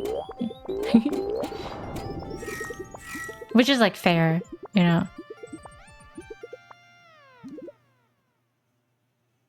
Uh-oh, I need to make 200 with two. I need to make 100k each purple. Ooh. Ooh. Do I want the teleporter? If I get a teleporter... You know what? Let's get the teleporter. I should have gotten more trees. They added more cooking stuff? I don't know. Okay. I just want a crowbar max.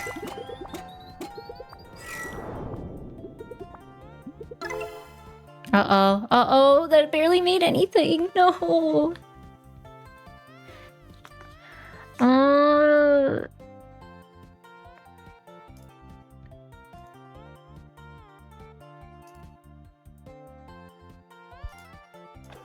Last one. Last one. Last one. Oh, I should have just rolled. I should have just roll maxed.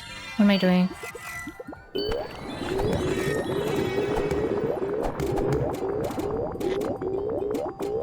Please keep going, keep going, keep going, keep going, keep going, keep going. No, no, no, keep going, keep going, keep going. Keep going, no, no, no, keep going. Oh my god, please, please, please, please, please, please.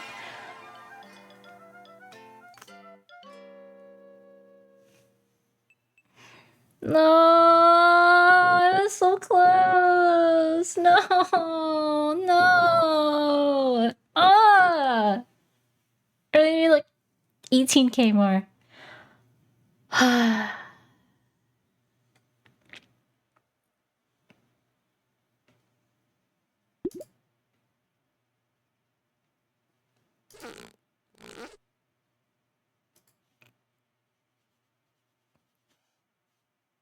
13k.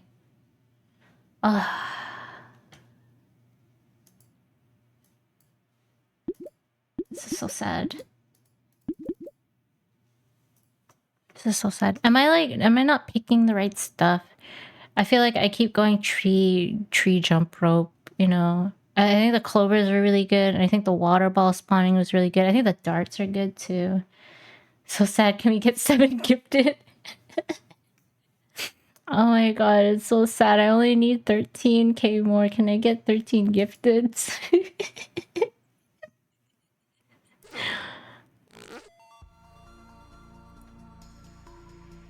Place a bird in a fat rice. Feed it 25 balls by the last drop or lose all your money. When it attackable respawns games for teleporters have 50% chance to teleport to a random teleporter, not a higher one.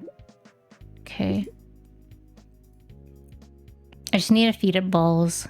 I need to feed it some balls. Return package. When you remove a trigger, gain.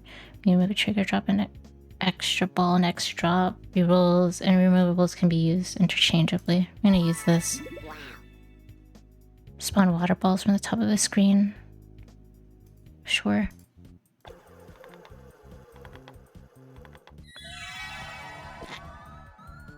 If I feed it early, it should be good, right?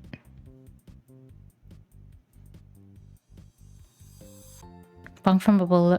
Bonk from below. Spawn a coin ball. Oh, this could be actually really good, huh? What if I tried the like brick strat? What if I get bricked up with like jump rope?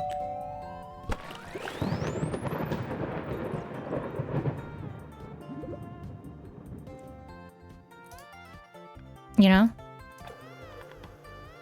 What if I what? What if I get bricked up? What if I just brick up this round? What if I get all bricked up this round? On a Friday night, just careful not to brick all over the place. I'm gonna brick all over that jump rope. Let's reroll. We're gonna break up and in a bunch of caves. Yep. This round is gonna be just bricks and caves. Alright, we got another brick. I'm feeling it. I'm feeling it, guys. This is it. This is the strat.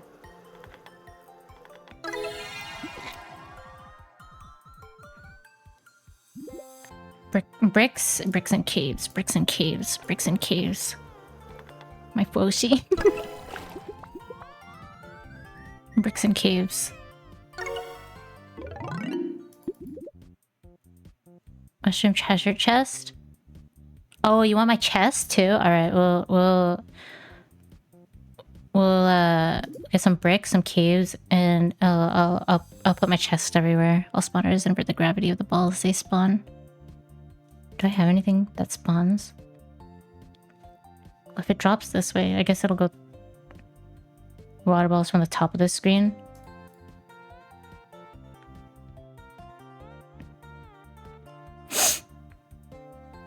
Is that gonna fuck up my this? Is it gonna start from the bottom, or is it gonna like start from the top? Just not hit anything. I mean, it says it synergizes.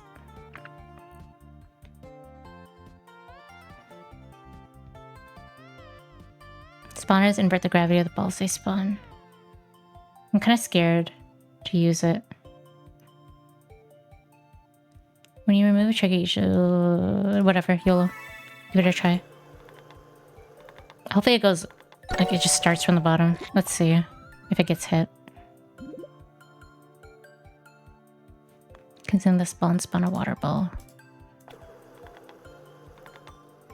Subscribe to access to fwofie's chest. Exactly.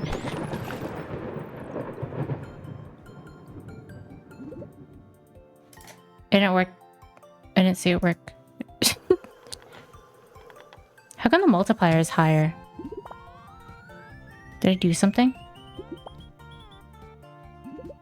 Is it because of the clover?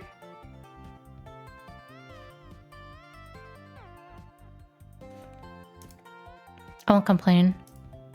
More caves.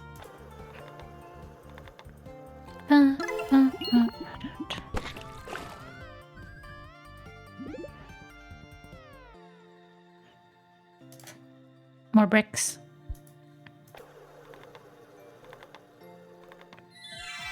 Oh, it's probably because I rolled something here that gave a multiplier. Understandable.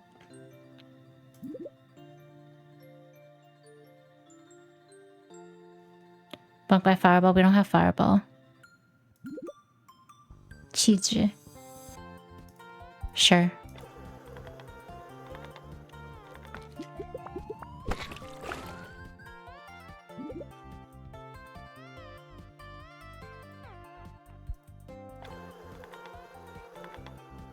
They're not giving me any jump rope.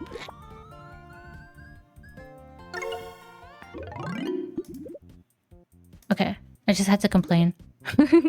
Immediately gain 5 rerolls. The first time you earn excess rolls, give rerolls. I think that'll give me more than 5 in the long run. Maybe? Money! Boing, boing. More bricks. More bricks.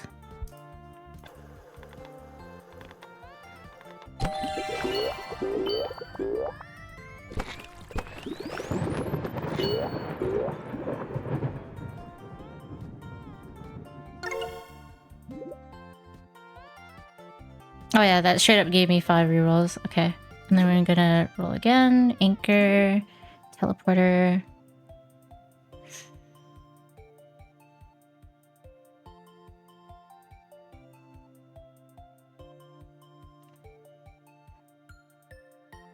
Bounce upwards? Sure. It's a temporary jump rope. How many do I need? Bonk, hold this while hold 25 balls by the last drop. Okay. Oh, I can't even like... Oh, I can't move it. Kind of ass. That's okay.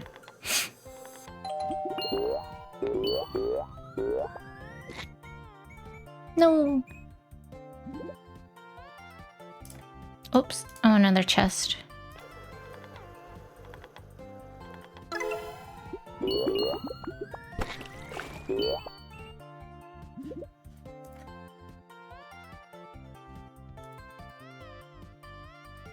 Ba-ba-da. Stopwatch, jungle hat. Destroyed by a trigger. Candle. Reroll. Teleport dart trap. We're gonna get this? Sure. I'll lose the one on the left, but... Oh. But at least I'll hit the rest of them. Assume this ball spawn a water ball.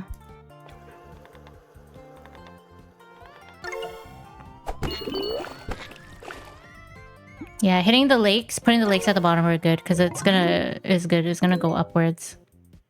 Whale. Hold this ball. Carry the sword. Ship's pen. Upwards. Boomerang. Balls that would exit the top. The board without bonking anything instead will reverse their gravity once when you skip any trigger draft. Okay, it's just boomerang. I don't know if it'll happen, but...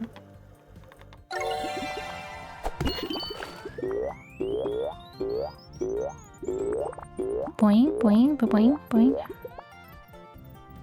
Yes, yes, yes.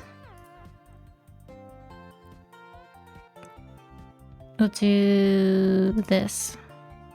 An IRL friend of mine is going to Offguard this year and we got to scheming. Would it be weird or out of place for a well-dressed man to hand you and others my business card? What do you mean? I'm pretty sure other people are... Wait. Would it be weird or out of place for a well-dressed man? Like, your friend is gonna give me your business card? But I already know who you are. Are you talking about yourself? Are you calling yourself a well-dressed man? Just as a funny gag.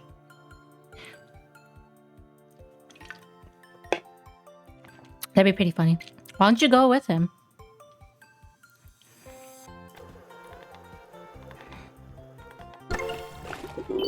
Just pretend that this nice, well-dressed man is Scab. Yeah. We're gonna invite him to all the gatherings and everything. We're just gonna call him Scab. But I'm not Scab. Yeah, okay, Scab. Whatever you say, Scab.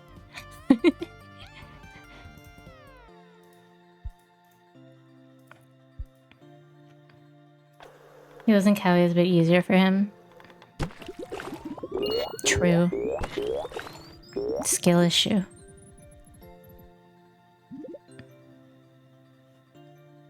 Another cave. We going cave diving? Does anyone call that? Does anyone call it cave diving? Do you ever say you're going cave diving? Is that something the boys say to each other when you go hang out with the girls?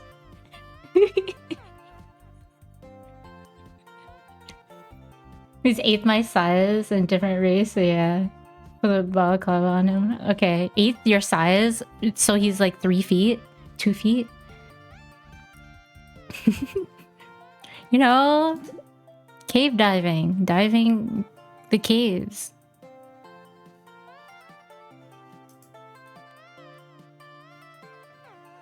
Cave diving. Is there a cooldown on this? 5 seconds. Cave diving.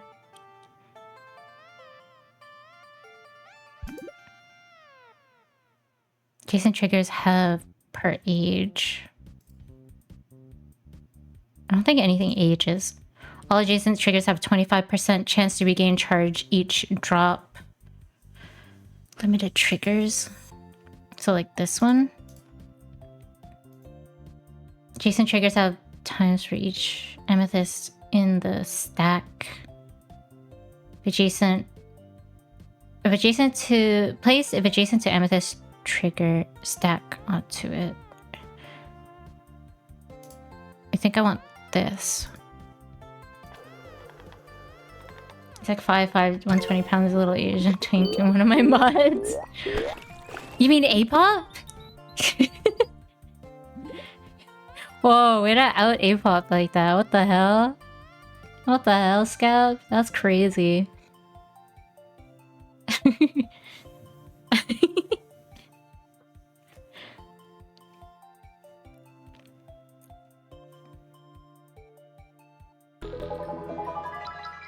I like held the message, but yeah.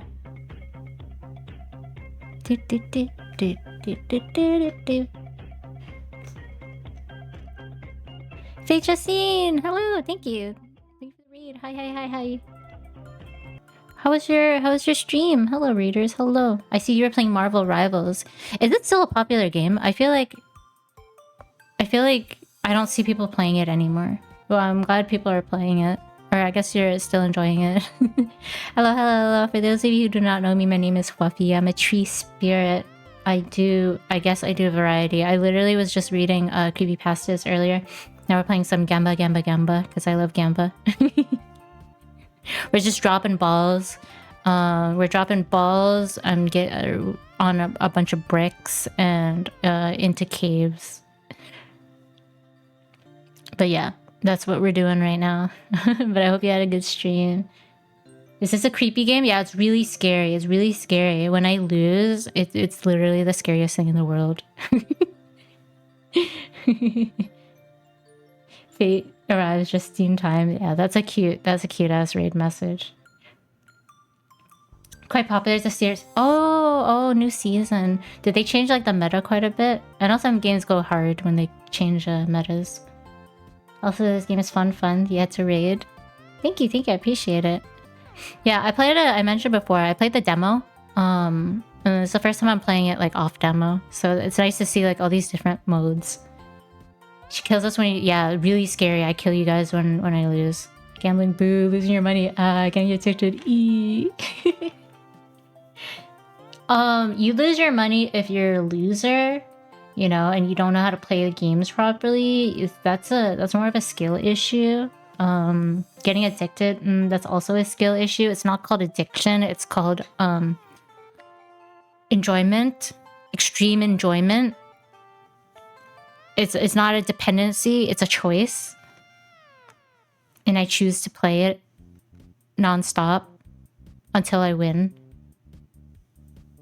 Some new character got buffed. There's a new character, Emma Frost. Everyone's gooning for her. Oh my god, speaking of gooning.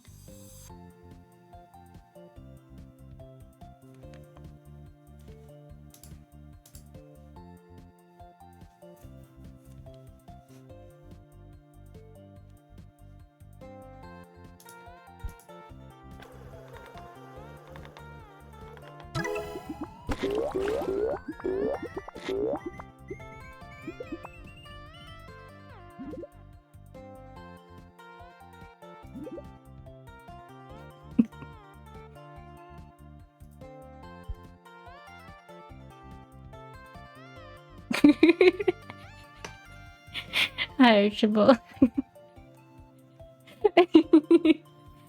Speaking of gooning, I considered maybe playing Zenless Zone Zero for the first time soon, because I think I saw that that rat girl is coming back in rotation. And I also and okay. Disclaimer, I'm not a furry, but I like that I like the wolf guy too. But yeah, the cat girl, I mean, the rat girl. I'm not a furry, okay? He just looks good, okay?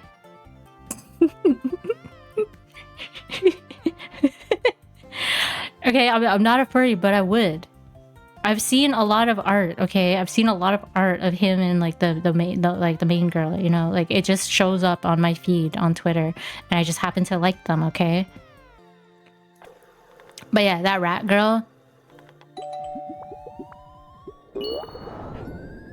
And then I think I missed the banner, but there's this like blonde chick. There's this blonde chick that like that controls like string or some shit. And she's so hot, and I'm so sad that I don't have her. And there's some like gunner girl who has like a really, really jiggly ass.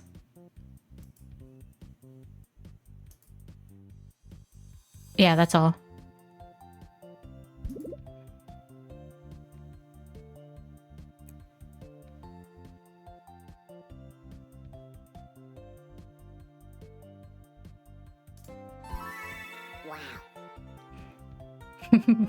I know your feed is based on what you interact with. Oh, really? Whoa, no, no way, no, no. It's not called For You. It just shows up on my feed when I search it constantly. No, I didn't say that either. Don't put words in my mouth. I'm the one who puts stuff in your mouth, okay? You don't put stuff in my mouth. I put stuff in your mouth, okay?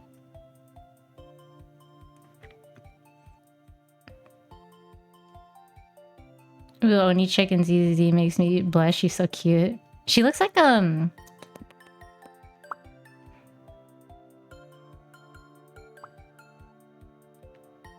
Mine's blanking. She looks like...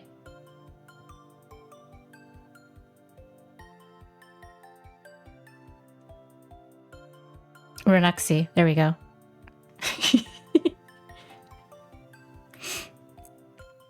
I don't have channel points. Please redeem the ponytail.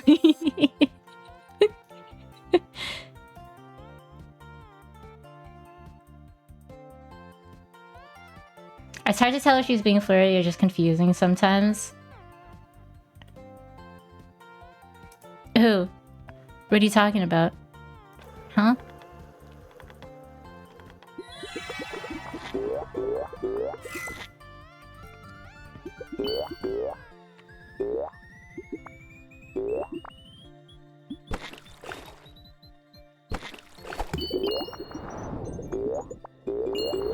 Sometimes when words or sometimes when phrases, words, sentences have double entendres, sometimes when they can mean 5 different things, I will say it because it's funny to me.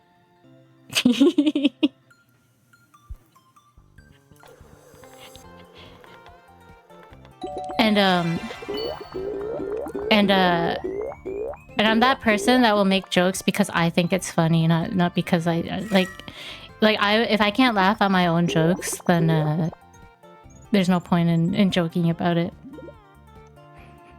Like, you know that one person, you know how some people okay, when I try to make a joke IRL, I'll start laughing before I'm even able to like finish the whole thing because I'm already laughing about how stupid and funny it is.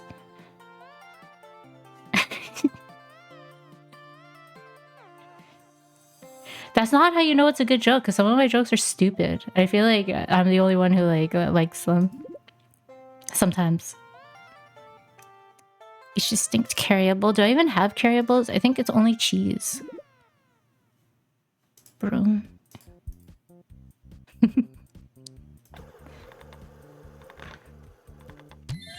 You didn't laugh at my boomer jokes. What are you talking about? What was the joke I made earlier? You didn't laugh at it. You just called me a boomer. More chests. You love my jokes. Oh yeah? Name 5 jokes.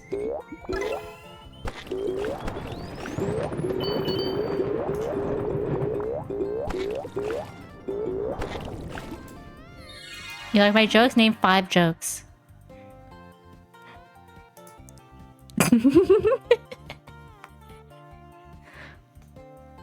Oh, at Iffity, you there? At Iffity, hey.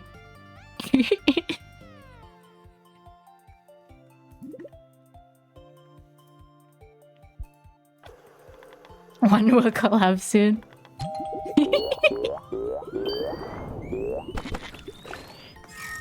Yeah, that's a funny joke. Hey, we collabed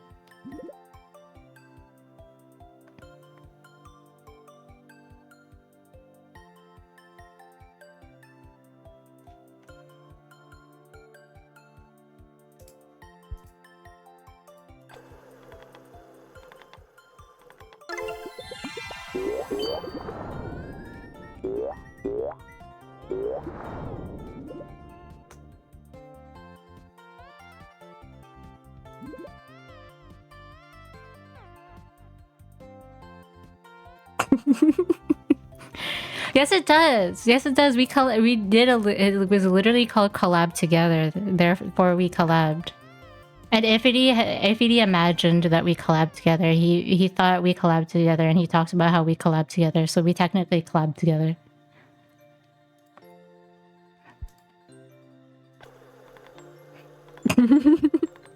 He thought about it so much that he thought we collabed together and had a whole conversation about that one time.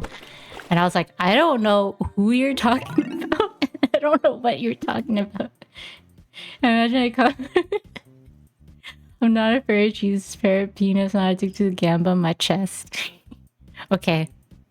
You were asking me into a Dota game that one time?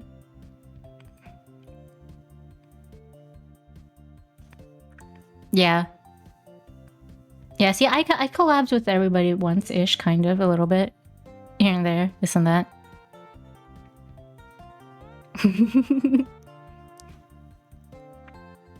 Wait, didn't we play,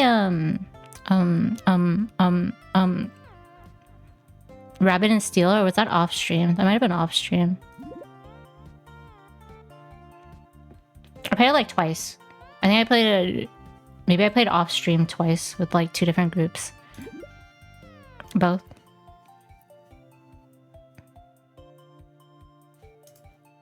More caves.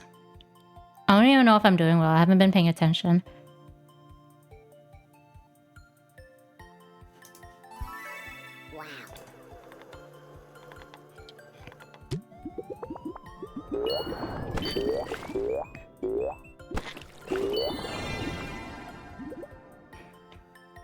More clovers. I need more lakes. I need clear weather. More clovers. Anything that exits the top as well. Just because I have like the reverse thing. And this. Astronaut helmet.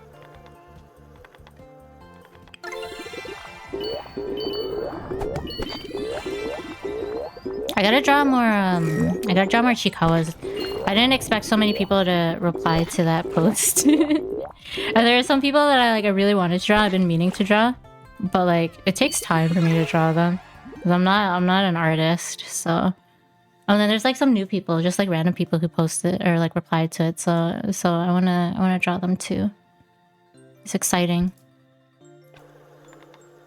Gambling again? What do you mean? This is my first time gambling in a very long time.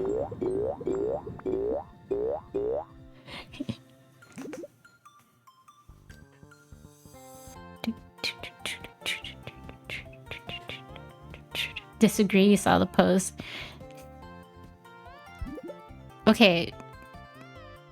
I'm okay at drawing. I'm not like good at drawing. Didn't volunteer for the Chikawa post because you're trying to draw a Baka. Okay, yeah, but didn't you see the picture of the Chikawa of like Chin that I drew? I should have just made him with a helmet. It would have been cute. But then it wouldn't have looked like Chikawa. I could probably do it now. That was like an old one. Archibald, do you have like a persona, or are you just a Peepo, or a Pepe? I guess. I deserve Gamba as a treat. I did. I read some creepypastas, and the last one was kind of creepy. Bonk by water ball. Hold this ball. Adjacent triggers have per water ball held. More holding. More holding. More holding. Oh, that thing went away. The one that holds 25, right? Or was that a different game? I don't even remember. Archibald is a real person. I assume he was a machine spirit. I see him everywhere. I like, you know what? I like seeing certain like people in like literally every stream that I watch. Cause like sometimes I'll look at like the stream list and then I'll see like Apop. And I'm like, dude, what the fuck? Like I just tuned in, but Apop's here. And then I'll look in the chat and he's like chatting. And then like 2 hours later I'll go to like watch someone else. I'll check. Apop's there. He's also chatting. Like, and then I'll like go to someone else's stream later. Guess who's there? Apop. And then it's been Apop's a little slut. Yeah, he is. And then I'll go into someone's chat and then I'll see that like, yeah, that's how I like figured out that he suddenly like Scabs mod. I'm like, what the fuck? Like, when did you become this mod? That's how I see Archibald. I'll like go watch somebody. I'll check the list. Archibald's a mod there. I'm like, huh? I'll go watch someone else. Archibald's a mod there. I go watch someone else. Archibald's a mod there.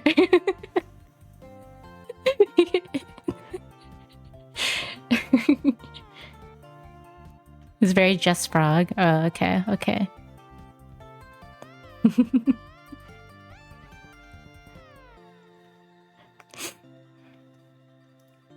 Who else? Who else? Who else?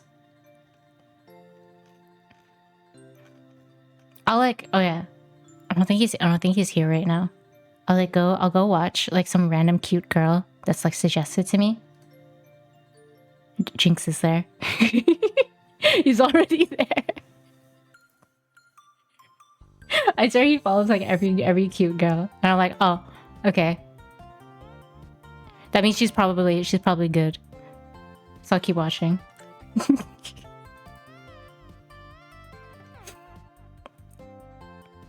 I ever find me, no, I don't. I don't see you anywhere else. I wonder, is it because you're usually watching like bigger streamers?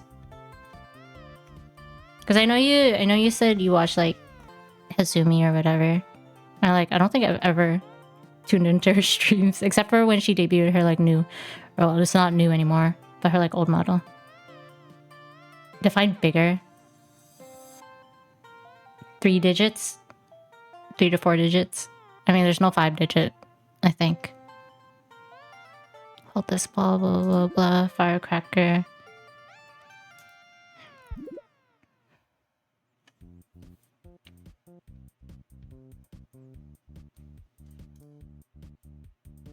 I kind of want to put this here. We're gonna remove this. Oh, it stacks. Oh, it like literally stacks. Oh, that's so good. Okay. Oh, I don't know. It stacks. I thought it stacked. I actually don't know what I meant. If Papa is so good at greeting raiders and reminding me to change categories, I pretty much had to make him a mod. I was already doing most of it. See, I asked him if he wanted to be a mod, and he said, oh, no, I asked him if he wanted to be VIP because Shiki went from VIP to mod because I needed like a mod that was a bit more active.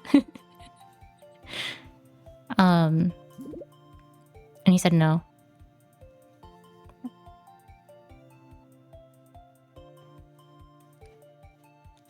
It's fine. It's fine, I understand. Yeah, whatever. Hi, Andy. You're hanging out on lots of other places. I haven't seen you. I haven't seen you in any chats. Besides, I mean, you were the one that introduced me to Colt. I feel like I saw you in one chat before. I don't remember. And I think we said hi to each other. I feel like people usually say hi whenever we like find each other.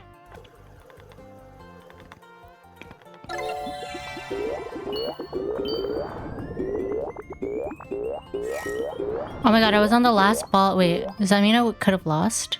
Or does it? No, it normally just takes me all the way to the last ball, right? I think we're good. I have not been paying attention. This ball causes coin ball. When this ball causes coin ball to spawn another. Do I have a coin ball spawner? Is this a coin ball spawner? Carry the wallet. For some of you, Bunka Mover, spawn a coin ball. Don't really. So we're gonna reroll. I have so many rerolls. Wow. Register, kill him.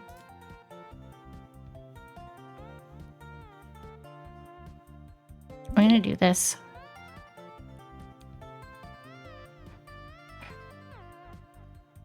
Holders gain 1 deposit. I don't have any holders anymore.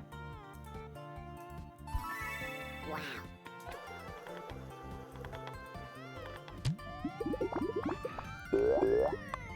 But yeah, I feel like the smaller Western YouTubers like circle tends to be a pretty small circle. Like we all kind of know each other here and there. Even like the viewers after a while. Like you'll notice that like certain viewers are always in the same kind of like in the same sphere. We got a dam. Spawn 2 water balls for each water ball held, then clear held water balls. We'll put this here.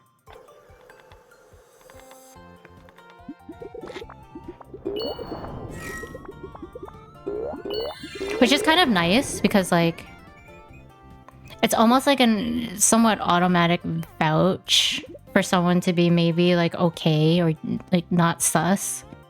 Because if they're friends with someone that you're cool with, then you're like, oh, okay, this person must not be like really creepy and weird and stuff. I'm not saying like every time that happens they're like safe, but like it's better than finding someone who is like a complete unknown person.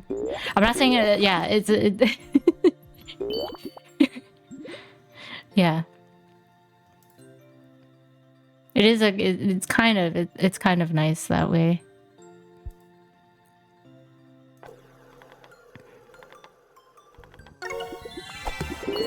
I ran into a few people here and you see another channel code, okay, this is probably gonna be a good spot. Yeah, exactly.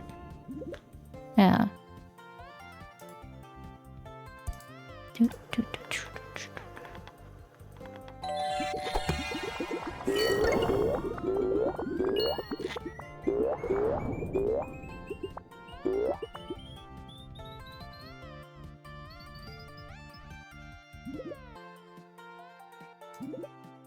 Teleporter, sword, lake. More lakes, more lakes, more lakes. Here. Oh, I forgot. No, fuck. No. I forgot. Okay, I don't remember if the captain hat's been helping. What does it do? It bounces it upwards. Okay, we're gonna remove it because I think I want to keep doing this.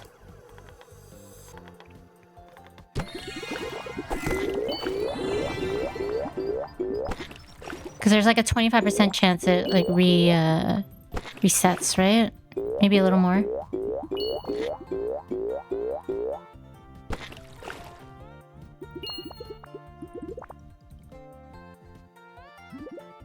Oh no! Oh, I need a lot of money. Okay. Uh-oh.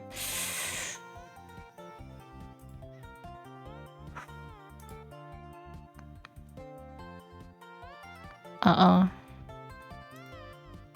Uh-oh.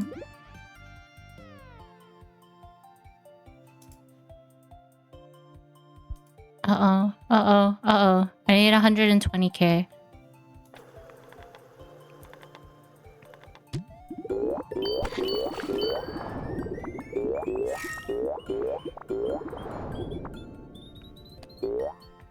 I don't think I'm making 120k. No! Fuck. Same girl, same. Then again, sometimes I come across a streamer who is cool but very different, and then you see a mutual chatter, and it's like, oh shit, we didn't see each other here. I don't know what you're talking about. You watching some lewd tubers and seeing some bros in chat, just like, you know, glancing at each other and being like in silence. See them redeem something.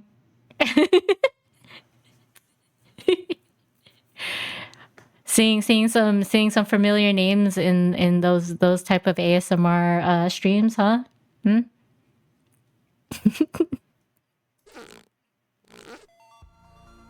Those ones. All right. Yes. Oh no. Oh no. Oh no. Oh no. Understandable. I'm not reading creepypastas anymore. I'm gonna get rid of this. Where is it? Where is she? You don't actually like ASMR? I mean, if you're in those streams, I wouldn't consider it ASMR. Haha.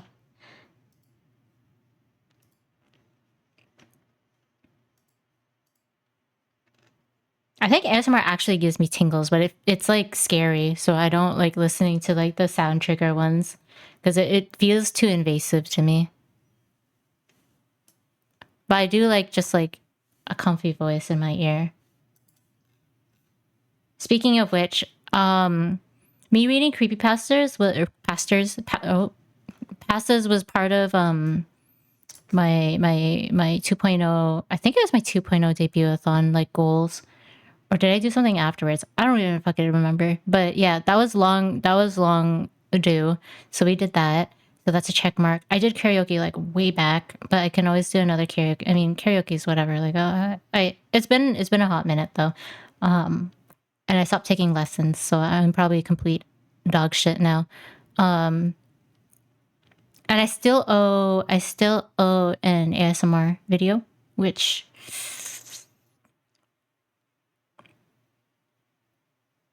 I'll work on eventually. I'm not sure exactly what type of format I want to do. It might just be another sleep aid. I think sticking with the sleep aid ones is nice. Except I might do some thematic ones in the future just for funsies. I don't want to spoil their why, but it's lore related anyways. Yeah, I'll do those. But I do like the sleep aid ones just because they're actually, nice. Just because they helped me before listening to sleep aids. So yeah. Make it seasonal ASMR corporate public accountants help you during an audit.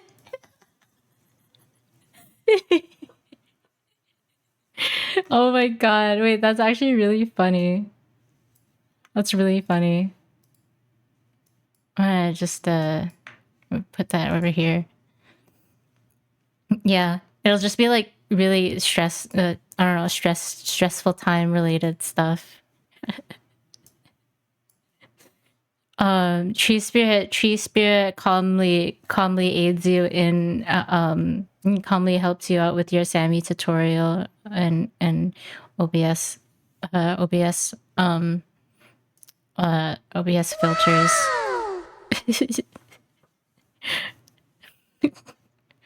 Just get like frustrated. Oh, there was one that I wanted to do one day because I thought it would be really funny. But it was like but I would need like some male to join me. It'd be like your parents fighting or something. Or not your parents fighting, your parents like arguing with you and you're like the child kind of scenario. Yeah. Mommy and daddy scold you for not getting all A's on A pluses on your report card. ASMR. Sleep aid. Because then you gotta have like one parent who's like berating you, and then the other one that's like, wait, no, like it's not that bad, like it's okay, like but you should have known better, you know how mom gets. That reminds you of your favorite ASMR ever. Yeah, I think those ones are kind of funny too. Good cop, bad cop, exactly.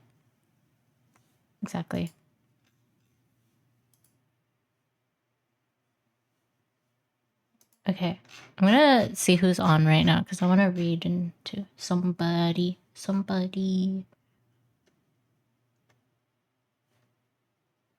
What is this? Leans into mic. I'm not mad, just disappointed. There's there's one that I listened to like way back. It was a Shoto's like toxic boyfriend ASMR thing. And I liked that one a lot just because, well, I didn't like it. I didn't like it because he was toxic, but I liked it for the scenario. And I definitely want to do one of those just like for fun. I want to be a toxic girlfriend. No girls, no drinking, home before 9 p.m. Every 15 minutes you have to take a video, a 360 video, and send it to me. You have to wear a promise ring. Hits you on the head for 15 minutes. I could do that. I could do that. Wait, that's so funny. I'll just like cave your head in until you fall asleep. Why aren't you asleep yet, stupid? Smack. Smack. Close your eyes. Smack. Smack. Are you sleeping? Smack. Why are you responding? You should be sleeping. Smack. Smack. Smack. Smack. Smack. Smack. Smack. Smack. Go to sleep. Smack. Smack. Smack. Why are you moaning? Smack. Smack. Smack. Smack. Smack.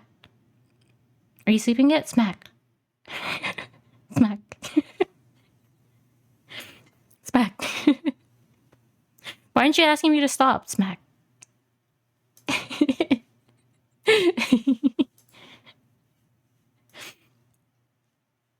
As some parents berate your bad grades, ASMR is 15 minutes of silence.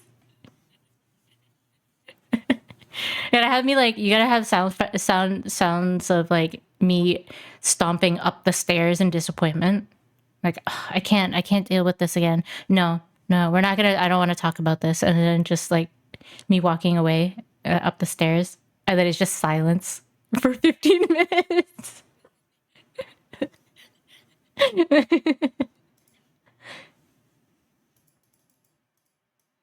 That'd be so funny. Trying to sneak into the house to do it with your girlfriend, but your parents interrupt you with a mariachi band. What the fuck? Is that an actual ASMR? My plans to release a quick voice pack this summer. Prepare for wake the fuck up, princess. It's morning, dumbass. Oh my god, voice pack. Yeah, I had a goal for like one of my dono thingies to maybe make a voice pack, but maybe I'll just make one because it's funny. Voice pack in the future. I'm supposed to make a Minecraft voice pack too, right? You have to share location, which Twitch chat you're in. Oh, that's crazy. That's crazy. I honestly wouldn't want to know what Twitch chat you're watching.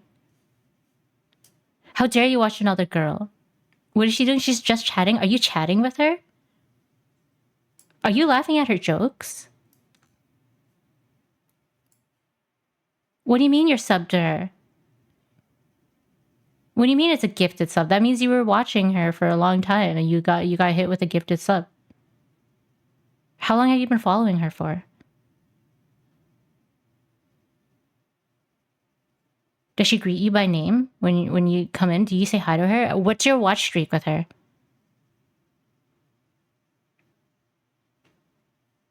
Show me your chat logs.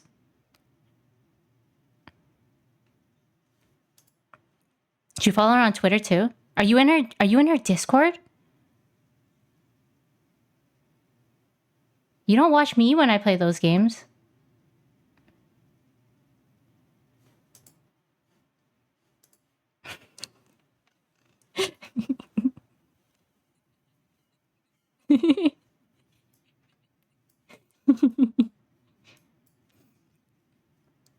What's her is her reading also a kith? How many kiths do you have with her? What do you mean you have 5? You let her kith you 5 times?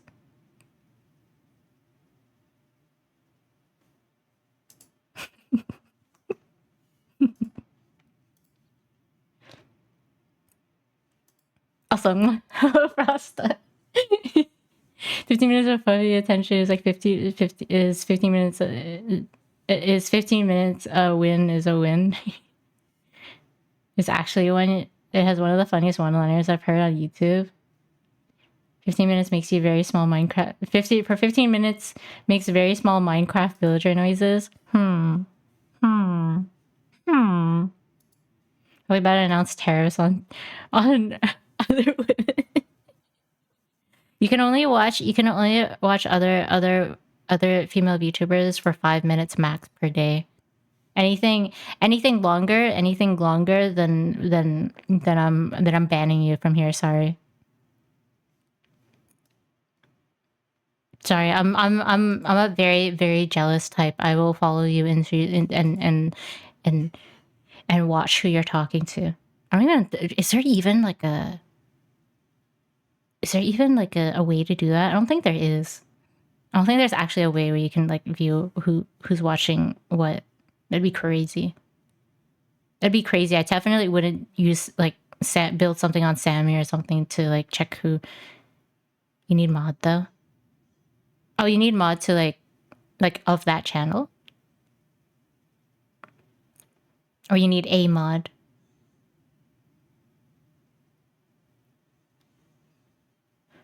I know there's a program where you can be in somebody's chat like 24/7. But yeah, mod of the channel. Yeah, I can't be a mod of every girl's channel. Sorry.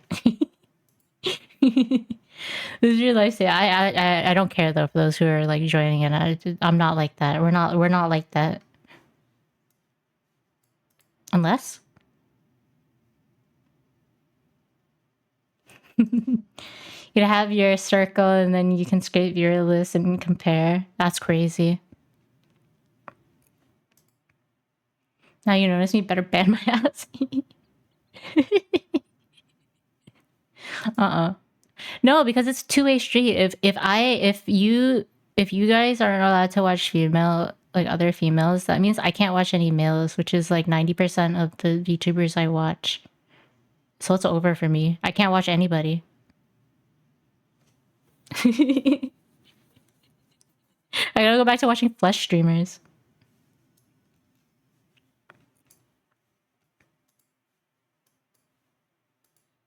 If he loses your life savings in Gamba ASMR, babe, can I have can you give me your credit card information? My card, I don't know why my card's locked out, but anyways, I just wanna spend a little bit more on this game. I'll never be able to see you again. Exactly. And I wouldn't be able to see anybody again. Definitely already promised my brain to evil Nero. There's an evil Nero now? Here's my credit card number 4. Love in Deep Space. Is that the phone game with those like K-pop ass looking?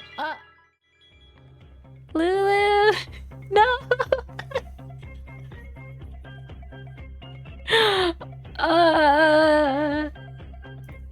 Ooh. USA Raid. Hello, readers. Hello, Lulu. Hello. Oh, I'm not following you. What the fuck? Let me give you a follow. Oh, we had a good stream. Hello. For those of you for those of you who do not know me, and I mean, oh my god. Okay, hold on. For those of you who do not know me, hello, I'm fwofie. I'm a tree spirit. I play variety games and I do random shit. I was reading Creepypastas for the first time earlier this stream, and then we played some Billionaire, and now I'm just chatting. I was actually trying to look for somebody to raid out, but then we just ended up yapping and talking about how I should be a toxic girlfriend, parasocial girlfriend on stream, and stop you guys from watching any other female VTubers. Not real. But it would be funny, but it would not be funny because it's a two-way street. That means I can't watch any male VTubers, which sucks. But hello. I know. Oh no, I have to stream longer. Oh no. But I hope you had a good stream. Oh, you're playing Elder Scrolls? I've never played any... Wait, no. Elder Scrolls is Skyrim. Not Dark Souls. I played, I think I said this like a billion times, but I played Skyrim for the first time, like when it first came out. And I got as far as going to the first town and accidentally killing the chicken and then them like chasing me out. And then I quit because I just didn't know how to continue afterwards. I tried to sneak, I think I tried to steal something. And then I accidentally killed a chicken and everybody was trying to kill me. So that's as far, yeah, chicken jockey. That's as far as I got, because I heard that like, oh, you can steal things, you can do whatever you want. So I was like, okay, yeah, I'm gonna, as my level 1 ass self, gonna go to the town and try to pickpocket some person. It didn't work. Oh yeah, and I think I put keys in like locks, and they would just like snap. Right? That's what it happened. That's what happens in that game. Yeah, chicken jockey. Hi fwofie. Hi momo momo momo. Hello hello momo momo. Sounds like Skyrim. Are you like far in the game? I hope you're having fun. I hope you had a good stream. Also, if you need to raid and run, don't worry about it. It's late. It's 1:30 a.m. here. But yeah, I appreciate the raid. Thank you, thank you, thank you, thank you, thank you. You're so kind. Ba ba ba ba ba. I would absolutely love to watch Ruffy play Elder Scrolls. I There's a lot of things I need to play. I need to finish Yakuza, but that means I need to grind out $1 million or something, and I don't want to do that on stream because that sounds boring for you guys. So I have to do that off stream. And then I want to play other Yakuza games. I was watching, who was it? Oh my god, I cannot remember names right now. But somebody who plays a lot of Yakuza games, and he was suggesting me what kind of games I should play if I like the Like a Dragon ones. And then I want to play a Pokemon Nuzlocke eventually for the first time. And I gotta play like what is it called? A Dark Souls game for the first time. Because I've never played that either. And then if you donate enough, maybe I'll play Apex for the first time. Or like, I don't know, Valorant for the first time. I've never played Amogus either. So, you know, maybe if you pay me enough, I might play Amogus for the first time.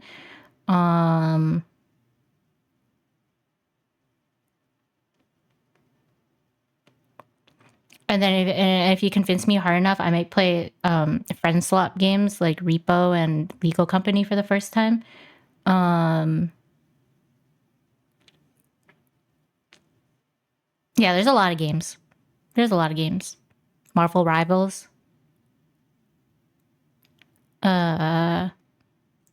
Voices of the Void. What other game do you guys play? I guess Devil May Cry, since that's in right now.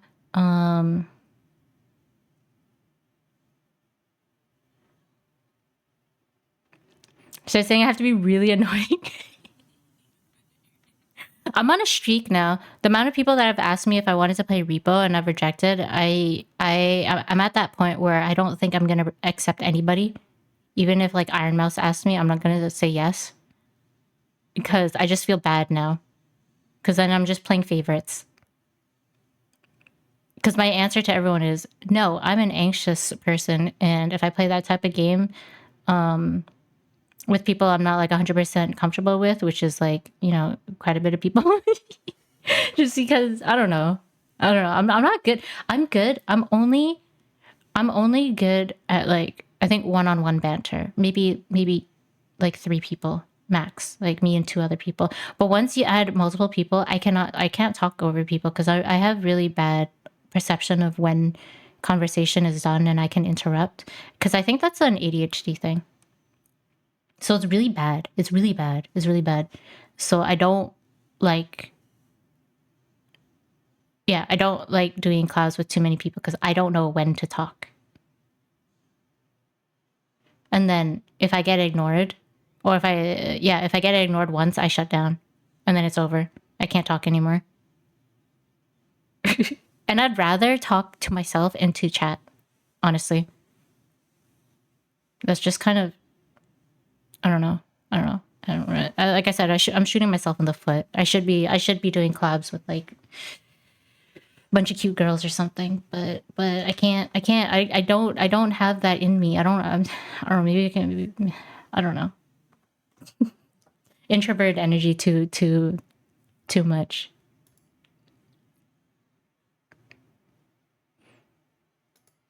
I haven't played Apex. Are you just Dota purist when it comes to big multiplayer games? Honestly, I only played Dota because my ex at that time like was really into it, and I really wanted to play with him, and he never really played with me because he was like semi-pro level, and yeah. But I learned because of him, and then we weren't together anymore, so that was short lived. But then I just appreciated the game because I watched Ti a lot, and then I don't know. I played it a lot when I was like depressed. I played Maple Story. That's a multiplayer game, but it's actually more single player now though.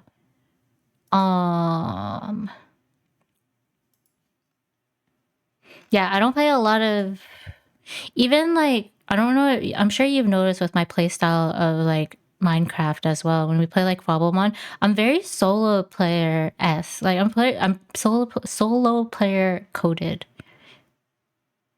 I'd rather explore by myself than go exploring with other people. I'm just very solo player coded. I don't know. I'm a lone wolf. I'm a loser. I'm a loner, okay? That's why it's nice when I can just talk to you guys while I play games, because I feel like I want to do things at my own pace, so I can't really play like multiplayer games. Actually, Risk of Rain 2 is fine because we're all going at the same pace. And there's an objective, like a really fast objective. So I think that's a game that I'm okay with. That one I'm fine with. But I'm bad at it.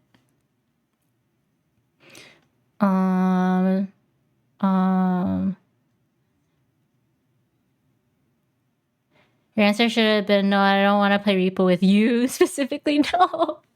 Because the people that ask, like, I'm fine with playing with them, but then I ask, like, oh, may I ask who you're planning to play with? And then they're like, oh, maybe this person, this person. I'm like, well, I don't know who that person is. And I'd be normally okay if it was just like one person that I don't know. But because you're saying there's two people, now that's too much for me. Plus, Repo as a game itself is something I don't have, and I would be like it'd be new to me, and so that'll stress me out too. Because not only am I like talking to new people and having to stay entertained, and entertaining my chat and making sure that I can read chat and these new people and talk to these new people and learn this new game. It's like too much for me. I'm gonna cry. No gaming about open to podcasts. No, yeah, podcasts are good. Yeah, podcasts are all right because you can do like back and forths and stuff. Like when I did the one time thing with like Open and Clonk, that was nice. But I like them both. They're both good yappers. They yap a lot. I wish I could keep up with them though, but I'm not. I don't know. I don't know a lot of things, so sometimes when people talk, I can't join in because I just don't know. I don't know what they're referencing. I'm really just like I live under a rock. Say something and no one reacts to it feels really bad. It really does. It really does. Just grab cute girls by the shoulders and shake them violently like I do. No, then their brains are gonna turn to mush. Hello, Big Oz. Hello, hello, hello. You might have been depressed because you played Dota. Oh no, Dota made me happy. What are you talking about? No, which was the cause of your depression? I'm solo leveling. I get that. I like mining in Minecraft. Yeah. Exactly. She solo plays and occasionally she just likes it when someone gives her attention. Yeah. I'm like a cat. That's what it is. I'm like a cat. You know? Like just leave me to my own like self and let me do my thing. But then when I want attention, then I want attention. I'll be annoying about it. I'm just a cat.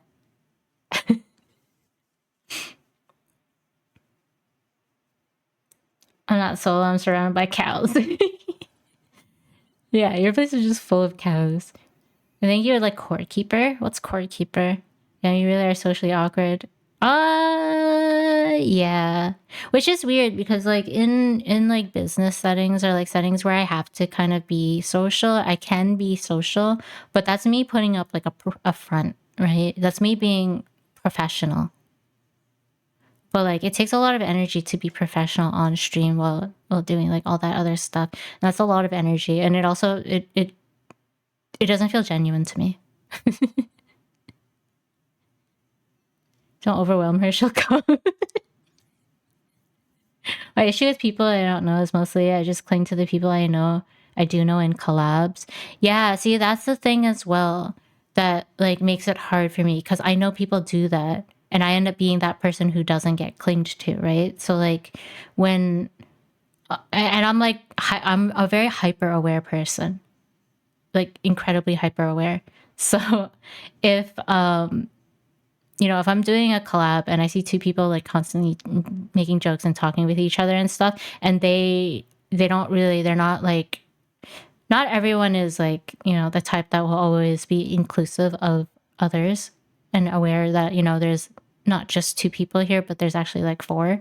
And they don't like bother to include me in the conversation, or like, you know, I say something and there's no response, then I'm just like, okay, well, I guess I'm not playing, I'm not in this collab anymore.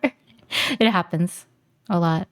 And that's why, I don't know. That's why I don't like collabs. I don't like collabs. I really don't. Collabs are very situational. I don't know. I don't know, man. I don't know. This shit's hard.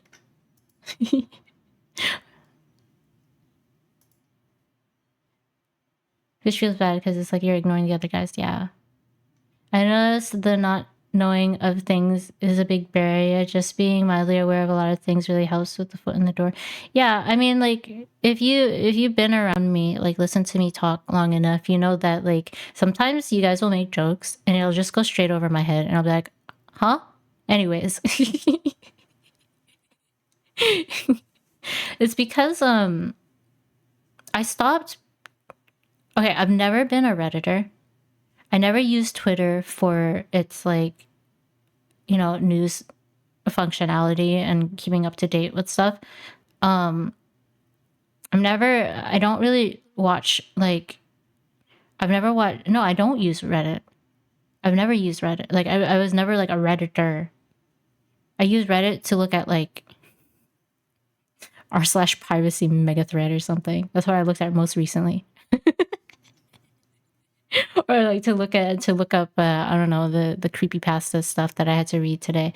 Um, like I said, like me, my extent is remembering like updates, and you guys said that was like forever ago. Um, what else? What else? What else? And like when I hear about like recent news and like things, tragedies and things that are happening in the world, I get too caught up in it, and it emotionally like wrecks me. So I try to be as ignorant as possible so that I don't get affected by it. I don't know.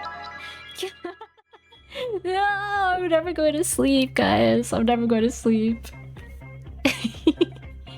Killa! Hello, hello, hello, hello, hello. Incoming otter raft. Oh my god, I can't read. 24 hours. No, hello, hello, hello. Killa, thank you for the read. How are you? Oh, we had a good streamies. We had a good streamies. No sleep. You're not allowed to. Isn't it morning for you, Momo? You did say thank you for letting me. Oh, you're welcome. You're welcome. You're welcome. I feel bad. I wanted to draw more of them, but I got like tired. Almost 8 a.m. Wow, you wake up early. Jesus Christ. It's like, what, Saturday at 8 a.m.? Who wakes up that early? Nobody wakes up that early. Insane. Do, do, do, do, do, do, do, do, do, do. An early bird? No, that's good. That's good. I wish I was an early bird. Anyways, what was I talking about? I'm awkward. Yeah, I'm awkward. Do you guys know MBTI? I bet you can't guess what I am. I mean, I'll like tell you, but I bet you can't guess what I am. Or maybe you can.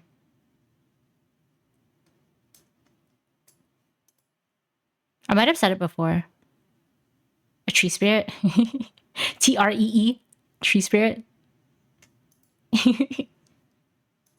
Oh, the 7A bus. INTJ. No, INTJs are like book smart. I'm not book smart. I'm cute. Yeah, CUTE. INFP. No. No. I seem that way, but no. I'm actually ISTP. It's like the most... one of the more uncommon ones for girls, but a pretty common one for guys. We're usually like emotionally very strange. But yeah. Yeah, ISTP. Is TP. I'm cheese parrot. I is cheap parrot. Is TP. Is TP. By the way, I was telling my chat that I have known you since before I started streaming. Wait.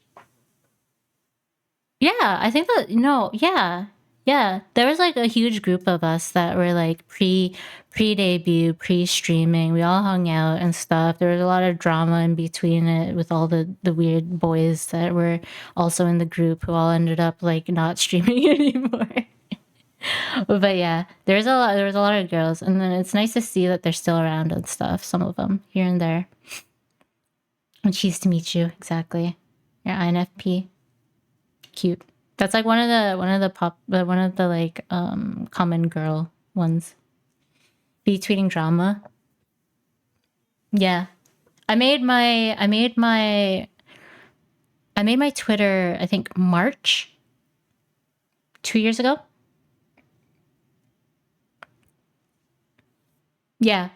INFP is like a very I believe it's like the mediator or something. They're just like they're nice people. Very understanding people. Very nice, kind people. And INTP is Spider-Man. Yay, I'm a nice people. Yeah, nice people. You guys are nice peoples.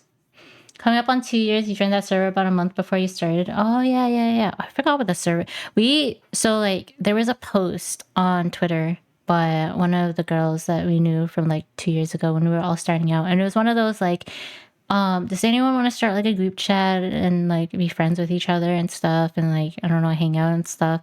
And then like a bunch of people replied, and then we made a group chat, but we found out that only like 10 people max can be in the group chat. So we made a Discord, and then we had a bunch of people join that Discord, and we all started talking and stuff. And one guy straight up, like on the first day, was like, yeah, I used my mom's credit card to buy like, you know, a Discord, a nitro and stuff. Here, let me buy some Discord nitros for you guys. And I use my mom's credit card to buy a VTuber model for me or some shit. And we're like, okay. and he got removed pretty soon after. But yeah. Because we were very quickly like, yeah, this is an 18 plus server for 18 plus people. But he got canceled by someone else like afterwards too, because he was like calling every VTuber girl he met like his wife or some shit, and it was like creepy. Your model is gorgeous. Your model is gorgeous. Thank you, Matcha Cow. Thank you. Also, hello, welcome. Yes, gesture. No way, exactly. What a nice mom. I know. What a kind mom. I have INFPA. Yeah, that was weird. Yeah. And then we had like some other guys. Oh my god. So there were like 3 main dudes. That one that got immediately like removed. Another one that got like really creepy after a while. I think it was just because he was so surrounded by girls that he just like thought it was okay to make like very blatant jokes, and like he would say like sexual jokes around me, and I would just kind of like smile, right? Be like, haha. And he would, and I think he took that as like a that's okay to keep going, to the point where like I guess everyone ostracized him, and he finally realized it, and he like left, and then kind of like that guy. Wait, hold on, how many people got canceled? Yeah, all three of the dudes got canceled. I don't know if any of the girls got canceled. Oh no, one of the girls was like very leechy, like straight off the bat, especially with me, even though there was like nothing to leech off of because we were all small. But she was like very fake, and she was very heavy on the pity baiting on Twitter kind of thing. It was kind of wild. Also, Cassiel, thank you for the follow. Cass Jester, thank you for the follow. Some people were agreeing, some not so much. Yeah, the R guy. Yeah. And then so there was one guy left, and a lot of girls were very like really, really loved him, as in like because he was very kind and everything. And they treated him really nicely, and they were like very like supportive of him. Plus, probably because he had like a good voice too. I'm telling you how he got canceled. So he was really well liked by all of them, including me. Like I thought he was nice and stuff, but all of them would be like they would DM him, and like he would text them back while he's like out hanging out with his friends and being like, "Oh, I love you guys. You guys are so kind. Like you're so supportive and all that stuff." And little did I know, because I keep like a distance between, you know, I'm not flirting with some random like dude. Little did I know that he was pseudo dating multiple of them, and his so-called roommate was his girlfriend, who didn't know that he was pseudo dating these like 4 VTuber girlfriends. And they all had like a goon channel in one of his channels, or one of his like Discords or something. They had like a goon channel or some shit where they were like goon to him. I don't know all of it, but I heard from like the sidelines that that shit was crazy. And like some people around me like know of the situation. But yeah. Yeah. Yeah. Yeah, I don't know. They had like a shrine, like a pray. I don't. It was just a channel where like everybody was like, "Oh, we love you. Oh, we love you. Oh, we love you." You know, like poor Goon channel when never. What do you mean? Goon channel's right here. But yeah, that shit was crazy. And like I knew a lot of these girls, and I like messaged a couple of them. I'm like, were you one of them? And they're like, no, but like, but I know of it. And I was like, are you for real? And they're like, yeah. And his response was to ignore all of it, block all those girls, and find another VTuber girlfriend and tweet all about her and stuff. And I don't know what he said to her, but she was defending the shit out of him and being like, these girls are all liars and blah, blah, blah, blah, like, blah, blah, blah. They're just jealous that they can't have him, or some stupid shit like that. But anyways, I think things went sour with them too. So with her too. So he ended up like cutting her off too. And then I don't know what he's doing anymore, but male VTubers, huh? Male VTubers, huh? Male VTubers. Don't my advice for you, don't let it get to your head when a girl starts talking to you, okay? Male YouTubers, don't let it get to your head when a girl talks to you, okay? If she talks to you, don't let it get to your head, okay? You do one wrong move, it's over for you. You be sure when you talk to that girl. You be sure when you send that picture. You be sure when you say that one thing that it's okay. The moment one girl says she's creeped out by you, it's over. It's over. Girls talk. Yeah, just be gay. No.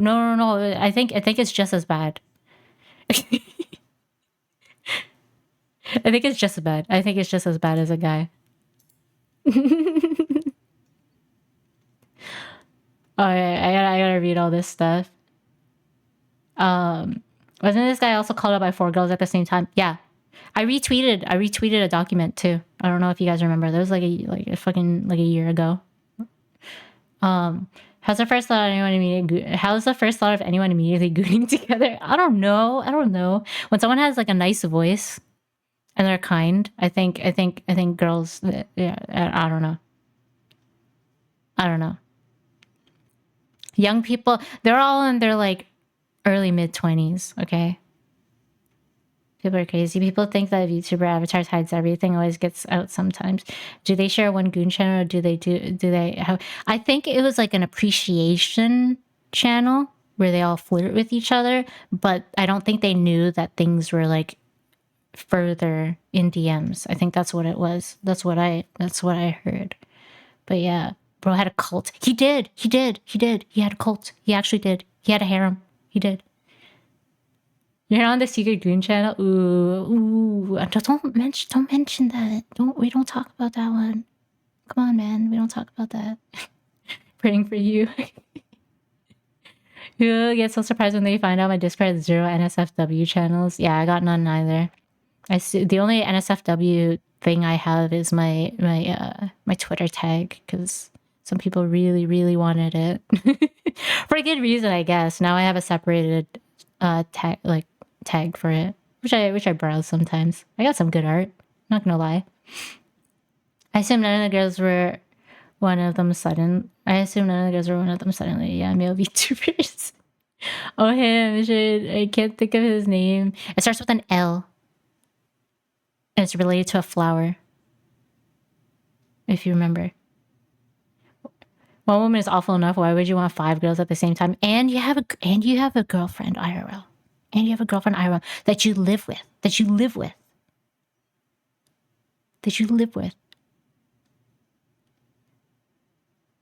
other crazy thing is he brought one of his like IRL friends who is a girl into like the group to like get to know us too, and like a lot of us became friends with her because she's like really nice and stuff, and she didn't know any of this stuff was going on as well. So when she found out that this guy was doing this to all these girls and his girlfriend at that time, she cut him off too.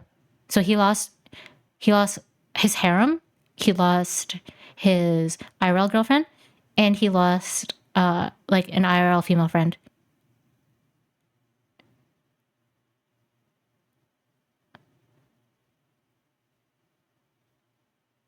He didn't even look that good IRL, guys. The girls like bought him a maid costume so he could wear. He took pictures.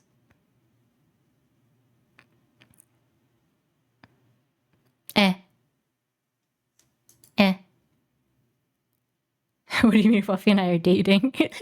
Who are you? Are there everything I know from Super Seducer? Good.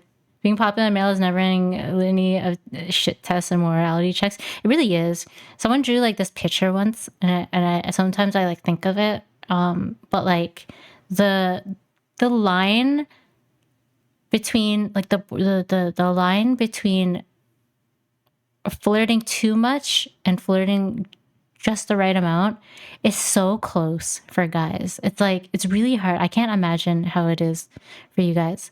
Like you have to gauge whether or not you're being too creepy or not. And like girls get icked so quickly. we get icked so quickly, and it's different depending on what type, like who you are. You have to know what your like attractiveness level is to be able to flirt. Because some guys can get away with a lot because they just have like riz. But some guys they can only get away with so much. And like how can you change that? I don't fucking know. I don't know. I don't want to say it's innate or anything, but like it's just different for a guy. And if you don't know that one, then it's like, ooh, like I don't know. I mean, it's a factor of everything. It's personality, it's voice, it's like just how you carry yourself. A lot of it is confidence, but then if it's too much confidence, some girls are creeped out. If you're, and then if you lack a lot of confidence, sometimes girls are into that too. I don't know, man. There's so many factors. There really is. You just gotta know yourself. You just gotta be able to. I don't know. You need to level up that skill.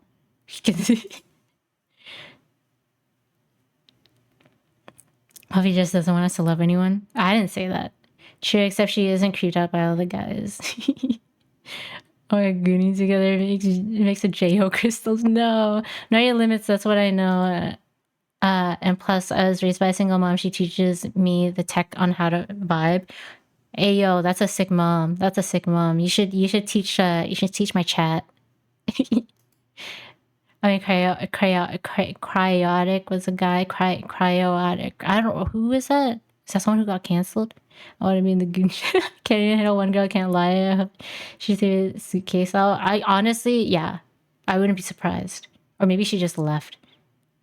And she had known him for years. Yeah, she known him for years too. That shit's crazy. That shit was crazy. I don't know, man. I don't know. People are stupid. People are stupid. She hooed me. You can also just not. Yeah, you can also just not. You can just not flirt. But then how are you gonna have your chance? Well, I guess you don't have to flirt with VTubers. You can flirt with people IRL too. But that's hard these days, I think. Look in the mirror and ask yourself, what can I get away with? Just never interact. What can I get away with? Yeah, look at yourself and say the things that you want to say to a girl and see if you get icked out. If you get icked out, then she's gonna get icked out. I think that's a good starting point. If you can't turn yourself on with your words, then how do you expect to turn another girl on?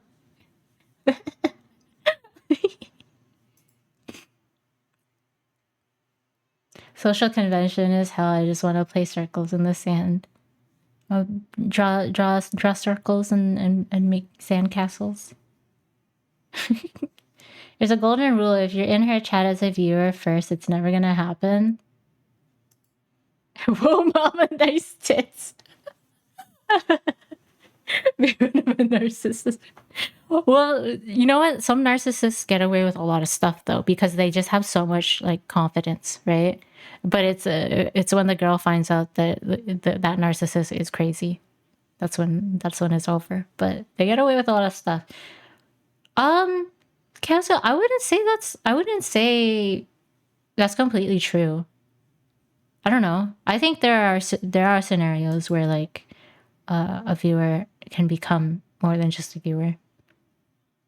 Like if they vibe well enough, or if they were like a viewer that was like there from the beginning or something, right? I don't know. I'm sure it's happened. Like I know it happens with like the opposite, where if it's like a male streamer and then it's a female viewer, there's like a higher chance that that could happen.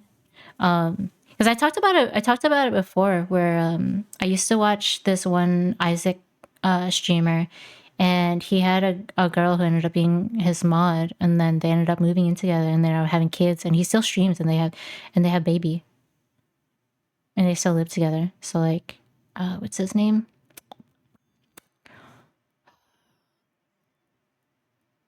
Oh my god, I don't remember his name. I'm drawing blanks tonight. I'm just shooting blanks everywhere. But yeah, it's kind of wholesome. Yeah. Like he's been around for like 10 years too. Like OG. So yeah, I was there through like a good amount of it. But it's cute. It's nice. It happens. Don't let your dreams be dreams, but also don't flirt with every streamer you watch. It feels very unlikely. Yeah, but it's also like when you watch a streamer, I don't think the first thing or the main point of like watching them is in hopes of being in a relationship with them. Because that's the parasocial, that's a parasocial aspect, right? Where like I think majority of the times you'll probably end up getting hurt just because there's so many, right? There's so many people watching too, right? I don't know. I've accidentally become parasocial with like people I've watched before, and I would get upset if someone was talking about another girl, and then I had to like check myself. I had to be like, wait, what am I doing? Why am I feeling this way? Stop. But yeah, yeah. Mm, mm, mm, mm. Uh, yeah, that was never imposed. I am friends with someone who ended up dating one of their chatters, but it's incredible edge case. Yeah, because sometimes it could be like, oh, they happen to live close to each other, or they happen to like, I don't know, go to the same school, or they happen to like sometimes it's just like huge coincidence, or they know mutual friends or some shit, and you're just like, holy shit, right? Because that shit happens too sometimes. Throbbing sosig. Isn't sosig like a Filipino dish?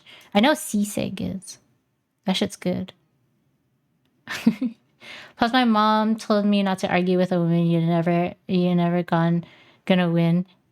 You either admit you screw up to better the situation. Yeah, you ever hear the saying, "Happy wife, happy life." Happy wife, happy life, man. Yes, dear. You're right, dear. Sorry, dear. It's a happy life for you. If you upset her and you want to argue with her, she's never gonna stop. She's never gonna stop. Then I can't guess you can't flirt with me anymore. Yeah, it's one-sided. Only I can flirt with you. You can't flirt with me back, or you get banned. I'm a disgusting edgelord, and even I've had chatters confess their love to me. It's kind of wild. Yeah, streaming is a social hobby. You'll meet someone you'll click with eventually. Online relationships are just very weird to me in the first place. I don't think it works that well. My belief is that online relationships only work if you plan to meet each other soon. If you have actual plans to move, like one person plans to move to see the other person sooner than later. So it can't be oh, we'll date online for 4 years and then I don't know, figure something out. Like maybe when you're young and maybe when you're a kid, because like you got to finish college, you got to finish high school or whatever the shit you got to do, and you got to find a job and stuff. But like even then, it's like that's 4 years of someone online, dude. You probably want to socialize with someone IRL and like gain experience or something. You know, unless that person is so special, like truly special, unique. Like you just like bond. Like it's just a bond, which like can happen, right? I think it's because you meet so many people online, more than you meet people like IRL. It could happen, but I don't know. I think it works. It's just I don't think people do it properly. The best is when the streamer helps ship viewers and viewers together and they get married and they leave the streamer. Dude, I was doing that before. I was trying to get my viewers to kiss the boy love again. You guys to kiss each other. But oh my god, I think that would make me incredibly happy. But I don't think I have a lot of female viewers. I don't. If I had more female viewers, I would try to ship you guys together. And if I found out that like two of my viewers ended up like meeting and dating because they were like fans of me or something, or they liked watching me and they got close because of that, I think I would cry. I think I would cry buckets. 'Cause I think that's cute. I think that's cute as fuck. Cause like I see that with like bigger streamers, like what like I think I've seen it once in like Wubby's chat. I've seen it once in like Ludwig's chat where it's like, yeah, you know, like I met my girlfriend in your chat, like, you know, and then we end up meeting each other and now we're gonna move in together and shit. And it's like that shit's sweet. That's so cute. Wingman us. That's what I did with my. That's what I tried doing with like my online friends. I mean, not my online, my IRL friends. There we go. Good. But I don't have a lot of female friends. I don't have a lot of friends in general. You know, me being a homebody, especially these days now that I spend all my off time just like streaming or doing like content. Literally just work and content. Work, content, sleep, play with cat. You gonna eat now? Good night, FD. Night, night, night, night. Thank you for hanging out. Thank you for chatting. I know it's 2 a.m. I don't know what happened. See, I realize when I'm not looking into anything else other than to say Rizzy lines. Saying Rizzy lines is fun. I like saying offhand shit sometimes too. I think I'm just flirty in nature.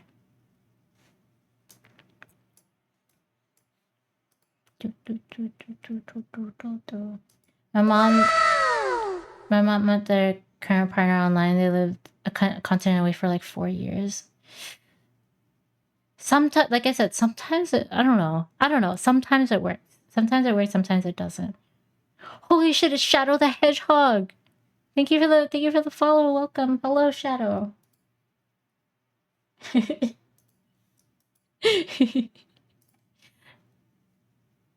and female VTuber collaborate. You stream together until 2 people in chat meet up and smash. What the fuck? You can have like a yeah, because the male VTuber probably has like more females, and then the female VTuber has more males, and then you'll do a collab together. But it'll be a stream where you force your viewers to talk to each other. I'll make like an overlay, kind of like my FWAP battle, but it'll be like one viewer from each channel, and then we'll force them to like do like a 2-minute, 3-minute speed date.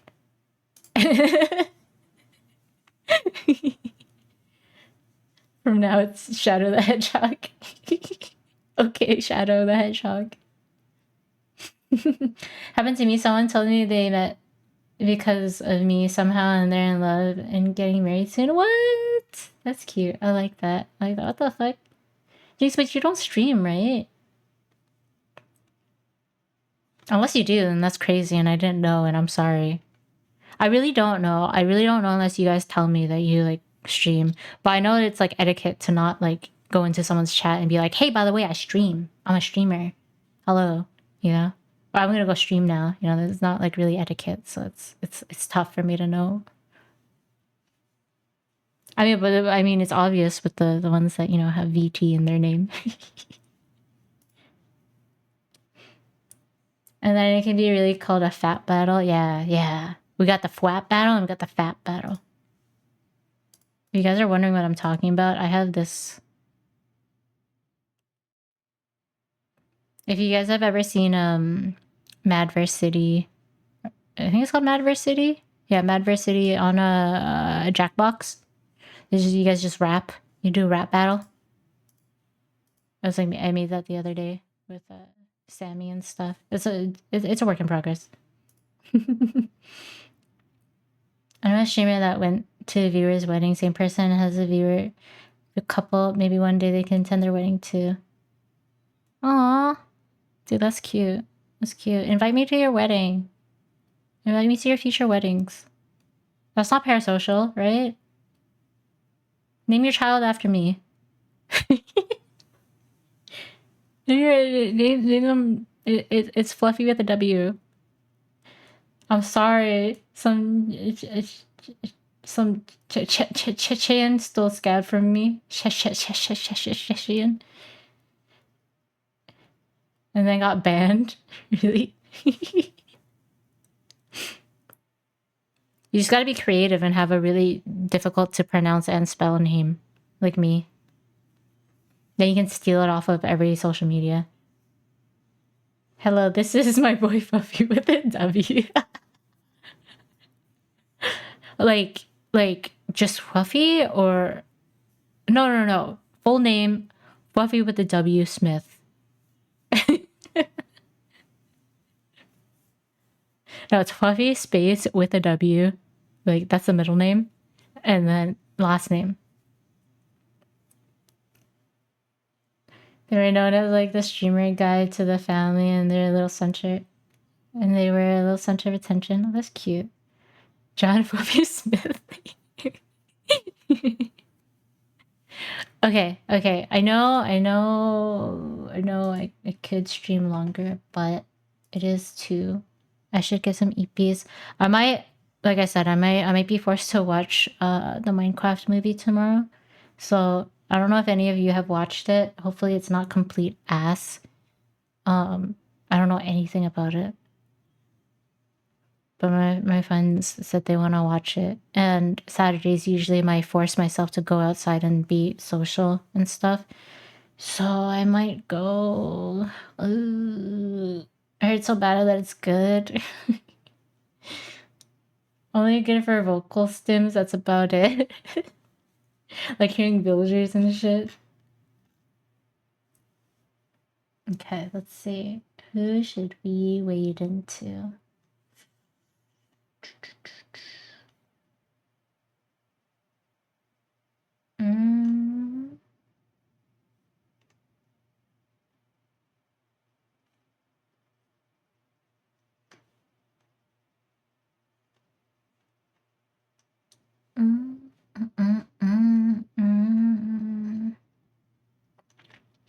We got art. We got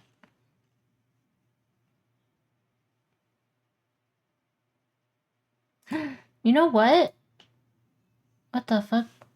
Why is he on so late? Ed is on. If you guys don't know, Ed Psychotrist, he used to raid into me quite a bit. He's been streaming for 5 hours. I've never been able to like raid into him because he usually ends before me.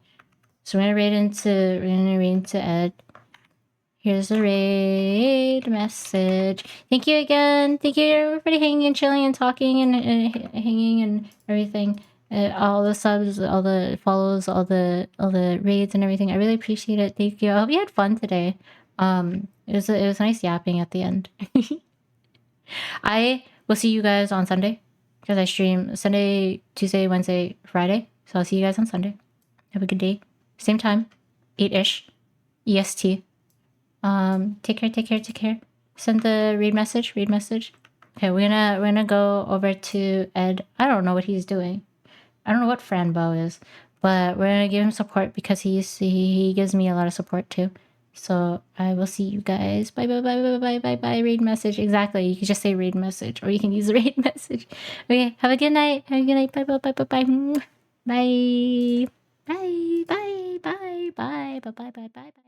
Bye. Bye. Thanks, stream. Thank you.